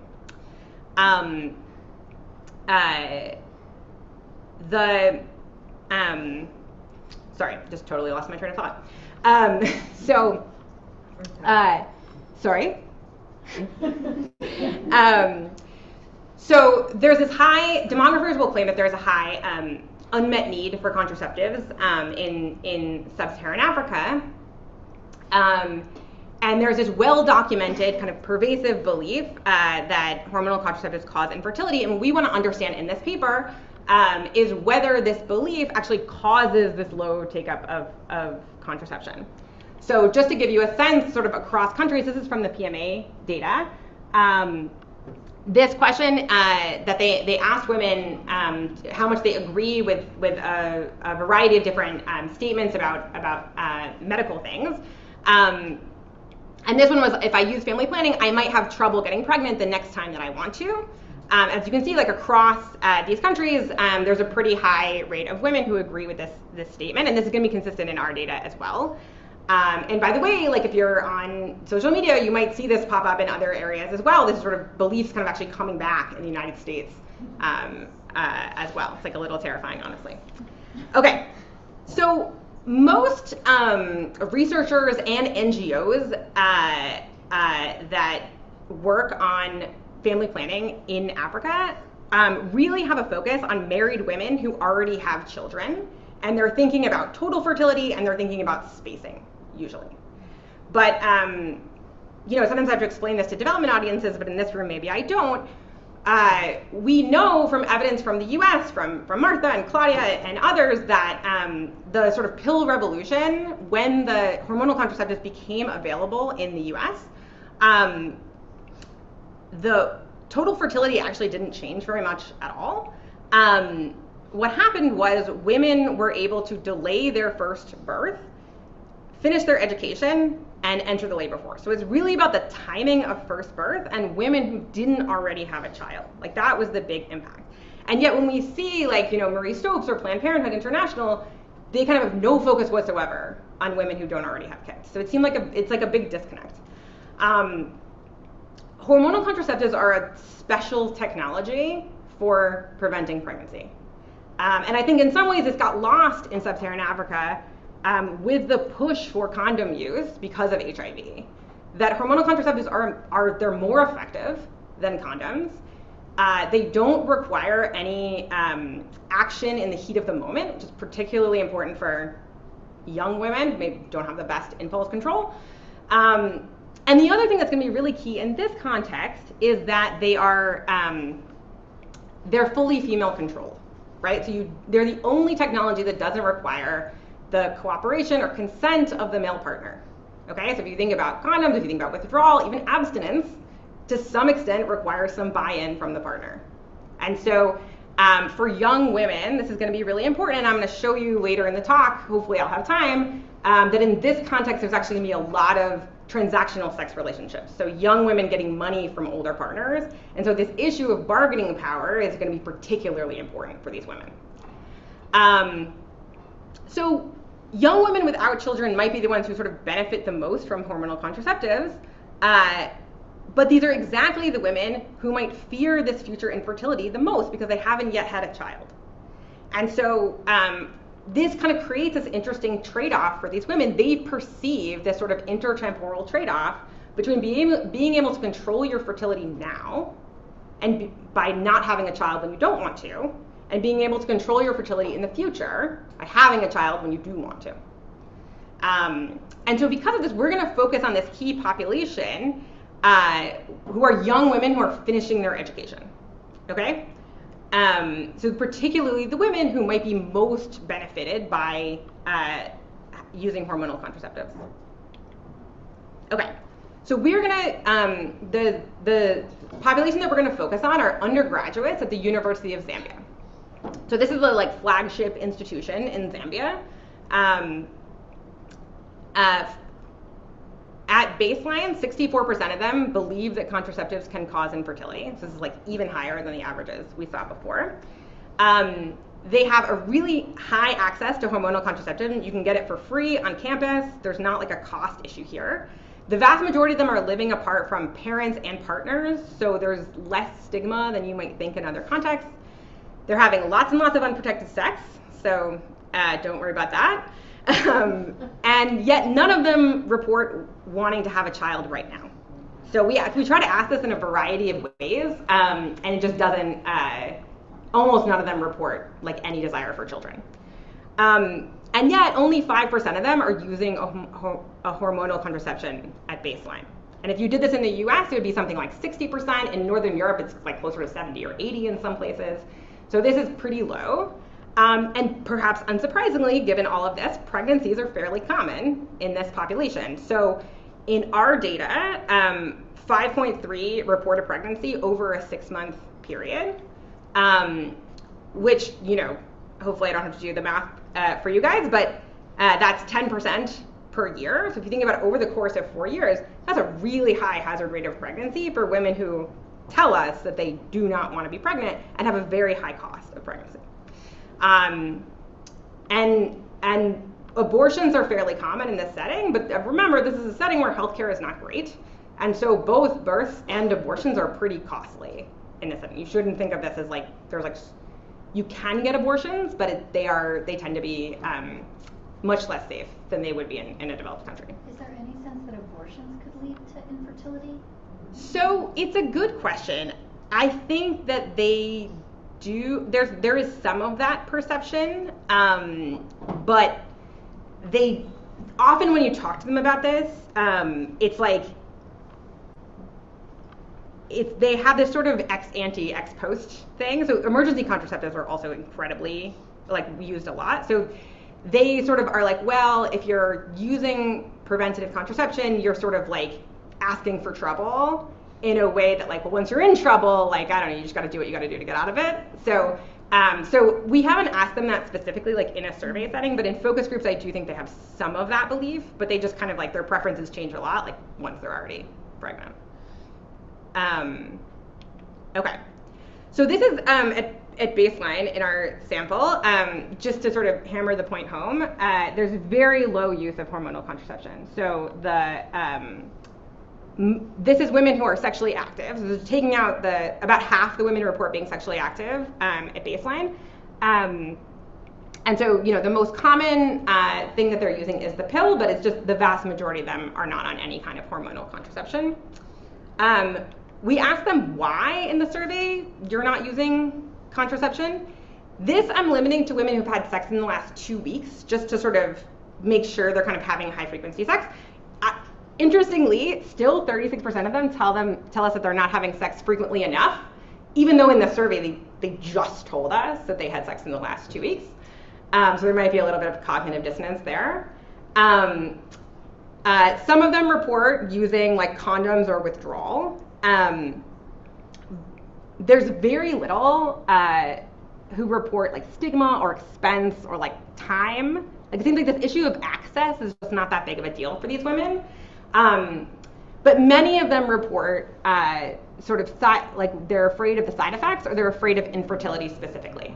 And if you look into the kind of qualitative work, when they talk about side effects, it's not like weight gain and acne. They're talking about like harm to your reproductive tract in various ways. And so we're going to kind of lump side effects and fear of infertility together when we do some stuff later on, because mostly when they talk about side effects, they really mean like something going wrong with your reproductive tract, basically.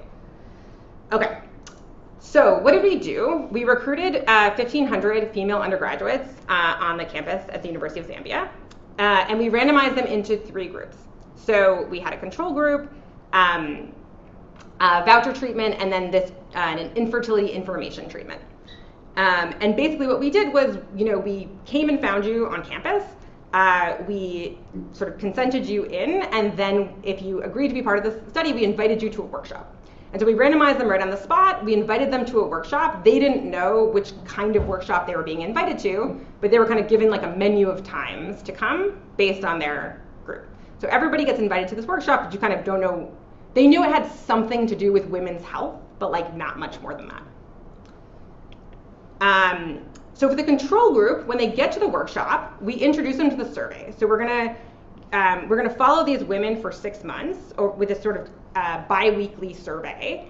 And so the control workshop was mostly like about the survey. It was like introducing them to the survey. We had them fill out the baseline right there so that we could like help them. The survey was self-administered on smartphones.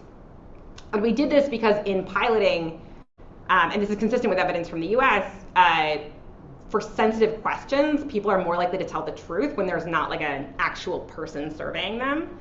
And these women all have smartphones because they need them for school, basically. So we sent them the survey on their phone. They sort of did it right there so that we could answer any technical questions or any survey-based questions. And then subsequently, we sort of sent them surveys again every 2 weeks. So we told them about the survey. We sort of told them kind of, that we were interested in women's lives and their health. And then we told them about our partner clinic, which was a public clinic near the university called Kalingalinga Clinic. And we gave them what we called a guaranteed no waiting card. And the reason we did this is we wanted to be able to track them if they went to the clinic. So if they turned in the card, then we sort of know that they were there.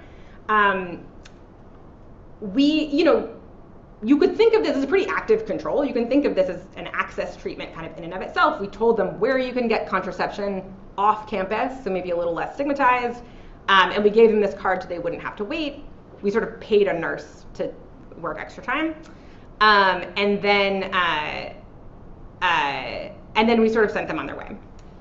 So the voucher group got basically that exact same workshop, but instead of just giving them this no wait card, we paid them $4 to turn that card in at the clinic.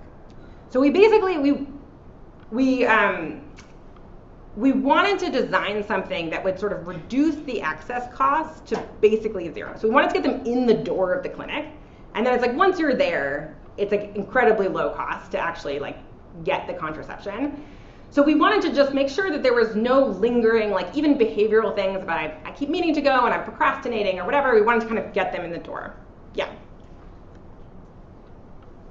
In order to be prescribed contraception for the first time, did they have to have a physical exam?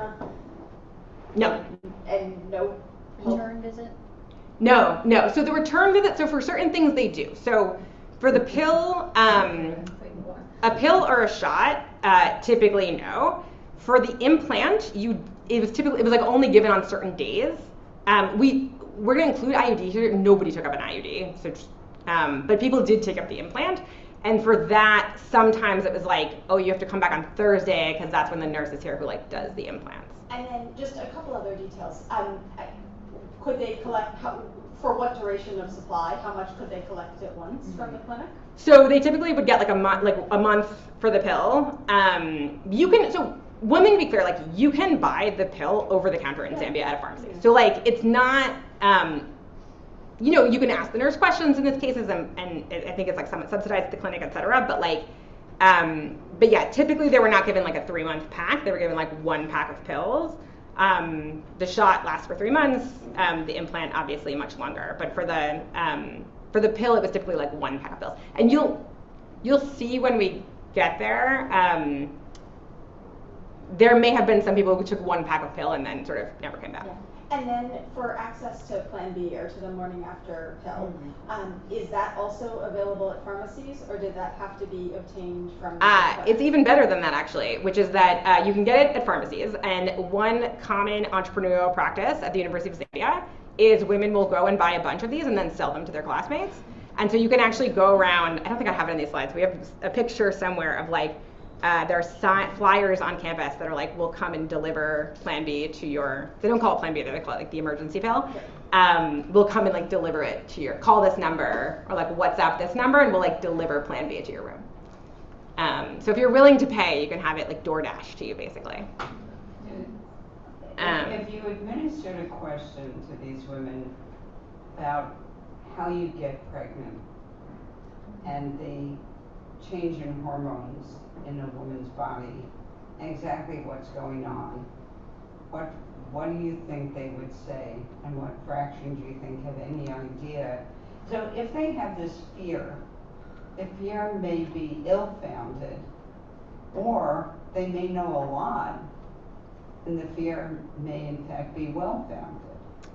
Was there any sense that you thought that teaching them our bodies ourselves would help? Yeah, so we actually did a little bit of that. So I'll tell you what we do in the information treatment because we sort of explained a little bit about how they work. I will tell you one thing I have asked them is, so one thing, I don't know if it came up on here or whatever, I think it's under withdrawal. It's like also they use what they call safe days, which is basically like timing methods. So a lot of them talked about using safe days, and then I asked them like, what are the safe days? And mostly they're not correct about what they are. So I think there is some misunderstanding of the mechanics. To be fair, I'm not sure I totally knew what the safe days were, like when I was in my 20s. So I think there's some, a little bit of lack of understanding. There's also, I think I want to be fair, like there is a history, you know, this fear of infertility does not come from nowhere. So there is a history in this region and in many parts of the world of like sterilization campaigns. There was the Dalcon shield, which was like a terrible IUD that got discontinued in the US and then they just like sent it all abroad, that gave people pelvic inflammatory disease and actually like, did cause infertility. So I think some of this is rooted in like actual historical experience. I'll tell you like sort of what we told them basically like a little bit about how ovulation works to be able to like explain what the pill was. So we did a little bit of that, but it wasn't the main focus of what we did. But I don't know if you ask them to understand like the mechanics of ovulation, like how much they actually know. It's a good question. Yes. Bryce, relatedly, and maybe this is about to show I've fallen victim to the TikTok influencers, but I thought even with like a good IUD, that like there's some period right after you have it taken out when you actually, it is harder to get pregnant? Okay, so yeah, I've learned a ton about this in this process. So different methods have different returns to fertility. That's true. And typically the implant has the quickest return to fertility. It tends to be a dose response. So if you think about the shot, like it's a huge dose of hormones, and the 3-month period is the period for which it's 99% effective. And so it's like 70% effective for like 6 months. You know what I mean? And different people have different reactions to it. So, and the pill is sort of somewhere in between where you're giving yourself a larger dose. The implant, even though it's in your body, is like actually the smallest dose. And IUDs are also quite a low dose. And so IUDs and implants actually have a quicker return to fertility than pills and shots, even though they sort of feel more invasive. But so there is a period, we're not talking about like, you know, you stop the pill and it's harder to get pregnant for the next 3 or 6 months. Usually what these women are talking about, when you kind of like dive in with them, they're like, no, I'm gonna take this now, and then in 6 years when I'm married and trying to have a kid, I'm gonna be infertile. Like that's usually the story that they're telling. It's not like, I might wanna get pregnant next year. It's like they're thinking pretty far out into the future. But I'll just add that we do think the shot and that longer return to fertility is like part of what people are hearing about that makes them nervous. And so that's part of the intervention, is that we explain like exactly that return to fertility, and that like if you heard a friend say, I had the shot and it took me like, and then I couldn't get pregnant for 6 months, like that's actually a normal part of using the shot. That might not be the right method for you. Yeah, exactly. Okay. So these were sort of, oh, sorry, go ahead. So you said typically when they come and try to collect a pack of pills, they're giving one pack of pills. Do you know, I mean, maybe I should know, I don't know, but what happens to, if you take a pill for a month and then you stop for like, say like 2 months and then you do it again, do you have a sense medically of what it does to your body? No, I mean, my sense is not super I don't know of any specific harm to doing that. I don't think it's a great way to prevent pregnancy, is my sense. Like, but, you know, I think it's like, I don't think that it's like particularly harmful. Lots of people sort of go on and off various contraceptives, or like try one and then try a different one and they're off for a little while. Like, I think it's fairly common. Okay, so our information treatment, the thing we were actually really interested in, these guys got sort of everything in the voucher treatment. So they got introduced to the survey, they got told about the clinic, they were given the same voucher, they were sort of paid to go to the clinic in the same way. But in addition, we had the same facilitators, but they basically told a story about how they had used a long-acting contraceptive and then they had gotten pregnant. They actually showed pictures of their children. This is Kathy, she was one of the facilitators. And then we did this sort of demonstration about how these things work in the body. And this is actually, I should like give Corinne credit for this because this was her brainchild, but we thought of a bunch of stuff. We tried a bunch of things to try to find something that would be very salient. And so what we did was we had somebody come forward and said, and we blindfolded them, and we held an orange up in front of them and said, what do you smell? And they would say, oh, I smell orange. And then the facilitator would put like some mint oil in front of the orange. So she'd sort of hold it like this, and she'd say, well, now what do you smell? And she'd say, oh, I smell mint. But the audience could see that like the orange was still there. And so then she'd take the mint away, and she'd say like, okay, like give it a minute, and like now what do you smell again? And she's like, oh, I smell the orange. And she's like, see, the orange was there the whole time. The orange was like your fertility. It was just temporarily blocked by the mint oil. And so like this was the metaphor that we had of like, you know, this thing is always here, it like lives in the background, but we're just blocking it temporarily while we were taking the contraception. So this was, and you know, we explained a little bit about like ovulation as like part of this, but it wasn't super detailed. There were not like pictures of uteruses or anything. And the whole thing was like, so these two workshops took about half an hour. The infertility information treatment lasted about an hour. So it's like altogether about an extra 30 minutes. And that was it. Like that's the entire treatment. Okay.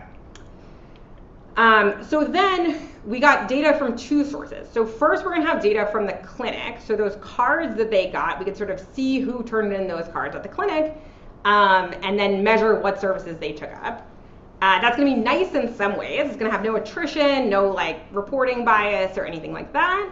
But it's also gonna have some downsides. So one is that we're only gonna see this one clinic. So if people are sort of substituting where they're getting their contraception, like that's not great. And you know, if they come back for the implant later, we're not going to see that. And we're also not going to know if they take one pack of pills and then they never take it again. That's not super great for preventing pregnancy. And so we want to be able to measure like actual usage over time. And so for that, we're going to use this survey. Question? Did you also mention any of the STDs and related issues when you were having your information? So if you want to get anything by IRB in these contexts and you talk about sex, you have to talk about HIV. So like we did talk about HIV in all three of these, sort of in a perfunctory way, but we're like, you know, like condoms and abstinence prevent HIV, or like there was something sort of like that, but we didn't talk a lot about that. We did do another add-on experiment that I don't have in the slides today that was sort of kind of worked but was a little bit underpowered, where we told them actually that gonorrhea and chlamydia actually do cause infertility, and that is actually one of the big causes of infertility in sub-Saharan Africa. and we measured the effect on take-up of STI testing. And actually did have an effect on STI testing, but it was sort of like a text message treatment, and it was like a bit underpowered. So I don't want to like rely too heavily on it. I wonder whether that can cause some conservative estimates on your end, actually working against you. If I think that I will use some form of birth control and I want to also protect myself for STDs, I would rather go to the non-hormonal ways. Yeah, I mean, so I'll come back to the condom use a little bit in the end, but like what they're doing, what we observe is a lot of them are using condoms sometimes. So like they're using them intermittently. A lot of them kind of mean to use condoms. If you go back, like some people tell us, I don't use hormonal contraception because I use condoms. Like that's this group. But you can even look at those people and they don't use it 100% of the time. So it's like most of them are using it sometimes. So they're very aware of HIV. I mean, you walk around campus, there's like billboards about preventing HIV. Like no one is not aware that this is a thing and that condoms help prevent it. It's just like they're either not using it in the heat of the moment or they're like not in a position to bargain for using those condoms. I just wonder, during the information campaign, if you're informing them in that particular group. Yeah, we do look at the impact on condom use and we don't find anything. So that's reassuring because we were somewhat worried about that. Okay. So, so then we're going to supplement this admin data with biweekly smartphone data that is going to give us data on usage for 6 months after treatment. This is nice because it's going to be overall usage, so not just at the partner clinic. And then we're also going to be able to ask a bunch of questions about like pregnancy and sexual behavior and beliefs and whatever else. Okay. So first, let me show you the admin data. So on the left is whether people actually showed up to the clinic. So this is sort of like, did we get them in the door? And so you'll see that, like, 18, almost 19% of the control group came and used that no wait card. So it wasn't nothing. But in the groups that we paid to go to the clinic, that we gave them the voucher, around 70% in both the voucher only and the information group turned in that voucher at the clinic. So we think it worked fairly well. It was enough money to kind of get them to take the walk to the clinic. And lots of those people just like turned in the voucher and turned around and left, basically. Could you give us a sense of how much the $4 is, like in terms of? Yeah, so this context, I mean, we have a bunch of other papers about how poor these women are, but they, many of them are paying around like $40 a month for rent. So it's not nothing. Okay. I mean, rent is like you share a twin bed and you're in a room with like 8 other girls. So it's not like you could rent a flat for that, but like. But like a nice meal costs. You could buy like Nando's maybe for that. Okay. So it's like, but again, like their total living expenses when we measure their consumption are like on the order of like $80 to $100 a month. Okay. So it's a good amount of money for them. Okay. Yeah. And then on the right, you can see the contraceptive uptake at the clinic. So this is just hormonal contraception. They do actually take up, I don't think I have it in the slides here, but they do actually take up, you can get condoms at the clinic also, so some of them do take up condoms. But we see sort of some women in the control group do take up contraception when they get there. These are unconditional, but about 4% in the voucher group take up some kind of hormonal contraception, and it's about 6.8% in the information group. Okay, so you see, like, getting them in the door does seem to do something, but already it's considerably higher in the information group. Yes? How much did they have to pay at that point of service if they wanted to get a month's supply? Nothing. Okay. Yeah, it's free. And to interpret these are not sort of the ITTs, or they are the ITTs? These are the ITTs. They're just like unconditional. Yeah. And sorry, how much do they have to pay if they go to a pharmacy? It's a good question. It's not super high, but it's not nothing. Do you know, Corinne? It's like $2. Yeah, that's what I was gonna say, like $2 a pack, something like that. It's really heavily subsidized by the government. Yeah, and as we said, like almost none of them said that cost was like a significant factor for them. Okay, so now I'm gonna show you the data from the survey. So this is not relative control. This is just sort of like what happened in the data. This is just relative to baseline. And the outcome here is usage of any of the hormonal methods, so pills, shots, implants, etc. You can see in the voucher-only group, you see this increase. So these first two surveys are about the time period we gave them to go to the clinic, so it sort of matches up with the clinic data.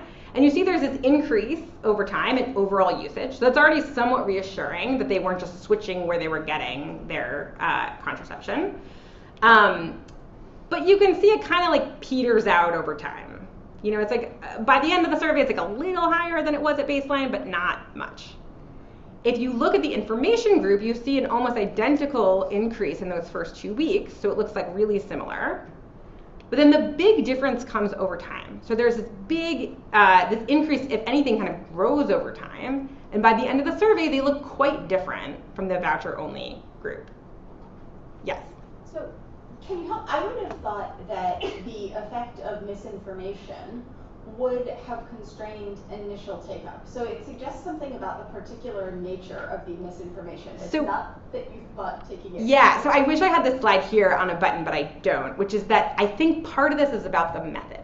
So the voucher girls were much more likely to take up a pill, and they were much more likely to like take a pack of pills, I think, and never go back. This infertility information group, they were more likely, especially over time, to take up shots and implants, which both have like kind of a mechanical effect. They just, you know, if you have an implant at week 3, you have an implant at week 12. But often what you actually see is they would like take up a pill in the first month, and then like a month later, instead of re-upping the pill, they would go back and like get the implant or something. And so we think actually in talking to them, we don't really have the power to distinguish this, but the more invasive the method, the more they were afraid of it causing infertility. And so we think we kind of had bigger belief impacts on these like longer acting methods. So I think part of what's going on here is that like these guys are willing to like try a pack of pills, but they're still kind of nervous. And our information group is sort of willing to dive into the longer acting methods. That's what I think is going on, basically. Do you have data then that would cover the decision to re-up the longer acting method? So like, do you get a second depot shot? Yeah, so this is a long enough period of time. So we don't literally ask them, did you get a second depot shot? But it's a long enough period of time that like the one depot shot won't cover you, because these are 12 surveys, but they're every 2 weeks, so this is 6 months. And so we do see even by the end here, they would have had to take a second depot shot. And the shot is the majority of the take-up in that group. So that's the most common. So we also had a very active control. So you might be interested in sort of like what happened to those guys. Like they used to have an access treatment in and of themselves. And so I'll show you that like there was, you know, if you squint, there's like a small increase in the control usage over time. But we don't see much. And so when you look sort of relative to control, you see like really the voucher treatment looks pretty bad. And it's only really this infertility information group that has like a significant difference over time relative to these other two, relative to control. So this is really consistent with other studies in this area that like access to contraception does not seem to be the barrier in this group. There's like lots and lots of studies showing that. Sorry, there's some questions. Wanted to understand, since these were college students, in the same college, did the control know the other? Yeah. They had friends. Yeah, one of the reasons we wanted to look at control here is you can imagine there were like spillovers. Like if this is important information, this is new information you're telling me, I'm going to tell my friends, and like they're also going to take up these methods. We didn't see a ton of that. We weren't super powered to see like, you know, if you went in certain groups or went with your friends, etc. But yeah, we don't see a ton of evidence for spillovers. If you want to see this control going up and sort of interpret it that way, I think it's possible. But we didn't see a ton of it. Yeah. Are you measuring their fertility preferences? Is like their preference for total fertility also changing over the intervention? We asked them their preference for total number of children. It's in line with what's typical in this population, which is like 4-ish. I do not remember if we asked that question more than once. But we do ask them at various points, like, we ask them a bunch of different ways, like, do you want to have kids now? Are you indifferent to having kids now? What would like, how bad would it be if you had a kid now? And they really, really are very insistent that they do not want to have a kid now. I don't know about their sort of like, whether their future preferences are changing. Yeah. Do you ask them about any side effects that they experience during this period? I don't think we did. That's a good question. We did not. No, we didn't ask them about side effects. Yes. I don't know if there's a mic. Like, sorry. Thank you. I was wondering if you are verifying in any way the survey data, if you were told that this might be demand effects, you're asking the same questions, like self-report use of contraception to a group that received that information treatment and they felt compelled to say that they are.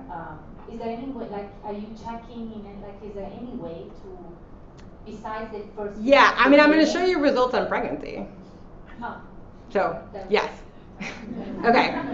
And then also, you know, the stuff from the clinic is also like not self-reported. This is like what they took up. So, so yeah, I mean, we can't rule it out entirely, but we think it's not what's driving the results. Okay, so I'm just going to show you that we didn't. We were worried about this, and we were happy to find that we like didn't really seem to have much effect on people's sexual behavior. This is also somewhat reassuring with demand effects or whatever. They didn't report like using condoms more or less, any sex, partners, partner age, etc. We just didn't see much going on there. Okay. So you might be interested. These women are taking up pretty effective contraception. Did this actually reduce pregnancies? So I'm going to show you, but I'm also going to caveat it a little bit. We were not powered to detect differences in pregnancies. We're following these women for 6 months. If you think about the timing of this, right, if you're taking up something like the implant, it's like, there's no possibility of seeing pregnancy differences before like 2 months, basically, because you have to sort of get on it. Often, many of these methods, you have to start on day 1 of your cycle, and then it would be like a whole other month before you would see a pregnancy. So it's just sort of a long, we don't have a great time horizon for seeing this. And there's a bunch of women who are trying not to get pregnant. So like, you know, a 5% rate of pregnancies over this time is high in terms of like welfare costs, but it's not necessarily high in terms of like statistical power. So what we're going to do is we're going to pool the voucher and control treatments for this because we don't see changes in usage over time in the voucher group. So we're going to use them both. We're going to compare the infertility information group to those two combined. And we're going to use 2 measures of pregnancy. At Endline, we asked, did you have any pregnancy in the last 6 months? We think this is underreported for a variety of reasons. One, there's like good evidence that the longer time horizon you do, the more people forget things that they would prefer not to have happened. And so things like abortions are almost surely going to be underreported here. On the other hand, in the biweekly survey, we asked every 2 weeks, have you had a positive pregnancy test in the last 2 weeks? We think this might be a little overreported, if anything. There may, like, people might have like sort of thought they might be pregnant and not, or whatever. They could have just made a mistake, you know, 1 week in the survey. So we're going to show you both of these things, just, you know, to be as transparent as possible, sort of. And we're going to find actually there are more pregnancies reported in the biweekly survey than at Endline, but the overall effect size is very similar across the two. Yeah. Do you collect any data about whether they've had their period? We wanted to do that, but I don't know that it would have gotten through IRB. Yeah. We had this whole idea of having like a period calculator like in the thing, and it just like never took off. Yeah. Yes.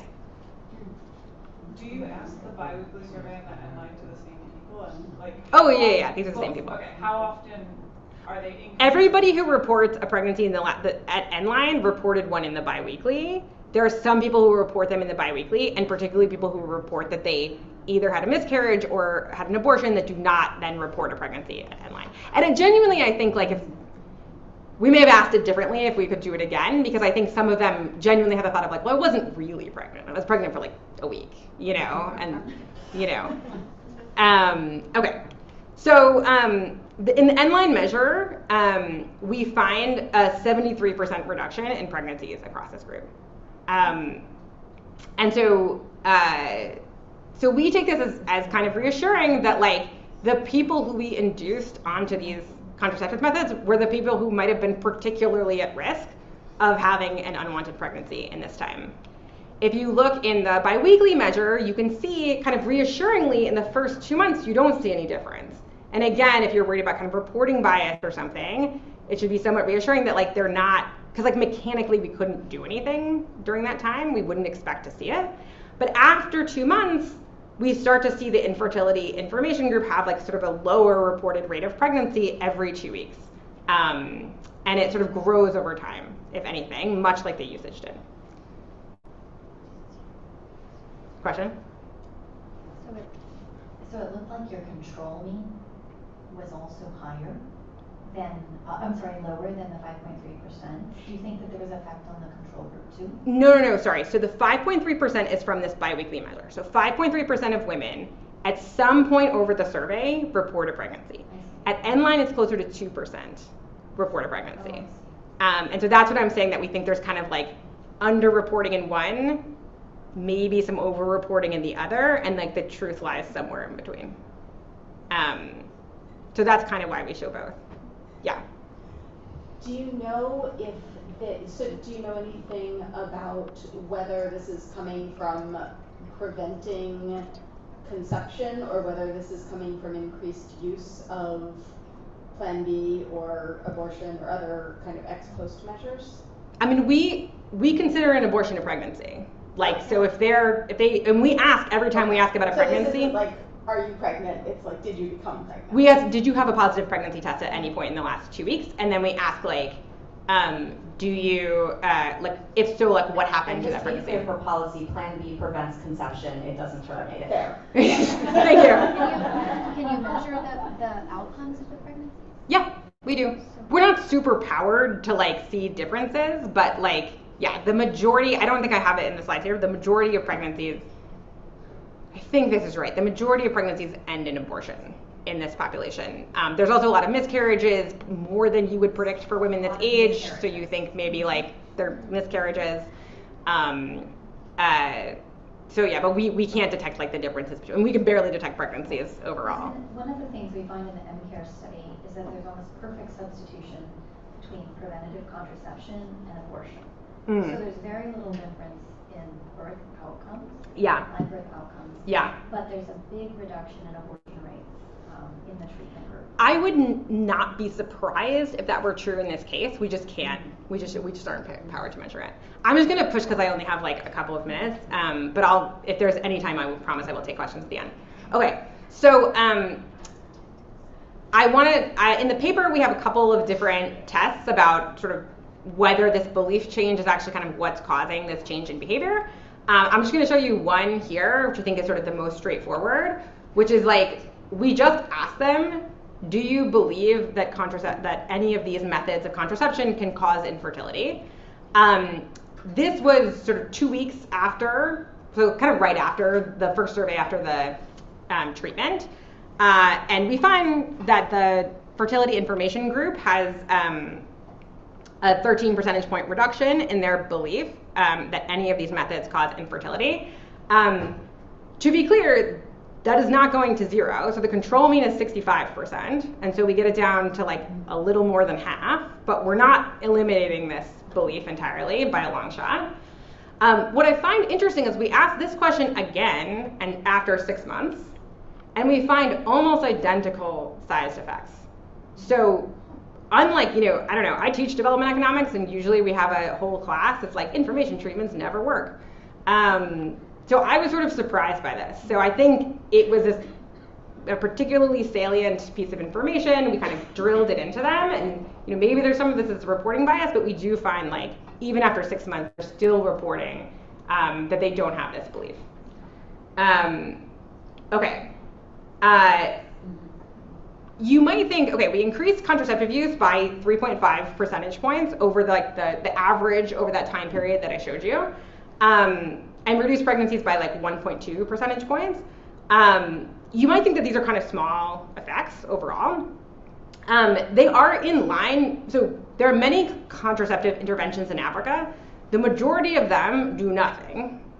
It's very, very hard to move these outcomes.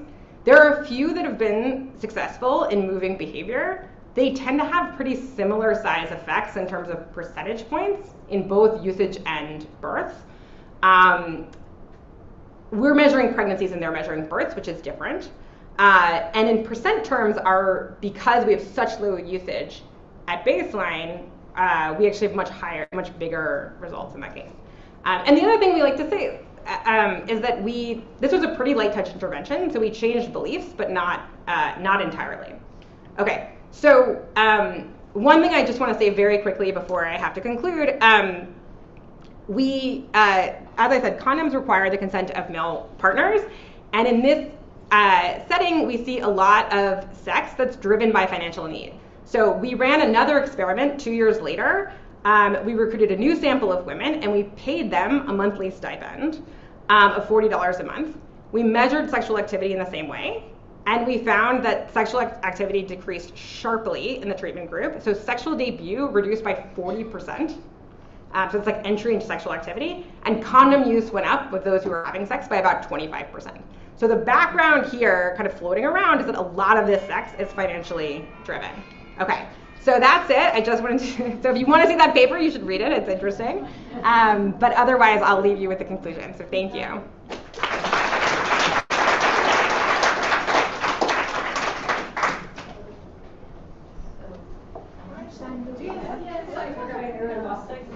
Yes, 15-minute break.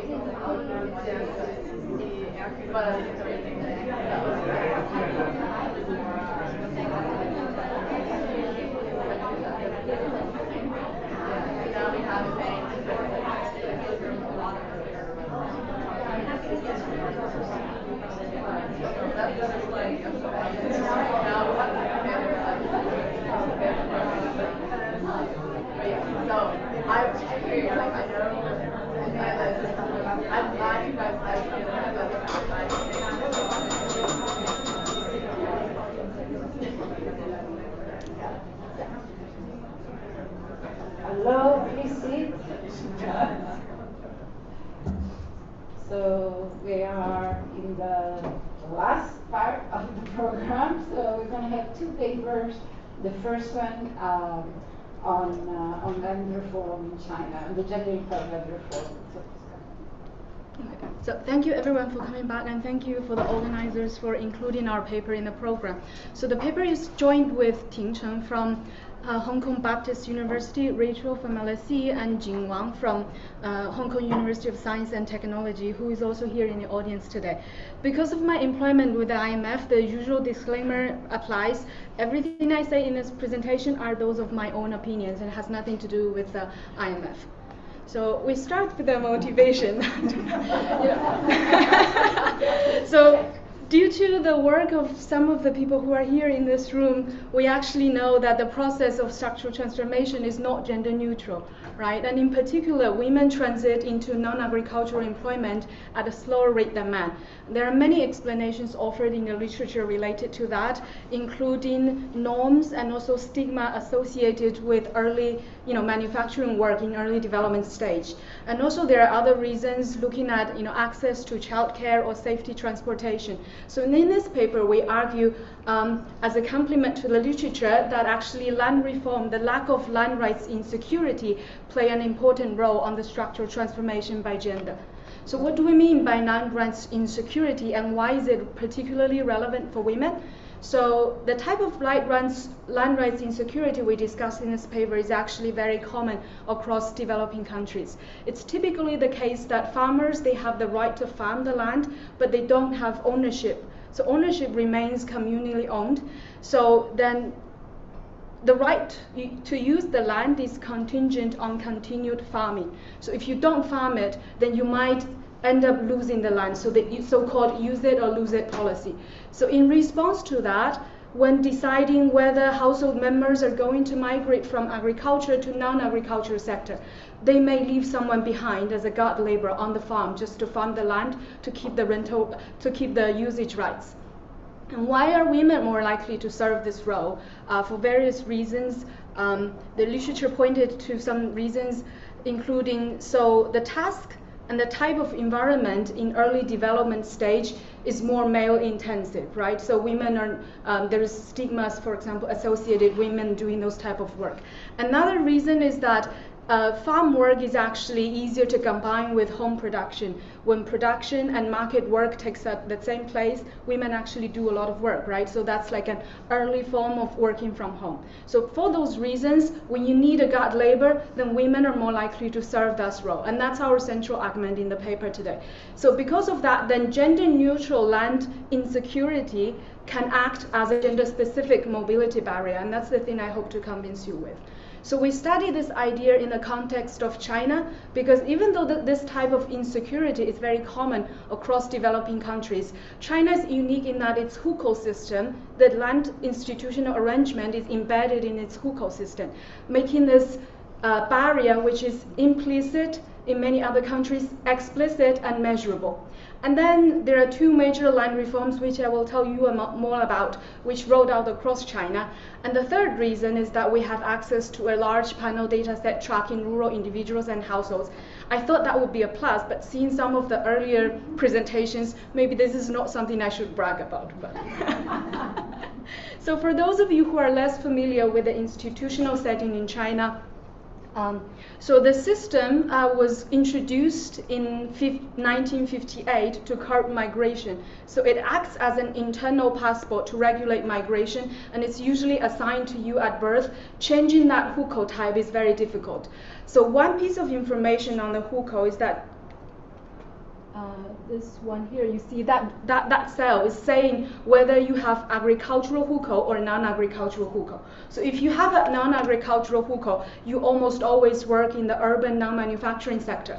But if you have an agricultural hukou, then you're entitled to farm the government allocated land rent-free, but you don't own it. So this is how the usage right look like in rural China in terms of the land rights. So there was a land administration law which gave rural farmers the right to farm their land. But before the two reforms that I will talk about, they can farm the land, but they don't have the right to rent out their land. So the reform exactly strengthened rural farmers' right to rent in and out of their land. And in the setting of China, the right to sell your land is still a no. So mostly when I talk about strengthening land rental rights, I mean the right to rent out their land. So it has nothing to do about the right to sell. So some suggestive evidence on why land rights insecurity actually disproportionately affect women. So before, as I was saying, so the land was allocated to household based on household size for a fixed tenure, and rural village leaders, they typically prioritize active farmers. So if you leave the agricultural sector, leaving the land unfarmed, then there's this risk of reallocation before tenure ends. So there are some so there's not a lot of evidence out there directly measuring this, but there are some surveys showing that since the first round of contracting, since the land administration law, then by around 2000, actually about 80 villages have experienced land reallocation. So then in response to that, household leaves someone behind as guard labor, and then we have some.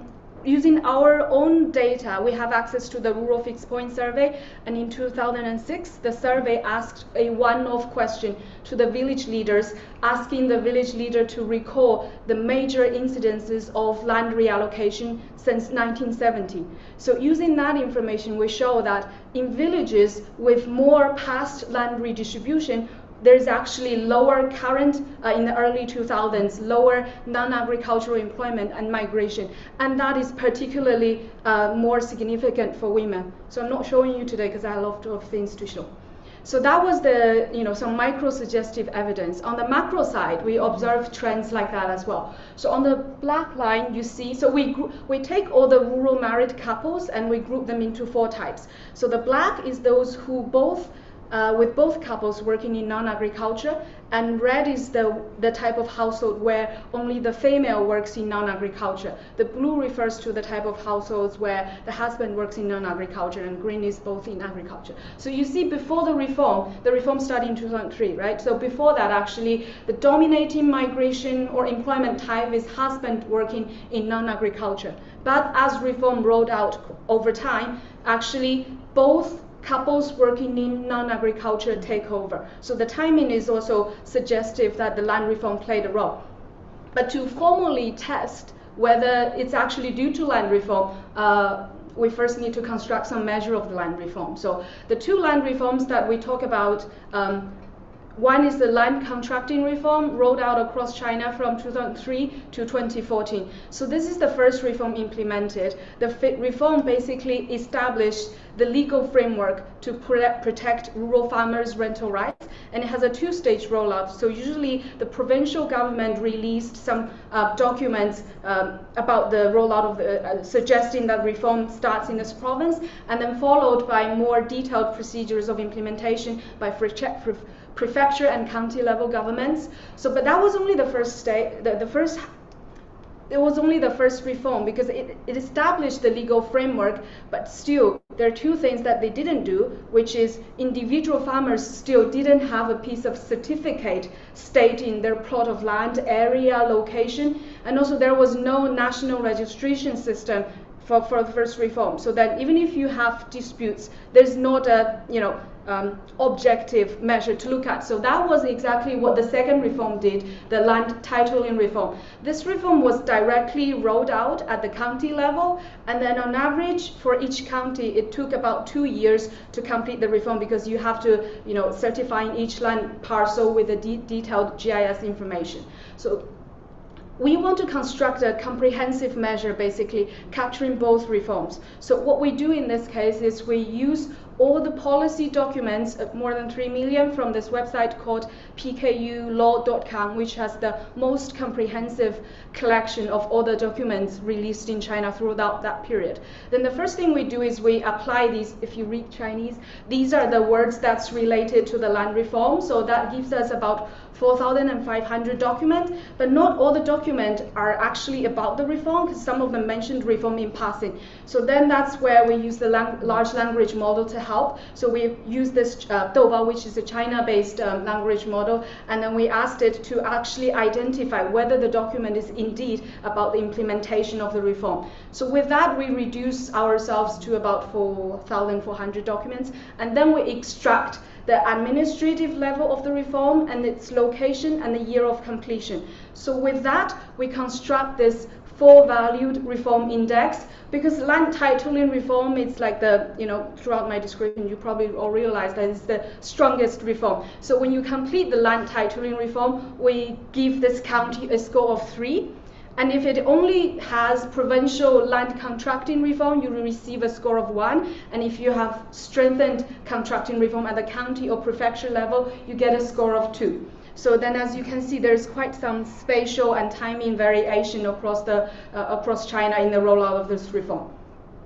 So one natural question to ask in this case, even though both reforms are top-down from central government, then there is wide variation in the timing of implementation. So what drives the implementation timing? So we run a regression for each of the contracting reform and titling reform. We run a regression of the timing of the reform on a bunch of economic control variables. So two things stands out is that real estate from the urban side and land disputes. So if there's more real estate investment demand for land, then the counties are more likely to implement the reform early. And if there's more land disputes, then have an urgency to resolve these issues. So they also implement it early. So in our main specification of the regression, we control for these two factors. But we also do an event study just to show just to check whether there is any pre-trend. And so we do this for both contracting reform and titling reform at the local level. So we don't see any obvious pre-trend in the implementation on the reform on non-farm employment.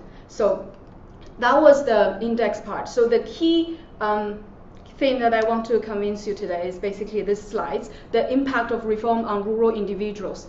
So we look at for each individual from individual I from origin county O in year T, we look at 2 outcomes. One is their non-agricultural employment decision, and the other one is migration. They're usually very correlated, but we look at both.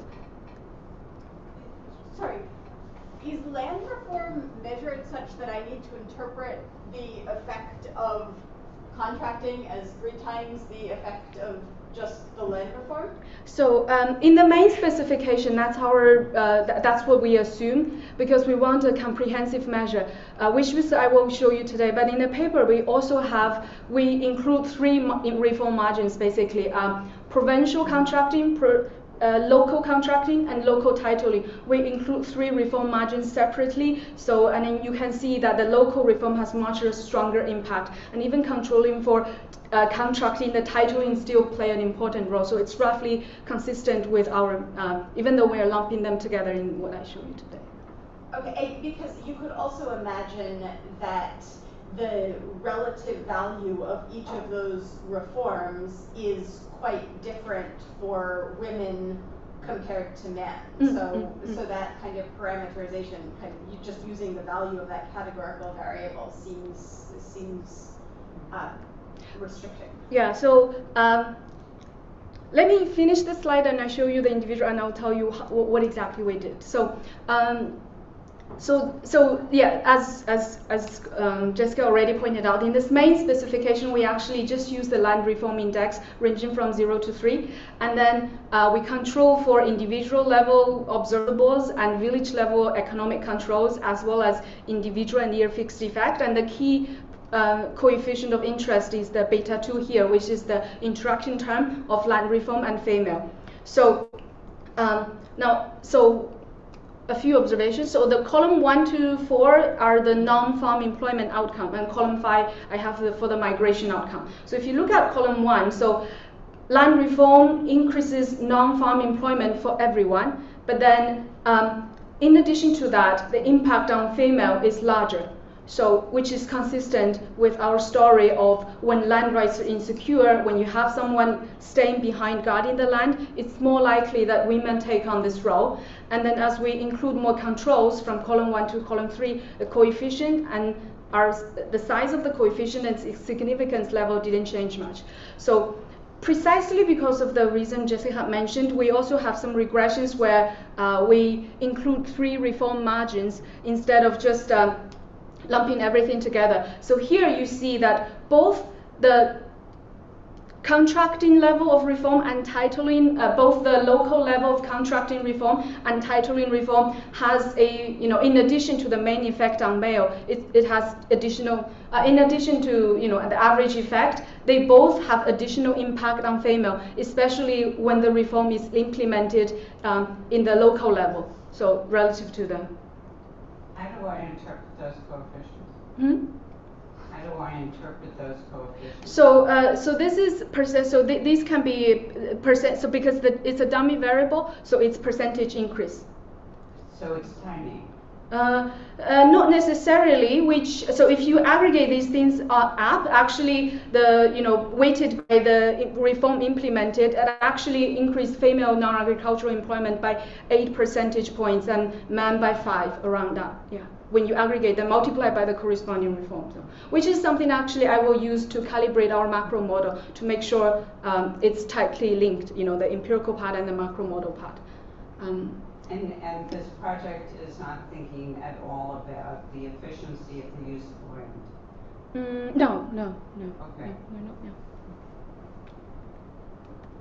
So the results I previously showed was including everyone. So we have additional regressions where we include, a dummy for unmarried male, unmarried female, and married female. And then you see that the additional impact of land reform is actually happening through the married female, suggesting our story of guard labor.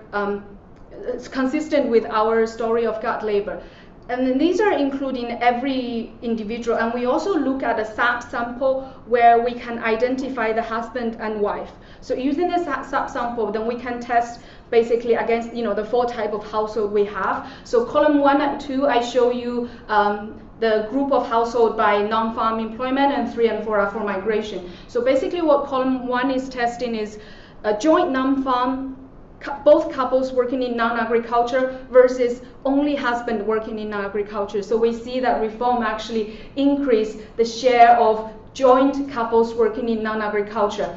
And then the second column where I show, which is both couples working in non-agriculture versus no one working in non-agriculture. And you see again here that reform increases the share of this type of household. So these are the key results from the rural side. I won't talk too much about the urban side, but in the paper we also show, because you have this inflow of workers, especially female workers from rural to the urban region, there might be spillover impact on the urban side. So, consistent with the guard labor study, did you observe any change in the adolescent, like daughter or like children's employment or education outcomes? Since they can be guard labor as well if they're big enough. So in the majority of the household, in this paper, we're looking at the adult. But then I think there are some papers out there who specifically looking at the children's outcome, but it's not so, as far as the story goes, it's because you don't just bring your children to your urban when you move. So that's a different barrier that we're not touching in this paper. So. No, I mean like a daughter or like the son is like old enough, but like still. Like, so they can. Can they be a guard labor? If they can be like a guard labor, is there like now they're more likely to get educated or they're less likely to do this and that? We didn't check whether the younger adults in the household can be using that. That's something we can check. We checked against the older, older working age parents whether they can. But good point. Yeah, we should do that. How are you? Can you go back to non farm employment? Is that non-farm employment in the rural area, or is that non-farm employment in the urban area? So most of them are in urban areas. So in China, I think in the 90s, you have a lot of non-farm employment in the rural area because of the village township enterprises. But those things are not so relevant for the period that we look at, which is post-2000. So we're not so most of these employment actually you do have to leave. Yeah, so that's why you see the coefficient on the migration is quite similar to the non-farm employment. So what I'm worried about is you said a bit earlier that the places that were doing the land reform were those places that had high demand for land in the urban areas for enterprise growth or whatever. And so how are you taking care of that? So we include that as a control, and we also have this control, if you notice, the weighted employment growth using sort of a shift share measure, linking the origin county to the urban potential destinations and changing the employment growth in those urban areas, which takes care of the demand side. Okay, you might want to, if you can see where they're migrating to, you might also want to try and see, is the land reform triggering migration further away? To kind of get around that concern that there's some interaction between what's going on in the urban labor demand growth close by and in the rural area. Yeah, we're not checking that in this paper, but one feature of the migration pattern in China is actually in the early days you have to really move out to the coastal area to get a job, right? With development throughout the period that land reform is taking place, actually, because the other provinces inland are also developing, so you don't even need to migrate so far away to get a job, because you can just move to your closest capital city. But we control for those in the regression as well. Yeah.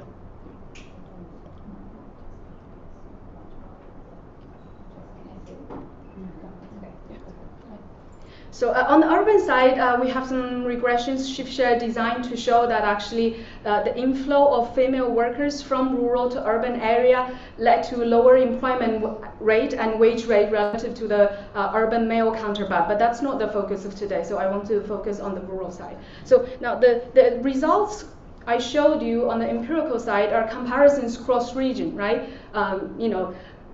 Very depending on how the reform intensity. So it doesn't directly tell you what is the magnitude, aggregate magnitude of the impact of reform. So for that, we need a model. So we want a model with minimum infrastructure so that we can do some serious calibration. So what the model we have here today is basically we have one urban region that hosts the non-agricultural sector.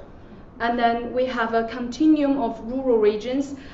There's reform regions and non-reform regions in the rural area, and the rural region only has agricultural sector. So the key thing that we include the reform region and non-reform region is because when you have these two regions coexisting, the difference between the two types of regions kind of is similar to the empirical impact that we can detect, which is also cross-region. So. can you just tell me what the objective function is? Because so it's often the case, and it was in China, that these rural farms are way undersized, and the land is very close to cities, it's very valuable, and the question is how to encourage individuals to actually move out. And so the idea in certain places was to have a means by which land was traded for that, or they were given some future promise. So the question is, well, in this kind of model, what is the objective of the state? We do not directly model the role of state in this but model. What is the question? Of this model? Yes. So we want to use the model to answer the question, which is how much of the structural transformation we observe can be explained by reform, and whether reform play a bigger role. The structural transformation here is the shift of individuals from rural areas to non-agricultural sector. Non-agricultural sector, but is the land itself switching? Land itself is not switching. So because we have a representative, which I will show you, we have a representative production. So then there's an inefficiency in the use of land. So we may have a greater efficiency in the use of people, but we have an inefficiency in the use of land. Yeah, so in the sense that then fewer people is working with larger plot of land in that sense. Yeah. So one thing one can do is by modeling this at the household level. I don't care about the model, I care about the real world. Okay, and I'm trying to think about everything that I know about what went on in China in the 2000s, and I know just snippets about how individual mayors of certain cities managed to encourage individuals to leave the land and to give the land over to the city boundaries so that, so that modernization can actually proceed. So it's not just the shift of the people, but the shift of the land. I agree, that is a potentially important thing, that our paper, because we want to focus on the difference between gender, so then we're not looking at the heterogeneity across. So what some people, when they respond to that, is they model heterogeneity at the household level with different abilities. So when you have the less efficient farmer living, then the more efficient ones are plotting, relating to the efficiency story. So because we really want to focus on the gender differential side, so we try to minimize the rest of the.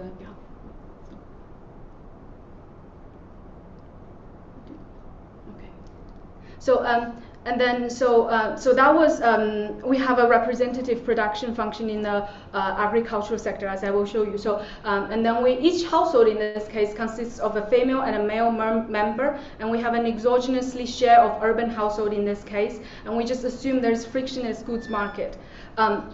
So this is the production side. We try to keep it minimum. So urban sector.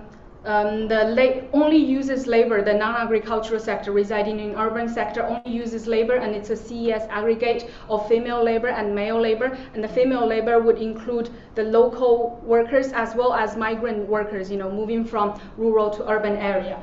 And then on the agricultural side, two things matter. So N is the labor, and K is the total capital, which is land in our case. And then, so because we allow reform regions and non-reform regions to coexist at the same time, so R here is for the reform index, so we have a 5 share of regions that actually experience reform, and then 1 minus 5 share of regions that are not reformed. So on the rural side, basically these rural households will have to make the decisions of whether they want to have one member moving to at least one member's moving to work in the non-agricultural sector, and then or having everyone staying behind. So that's the first stage of their choice, and we will assume that it's captured by Frechet distribution with kappa parameter kappa 1. And then on the second stage, conditional on choosing to migrate, then they also have the option of whether they want the female member to migrate, the male member to migrate, or both migrating to the non-agricultural sector. So in the second stage, we will assume that they have another independent Frechet distribution with kappa 2. These two parameters will play an important role for our cross-region results to match our empirical regression coefficient. And then here's the land policy that we want to emphasize, which is, so lambda IR here, I refers to the 4 types of household that I've just talked about, whether you have both working in agriculture and one member or female or male working in agriculture, or both working in non-agriculture. So in a reform region, for example, when R is equal to 1, then this is like the region has reformed, so you're not subject to land income insecurity, so that is equal to 1 throughout. But in a non-reform region, for example, when both members leave agriculture, then your lambda is going to be 0, right? Because you've left the agriculture, and before the reform, then you basically don't get any land income. So that's the key mechanism that we're building into the difference between reform and non-reform region. So seeing the land reallocation rule depending on which region they live in, and also knowing their preference, which the upsilon term captures the 2 migration preference, household basically decide whether they choose their time allocation as well as employment allocation. So consumption is relatively straightforward. You have agricultural consumption with the subsistence term and non-agricultural consumption. So 2 terms here we build in is delta F. So by calibration, it will be smaller than 1. We're not implying that. What does it mean is that when women leave agriculture, because we know that women tend to do more home production, right? When they separate from the agricultural sector, home production efficiency suffers. So that's what our delta F captures. And we also allow delta S to vary just so that we match data. So that captures the utility when couples split. So H basically captures the whole non-home production aggregate, and its efficiency at a household level, the efficiency of home production will depend on their migration type as well, basically. And then this is the how these barriers enter at the household level, right? Household, the choice is standard. They have 1 unit of time to allocate between market work and home production, and then they have 1 unit of time where their income is spent either on agricultural goods or non-agricultural goods. And then they have 2 income, right? One is the land income, and how much land income they will earn is exactly where the land policy distortion come in, because it's directly entering the resource constraint. And then they can also, and then second income they have is their wage income, which will depend on whether they work in agricultural sector or non-agricultural sector. So we model an exogenous wedge which mu capturing that even when migrant workers, rural workers migrate to work in the city, they don't necessarily receive the same subsidy as urban individuals, and in the context of China, this could capture misallocation, and also the fact that when rural people move to urban to work, their children and their own healthcare, they don't receive the same amount of subsidy as urban residents, so even though they pay the same tax. So that's all captured by the reduced form mu in a way. And so on the urban side, because we want to emphasize everything on the rural, on the urban side we have a representative household, very minimal infrastructure, choosing the employment rate as well as the choosing the employment rate for both female and male and consumption. So there's not much going on the urban side.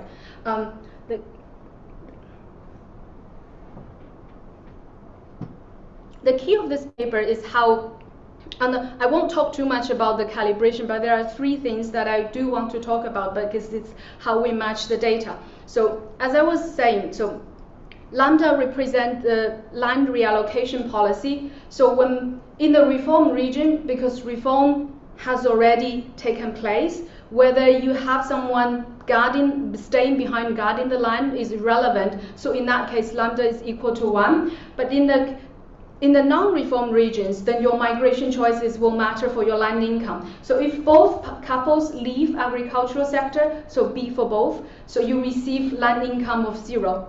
And then the guard labor mechanism basically means that for the household where one member staying behind, so lambda F, and female member staying behind, and lambda M means male member staying behind, right? And always for both in agriculture. So what this means is that when you have someone staying behind, guarding the land, you actually get to keep the land income.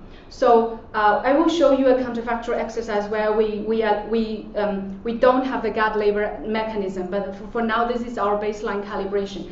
So that's how we set the land reform parameters. So when a region reforms, basically they move from this arrangement to this arrangement on the right hand side. So another thing we take from our data is the share of the reform regions. So remember we constructed the index of 0 to 3 with 3 denoting reform is completed in that region. So we use that divided by 3 to mean what is the share of reform regions in the model. So in that sense, in the model in 2000 there's no reform regions, and then in 2020, which corresponds to the map I show, almost all counties have completed reform. Yes, Jessica. Can you help me understand the intuition for how this would play out in a dynamic model? So what, guard labor not only changes lambda in a non-reform region, but it also changes the option value of having agricultural income in subsequent periods. Actually, we have a static model where we just calibrate it to match different time periods. Right, but I guess what I'm trying to understand is intuitively, right, if we had a dynamic model, where is stuff that really is kind of capturing the option value of future agricultural income loading in the model, in the static model that you're estimating?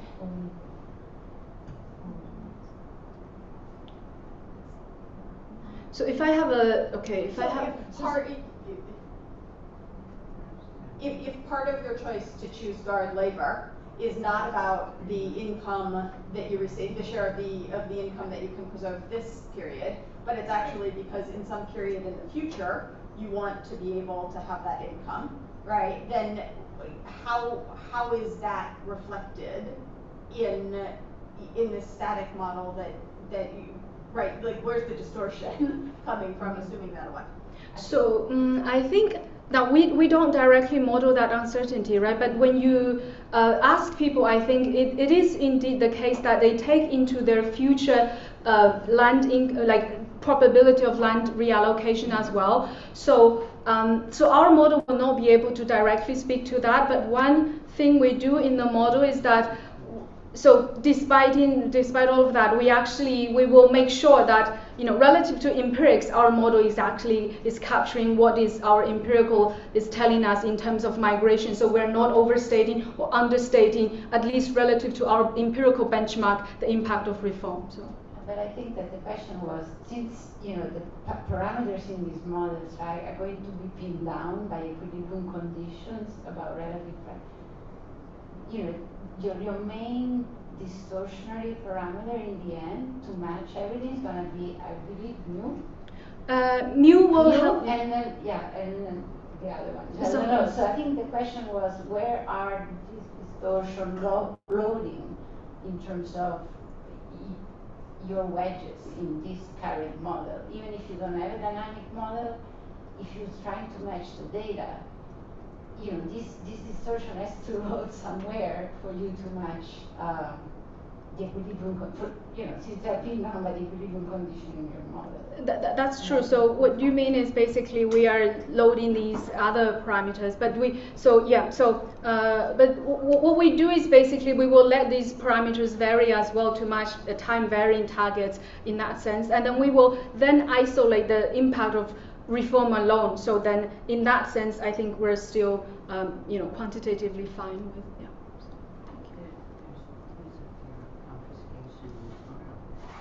And then so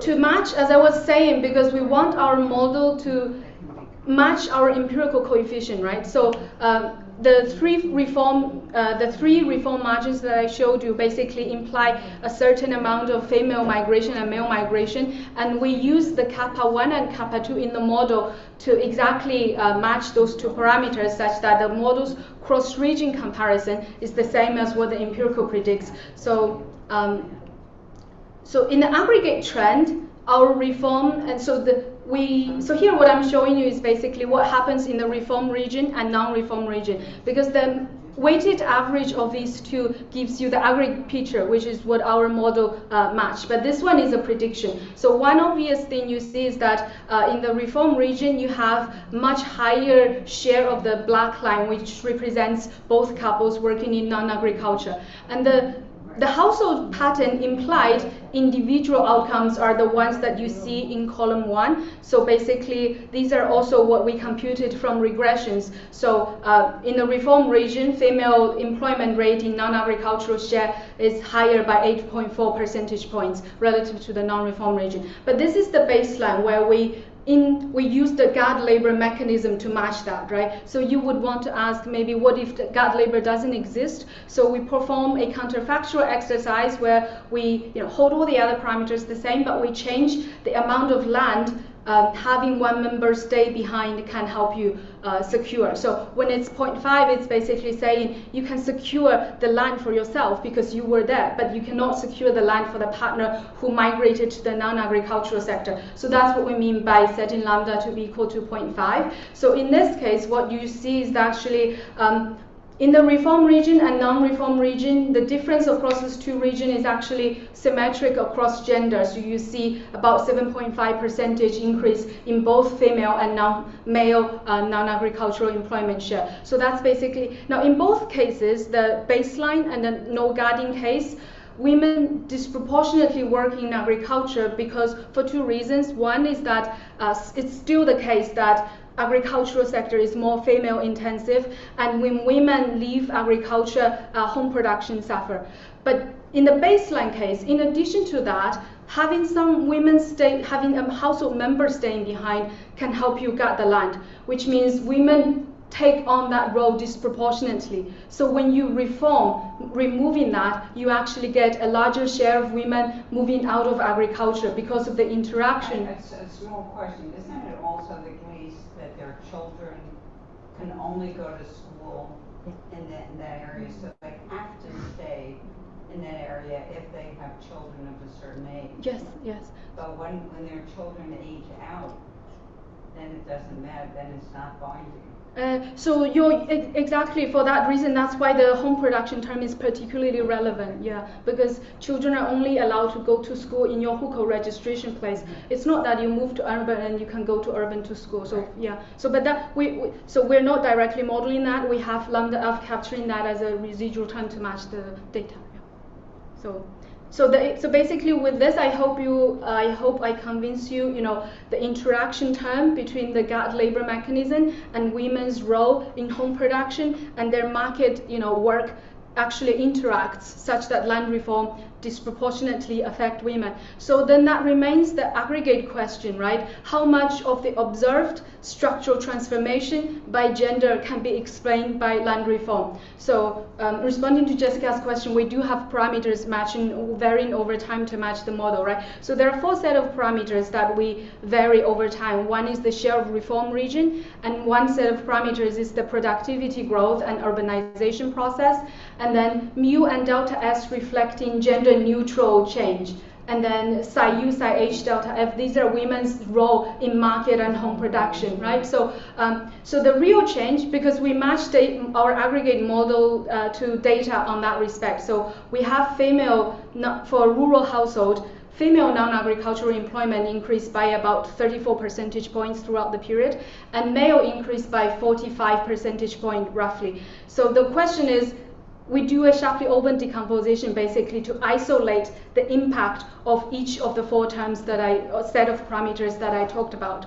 So a few observations. Of course, productivity growth and urbanization process quantity-wise plays the biggest role in terms of structural transformation for rural women and men, but the impact is actually quite gender neutral.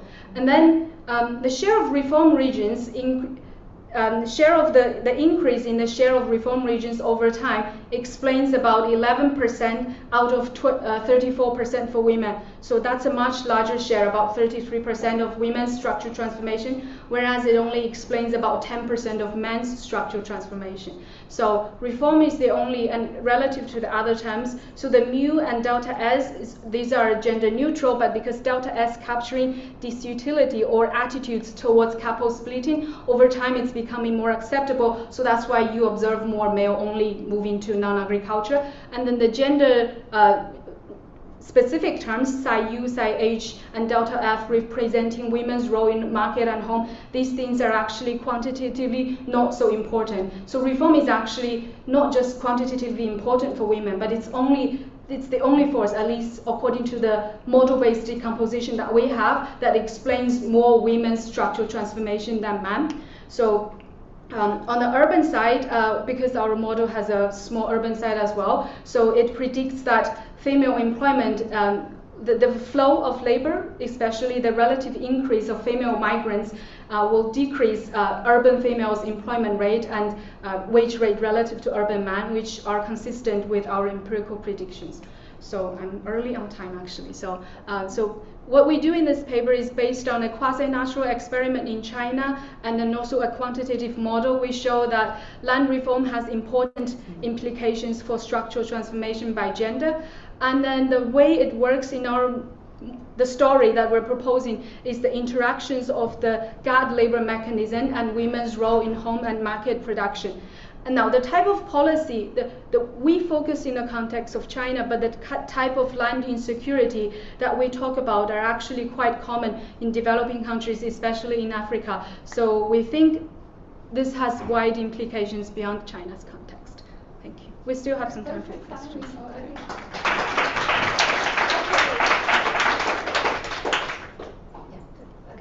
If anybody has a question, we have time for one question as we switch presenter.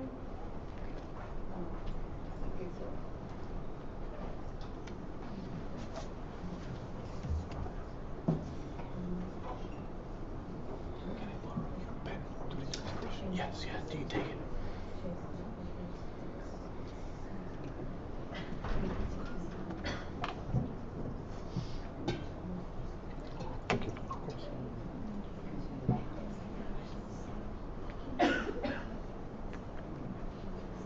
Okay. Hi everyone, and many thanks for having us in the program. I'm very excited to present this paper, which is joint work with Mimosa Di Stefano at the LSE and Anna Raute at NBER.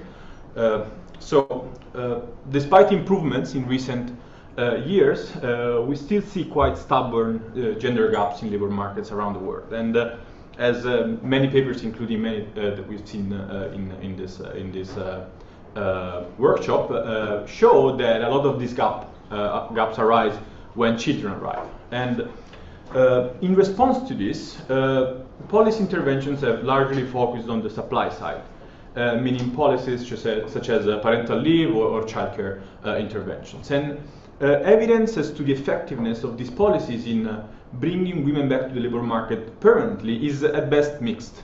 Now, a possible reason for this is coming from the demand side. So even in the presence of these policies that support women in their return to the labor market after having children, firms may simply be reluctant to hire workers that have been out of the labor market for some time. And this can be for various reasons. One could be that long non-employment spells might signal loss of human capital, and firms might be uncertain about the productivity of these workers. A lot of it may also arise because of stereotypes and stigma. Actually, there is some research in sociology that shows that firms believe mothers that have taken parental leave to be potentially less committed and therefore may be uncertain about their productivity. But then, regardless of the reasons for this, to the extent that firms are unsure about the productivity of women that come back to the labor market, then this might generate what we in the paper refer to as learning trap, which is a quite simple concept. To the extent that a firm can learn about a certain group of workers by hiring and interacting with these workers, if firms are very uncertain, they will never manage to interact with these workers, and hence they will never learn. Okay, so the basic idea of the paper is then understanding whether policies that can stimulate firm demand for these workers and nudge them to actually experiment with these workers can break this learning trap. Okay, so what we ask in this paper is, so we focus on a specific policy, which is hiring subsidy, right? And we ask whether hiring subsidies can persistently shift firms' hiring towards the target group of the hiring subsidy, which will be women that have been that have taken career breaks.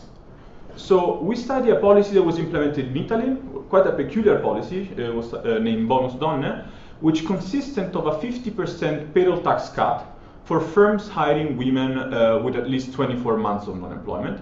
And the policy was temporary, so it lasted 12 to 18 months. I will give you more detail. So in order to sort of guide our empirical analysis, we develop a very simple conceptual framework where firms are uncertain about the productivity of a group, and then a hiring subsidy can compensate for the cost of experimentation and then allow firms to learn.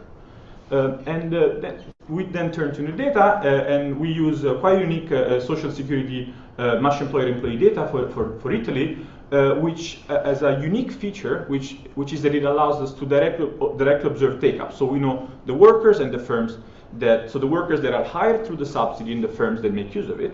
And the empirical design is quite simple. It's a match-driven study designed around take-up. So let me tell you what we find in a nutshell. We find that firms that make use of the policy end up persistently hiring more women from the target group even after they do so, compared to a control group. In the coefficient, we find that treated firms hire roughly 3% more women from this group compared to control firms in the long run. And this comes at no expenses in terms of labor productivity. So despite hiring women that have been out of the labor market for some time, these firms do not appear to lose in terms of productivity. What we also find, which is also consistent with our learning framework, is that these persistent effects depend on the initial experience that firms have with these workers. Namely, firms that hire a good match, and I will tell you later what we mean by this, are actually those that show these persistent effects. All right? I probably won't have time to talk about individual level effects today. What we find, so we also focus on these workers, and we find that women that are hired through the subsidy are more likely to stay employed both at the hiring firm and at any firm. So we show that the subsidy actually seems to have fostered long-run labor market attachment. However, we don't find wage effects, which is actually consistent with a lot of research on the effect of hiring subsidies, which is that firms simply pocket the tax cut and do not pass it through to workers in the form of higher wages. So let me briefly tell you how we believe we contribute to the literature. So there is a long-standing literature on hiring subsidy, which has actually gained more traction in recent years with the advent of administrative data. To our knowledge, this is the first paper that thinks of hiring subsidy as a way for firms to learn about a group and then generate persistent effects. There is one exception, which is this Barametal paper, which also thinks of hiring subsidies as a way for firms to learn, but they focus on learning about individuals, so individual worker productivity, whereas the key novelty that we believe we're bringing here is that firms can use this subsidy to learn about a group, which is what will then deliver persistent effects. There is a question, yes. Just wondering, in this context, is there also a cost of firing the workers or laying off the workers? Because maybe if there is a cost, they just stick with it because they don't want to. You can hire, so the policy allows firms to hire workers also on temporary contracts. So if they want, they can just hire workers on like a fixed term contract. So no compensation if they lay them off? Unless they hire them on a permanent contract, yes. But they're free to do. They shift into permanent contract? Yes, we do. Very soon or? Within a year, yes.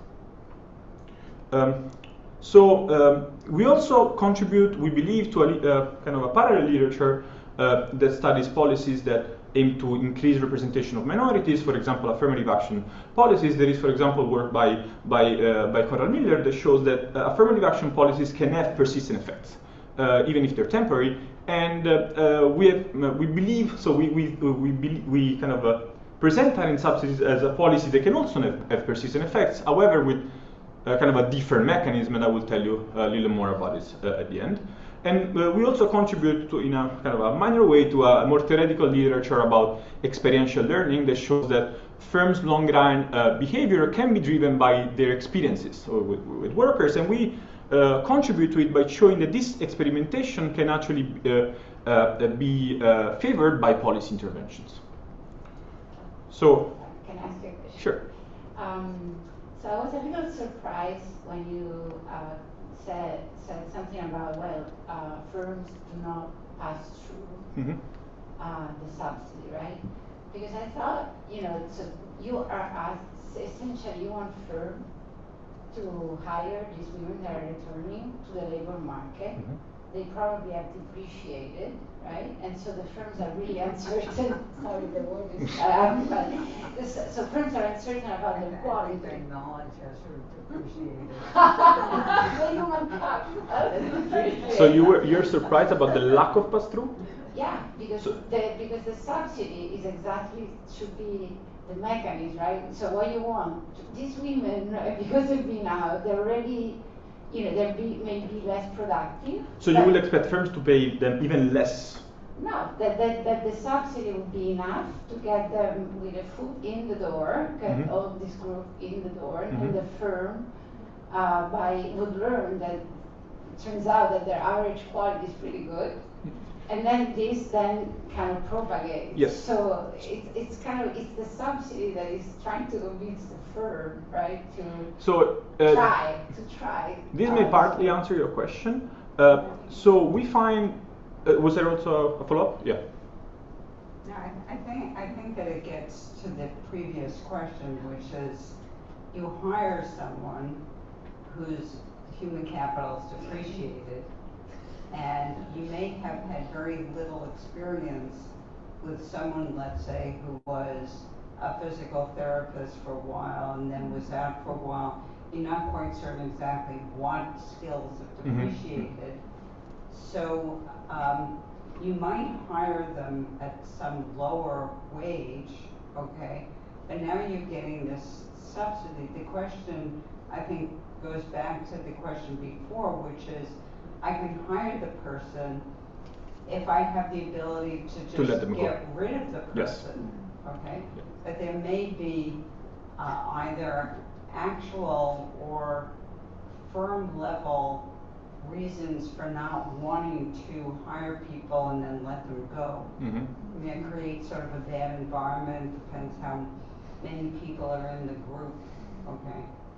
But one wouldn't think that something like this, where you do have a sense that this person had been a physical therapist, now is out for a while, you can see that why the person was out for a while, you know whether the person had a child, for example.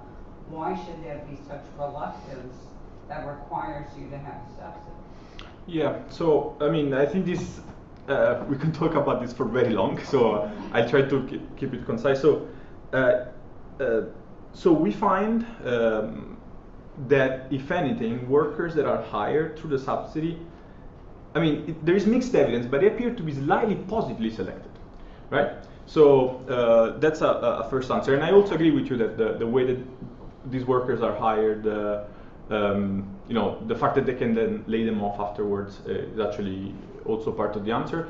Also, I believe there is research that shows that human capital does not depreciate much, right? During. But that's one thing. It depends upon the field.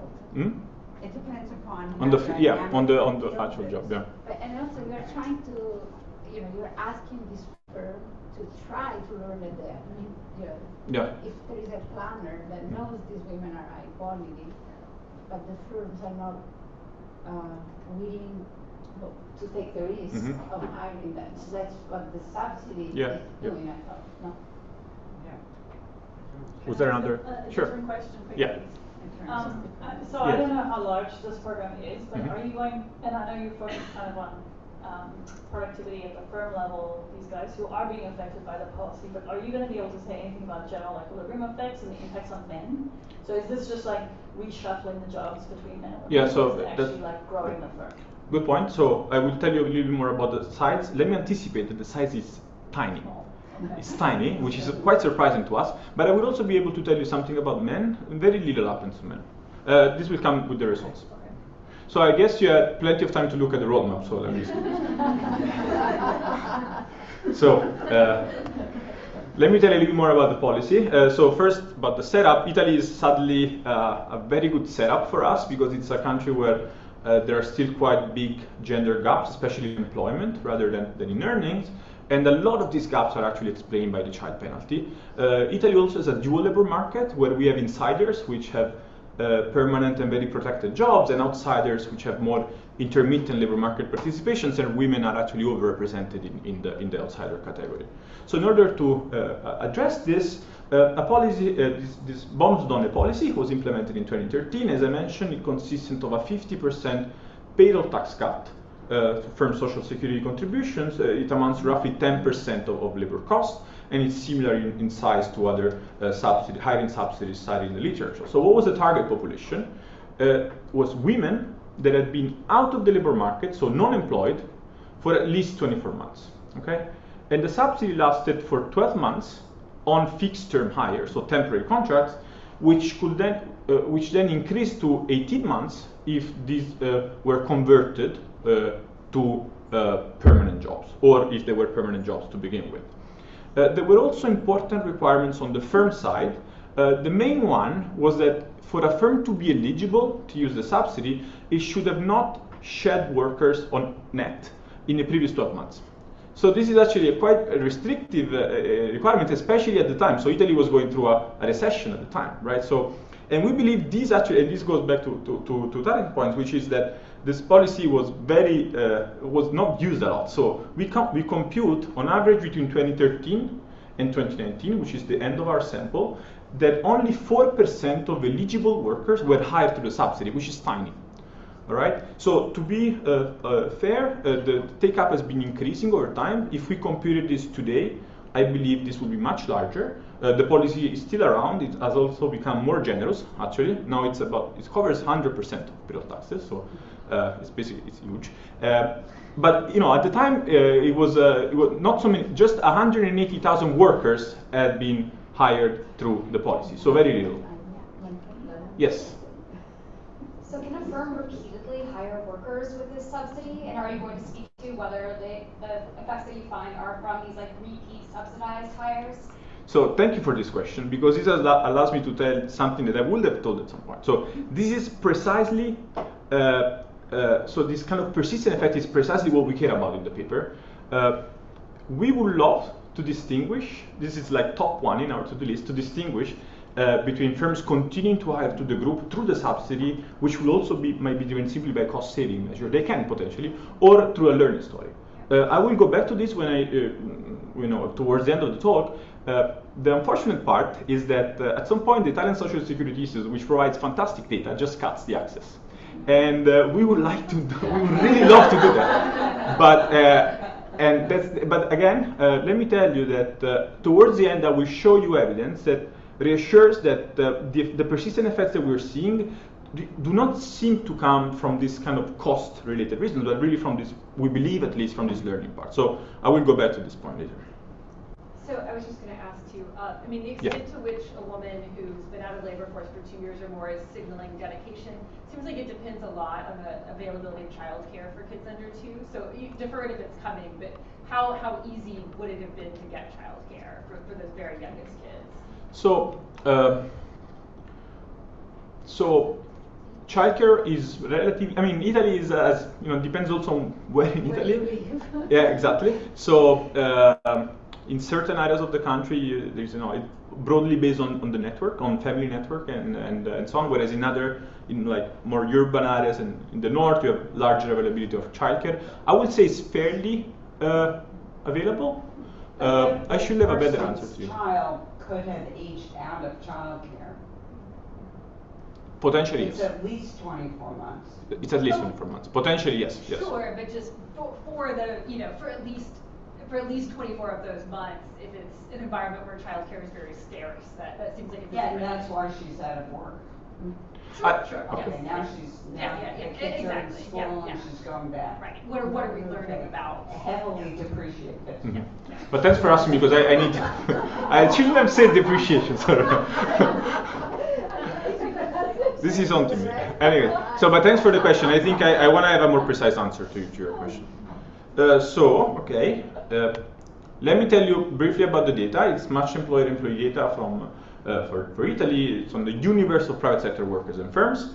And again, the crucial piece of information for us is that we can observe take-up. So we know when a worker is hired through this policy, and so we can characterize these hires, and we actually use this unique feature. We have plenty of information on workers and firms, and let me also tell you that, and this also partly speaks to the previous question, we observe maternity leave spells. So we identify mothers as workers that have had maternity leave in the previous 4 years. So when I talk about mothers later, I'm talking about employed mothers of young children. There is new data, which, as you might have understood, we cannot access right now, that actually allows us to observe the full population of mothers in Italy, which we can then link to administrative records, and this for sure we will include this whenever we have access to the data again. So let me characterize this work, these firms. So here in this table, I'm comparing on the left column firms that have used the policy at least once between 2013 and 2019, and firms that never used the policy. And in time, let me just highlight a couple of things. Firms that use the policy appear to be more female-friendly. Right? So they have a larger share of women, both amongst employed workers and amongst new hires, and they also seem to be on a growth path. So they've been hiring more. These are characteristics before, so in 2012. And they also seem to be paying a bit less their workers. In terms of sectors, here we're talking about think of this as low-skilled services jobs like hospitality and retail. So this is the most predominant sectors that are that feature in our analysis. I'm not sure about time, so maybe because it's okay. Just to have an idea of where I am. 26 minutes. Okay, left. Okay, there was also a question. Yes. Just when it says, was there a reason why you don't have the share of women who were... I can give the precisely the same answer that I gave before, which is we would love to include, we will definitely include the share of women, say, from the target group here, because we want to precisely see that. And this also speaks a lot to the learning part, and we will definitely have this number in this table when we can. It's super important. So let me tell you a little more about the conceptual framework. So the key idea of the framework is to kind of showing us how we think about how a hiring subsidy can foster firm learning about a group. This is the basic idea. And this again builds on models of experience-based learning. And the starting point is that firms are uncertain about individual productivity, which we call theta I. They know about workers' group membership, and they take group membership into account when making hiring decisions, as in standard discrimination models. The key novelty here is that firms are also uncertain about how a worker from group G matches with firm J, all right? And so firms can also learn about that, okay? Now, the hiring process occurs in two stages. There is an interview stage. I will show you this more in detail, but this slide just for a broad overview. So here the interviews, so we don't observe interviews. Let me make it clear. They're just a way for us to generate the learning trap in the model, as I will show you. So upon interviewing a worker, firms observe a noisy signal about the worker's productivity and forms of a posterior. This is standard Bayesian updating, and then they will decide whether to hire the worker or not. Now, the basic insight is the following. If a firm is very much uncertain about this theta Gj, so about how a worker from group G is productive, then a firm will not, or more precisely, if a firm believes that this theta is very low, then they will not even interview the workers, right? And so they will never manage to learn about the worker, and therefore never learn about the group. And this may have firms stuck into this learning trap. Now, what the subsidy does is simply raising the value of interviewing workers from the group, and therefore kind of incentivizing experimentation and therefore learning. And to the extent that this allows a firm to learn about the group, then this can generate persistent effects. Okay, this is the basic idea of the model. I will give you a little bit more detail now, but you know, this is the kind of the flavor. So yes. This goes back to my GE question a little bit. So Yeah. if there's enough workers that are out there for me to hire, then maybe I don't care about the learning trap. Can you maybe I don't care about the learning trap if there are enough workers of. I mean, from other groups. Yeah. From okay. other groups. Yes. So what in your model is telling me that that's not going on? Nothing in the model. And just a short answer. Just a short answer is not. Yeah. But I see your point. Is there a bonus Giovanni? There is a bonus Giovanni in Italy. Yes, there are so many bonuses in Italy. Like it's very hard to keep track of all of them. Yes. Yes. You know, if you don't even. Yeah. There is a bonus south, so there is many. Sorry. Yes. Going back to bonus Giovanni, actually, so your group is just people who were away from workforce for the last 24 hours, actually. 24 months. It's late, no worries. At least 24 months. So yes. actually, 24 months. this can be just for men as well. No. It's target to women. I understand the don't. Yeah, okay, yes. Policy, but like you can easily have another policy for men, and then this model. Yeah, that would be worse. Because the question is, why were they away? And it's often because they were in jail or on the lam. The base case is jail. No, but yeah. But I guess my point is that like there is nothing female that they are really learning. Can you please repeat because I didn't hear? Now it's working? Yes. So, because when you show us the summary stats for the firms who are employing these people, they are actually type of firms which have more women to start with. Yes. So they know actually how female workers are, potentially how mothers work, their limitations, constraints, etc. So the group, maybe Claudia's point, that men who are out of workforce for 2 years are different characteristics. So maybe a summary set of women employees would be more helpful, like what type of people we are talking about. Which are I think this goes back to the previous comment. We want to characterize this firm better along this dimension. I agree with you. I agree. It's it's true. Like I think so far we have not found a smoking gun for how precisely characterize these firms, and I think we should produce a bit more statistics on that. I fully agree. You've had enough time to look at how workers' productivity looks like. Let me tell you that there is a baseline component, like a prior on the group, and then there are the two thetas, which are individual productivity and group productivity, and the firm must learn about these objects. As I mentioned, there is an interview. A firm pays a cost kappa to interview a worker, and upon interviewing, they observe a noisy signal, Y tilde. This is standard discrimination, with Bayesian updating. The firm will form a posterior expectation about that worker's productivity, which is that Y hat, and then decides whether to interview a worker from group G if the expected value of doing so, if the value of doing so is, which I will define in a minute, is bigger than the cost of interviewing. Then the firm will decide whether to hire the worker, and they will do so whether the expected payoff of hiring the worker is bigger than 0. And the expected payoff is simply the worker's productivity minus a fraction alpha, which is what the firms pay to the worker. Like the wage is alpha times what a firm believes the worker to be productive. And this allows us to define the value of interviewing workers from group G, which is just the expectation of the surplus that the firm will get from doing so. All right. Now for the target group, this value we assume is smaller than the cost of interviewing. So this is the learning trap.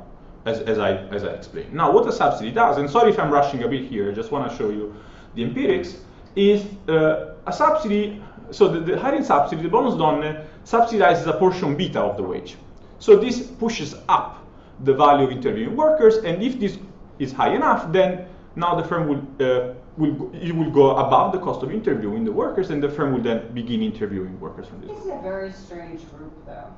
It's one thing if I say I don't want to hire high school dropouts, or if I don't want to hire people of a certain race or people of a certain sex.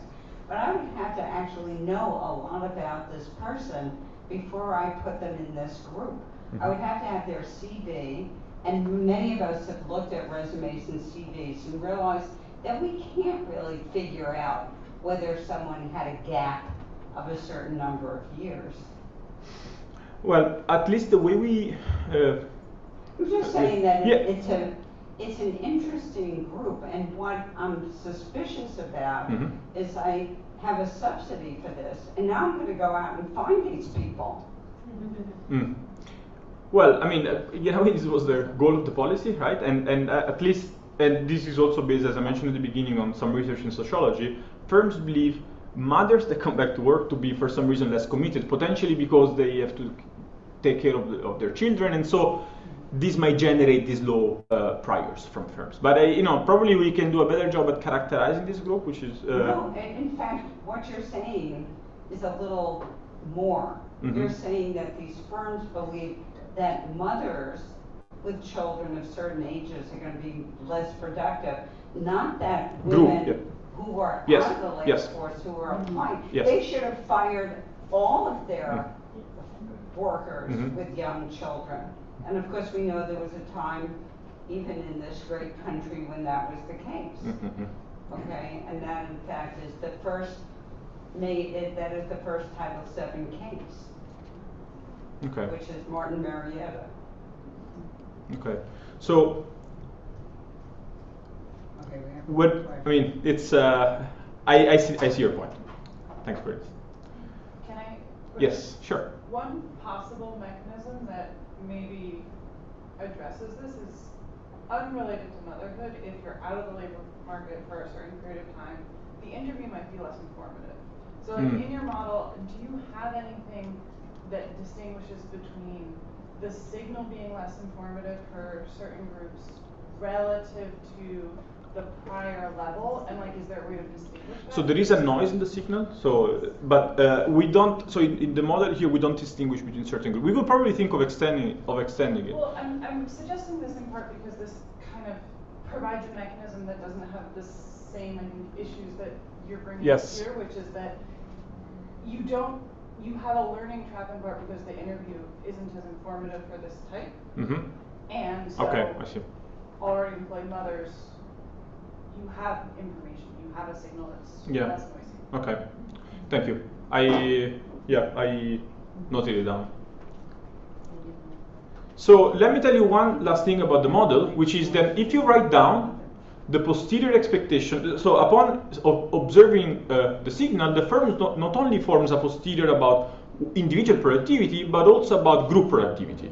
And let me tell you just very briefly that a firm updates its belief upwards about the group if they're positively surprised by the worker. Okay?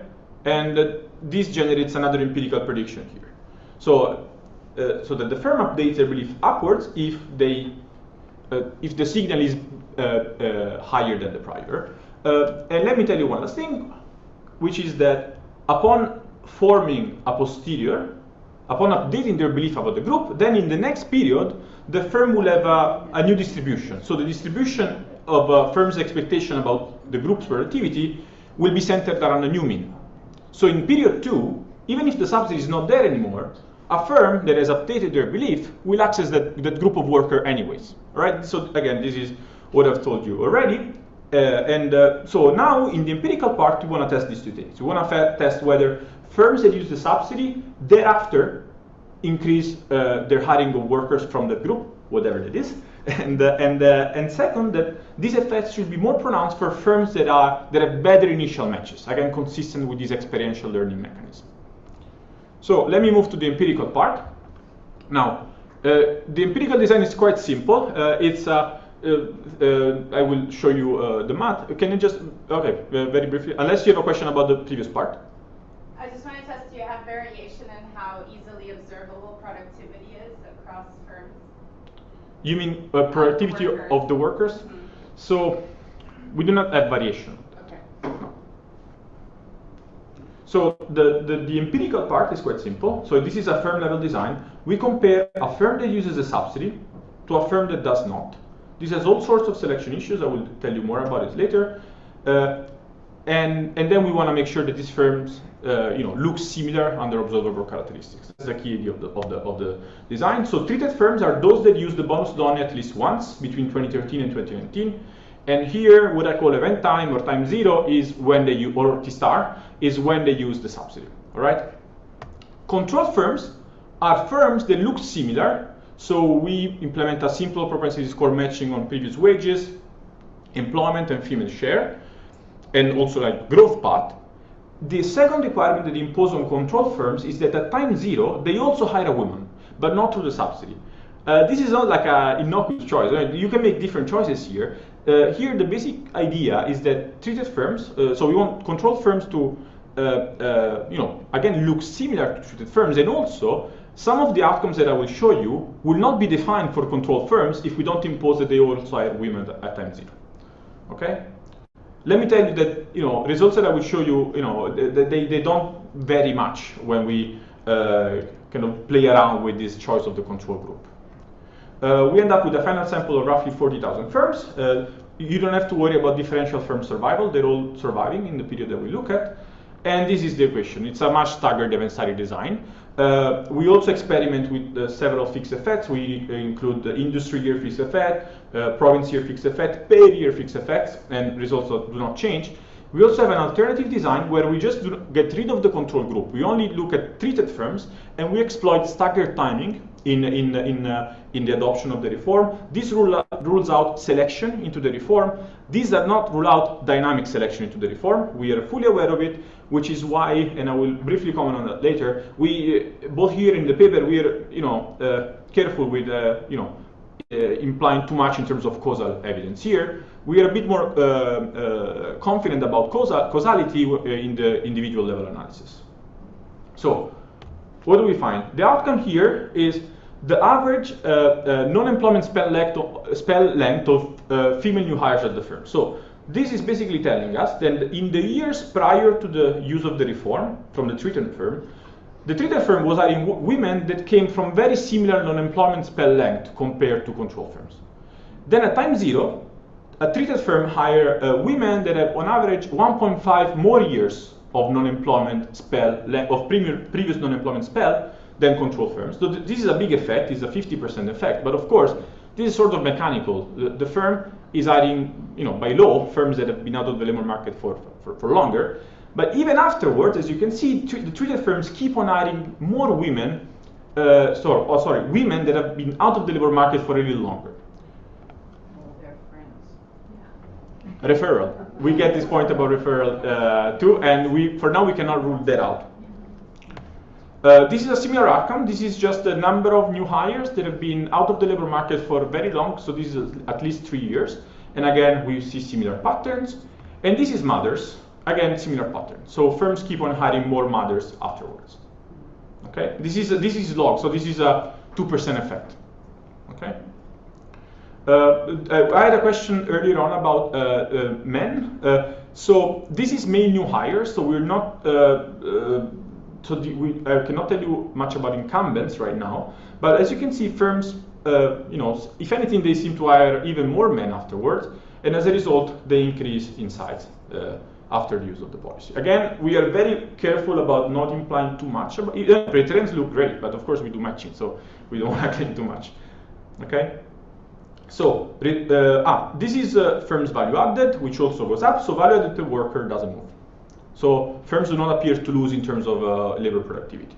How long do I have? Because it's blank. So it's 10 minutes. Okay, good. And again, this is something that I've told you already. These results are robust across the various robustness checks, including just using the treatment group. Again, and here I also want to flag our limitation that we cannot account fully for dynamic selection to treatment.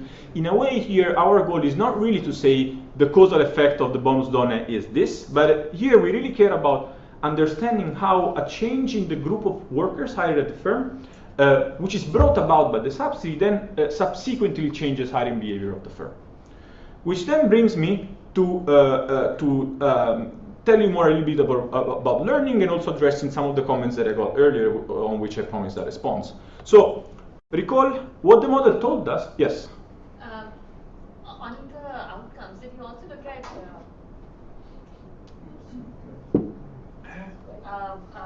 like total employment by the firms, are they substituting for male? It's this one on the right. Yes. Okay. So, what's your theory that they're hiring more men? So I don't have a definite answer. It could be that the firm is, saving some money and using that to expand. Yeah.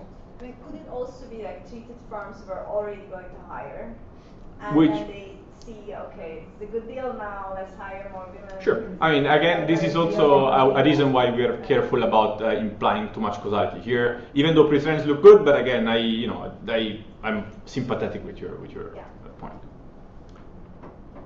So let me go back to what I believe will be the last part of the presentation, which is learning. Let me just refresh you about what the model would say, which is that the extent to which firms persistently hire more from this group after using the subsidy depend on how they were surprised by the group to begin with. Okay? Now we want to kind of implement that empirically, which is of course not very easy. So first of all, we focus on early adopters, so firms that, because we want to look at the long run, we focus on firms that use the subsidy earlier on. And then we do the following. We want a proxy for match quality. So, and what we do is run Mincer wage regression. So what we do is we pick all subsidized hires at treated firms between 2013 and 2016, so this cohort. So we pick all these workers, we run Mincer wage regressions when we regress their wage on observable workers and firm characteristics, and we pick the residual, which is the deviation of the hiring wage from the predicted wage, which is at least, which goes close to what, at least we believe, to a measure of firm surprise, or better, a measure of they call in the model, the firm sets the hiring wage based on the signal that they receive at the interview, right? So this is the basic idea. Then we classify firms whether they hired workers with a high or low residual. This is based on the median of the residual distribution, but we also experiment with different definitions using terciles. Then we run a very simple definitive. We pick only treated firms. So here, forget about the control group. We pick only treated firms, and we compare treated firms that hired a good match to treated firms that hired a bad match. All right? Importantly, this definitive coefficient gamma 2 excludes the time zero effect. Remember that peak that we see when treated firms use the policy, this is not going to be included, because again, this is mechanical. We really care about what happens after time 1. All right? In a robustness check, we bring back the control group, and we run a triple differences. So we run a specification where we compare a good match treated firm to its match control, a bad match treated firm to its match control, and then we net out these two differences. And we find results that are similar to those that I will show you now. Yes? Is this kind of residual measure of match quality correlated with firm wage premiums for other workers? So is this picking up match quality, or is this picking up just that firms that pay relatively higher wages and maybe are extracting more productivity from their average worker? So I do not have an answer to you. We could compute like AKM regressions and then see if there is a correlation there. Yes. I will tell you something about, the next slide, but it's probably not a good answer to what you're saying, so I'm not going to frame it as an answer to your question. But let me write it down, because I need to. That's another point on our to-do list, which is already quite long. You're allowed not to take questions until the end. Okay, good. But yeah, I'm 5 minutes. Okay, but this is the last. Okay, this is the last slide that I want to show you. I anticipated I will not have time for the individual analysis, so let me just tell you what we find here. So what we find here is that good match treated firms hire more workers through the subsidy, 2% more workers, than bad match treated firms after using the policy. And this goes back to, I believe, it probably was Melanie's question, which is, at least the way I would, one possible worry is that these persistent effects are just coming from the fact that these firms use the subsidy more because they want to save money, right? But again, this should be the same amongst the group of, remember here we're comparing treated firms to each other. So this incentive to save money might actually be the same between good match and bad match treated firms. So, one interpretation is therefore then that these effects are not driven by these cost-saving explanations, but really about our learning story, okay? And so they keep on using the subsidy more, they hire more women from long-term unemployment, they hire more mothers. They do not grow more. So these effects do not really reflect these firms growing more, but simply adding more workers from this group. So a possible interpretation for these persistent effects, which is, for example, what has been brought about as an explanation for the persistent effects of affirmative action policies, is that firms learn how to screen workers. We rule this out by looking at basically, so we run Mincer wage regressions on all workers, and we find that these firms do not hire workers that have higher Mincer wage residual in their previous job, but only in their existing jobs, which is again, complementary evidence to our learning story, at least we believe. Let me just show you the event study for workers. The empirical analysis is quite simple. Again, it's a match-driven study design because using the policy is a firm decision. We believe from a worker's perspective, our results are a bit more causal. Okay. Again, this can be debated, but we don't have time for debate. Let me just tell you. The design is quite simple. So I won't tell you much. We do some matching here. This is effect on wages. Again, there is some small evidence of a decline, but it's imprecise. So we believe there is no pass-through. But in terms of employment at any firm and also the time zero firm, we find positive and persistent effects. Okay, so I have 1 minute, so I'm just going to conclude unless you have flash questions about the workers, which I don't see. So let me just wrap up by saying that at least to our knowledge, this is the first paper that thinks of this active labor market policies, starting subsidies, as a way for firms to learn. And our framework, because we model learning about the group, then also generates these persistent effects of these interventions. And we believe this is not only relevant for equity reasons, but also, and this goes back to the GE point, there are papers that show that increasing labor market participation for women is also important for efficiency reasons. So potentially, there might also be efficiency benefits from this. Thank you for your attention.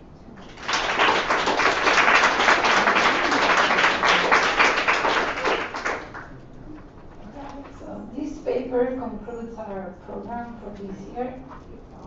And my voice is low, so even with the mic. I just wanted to thank all the paper presenters for really great presentation and the audience for very eager participation. And we hope to see you all next year.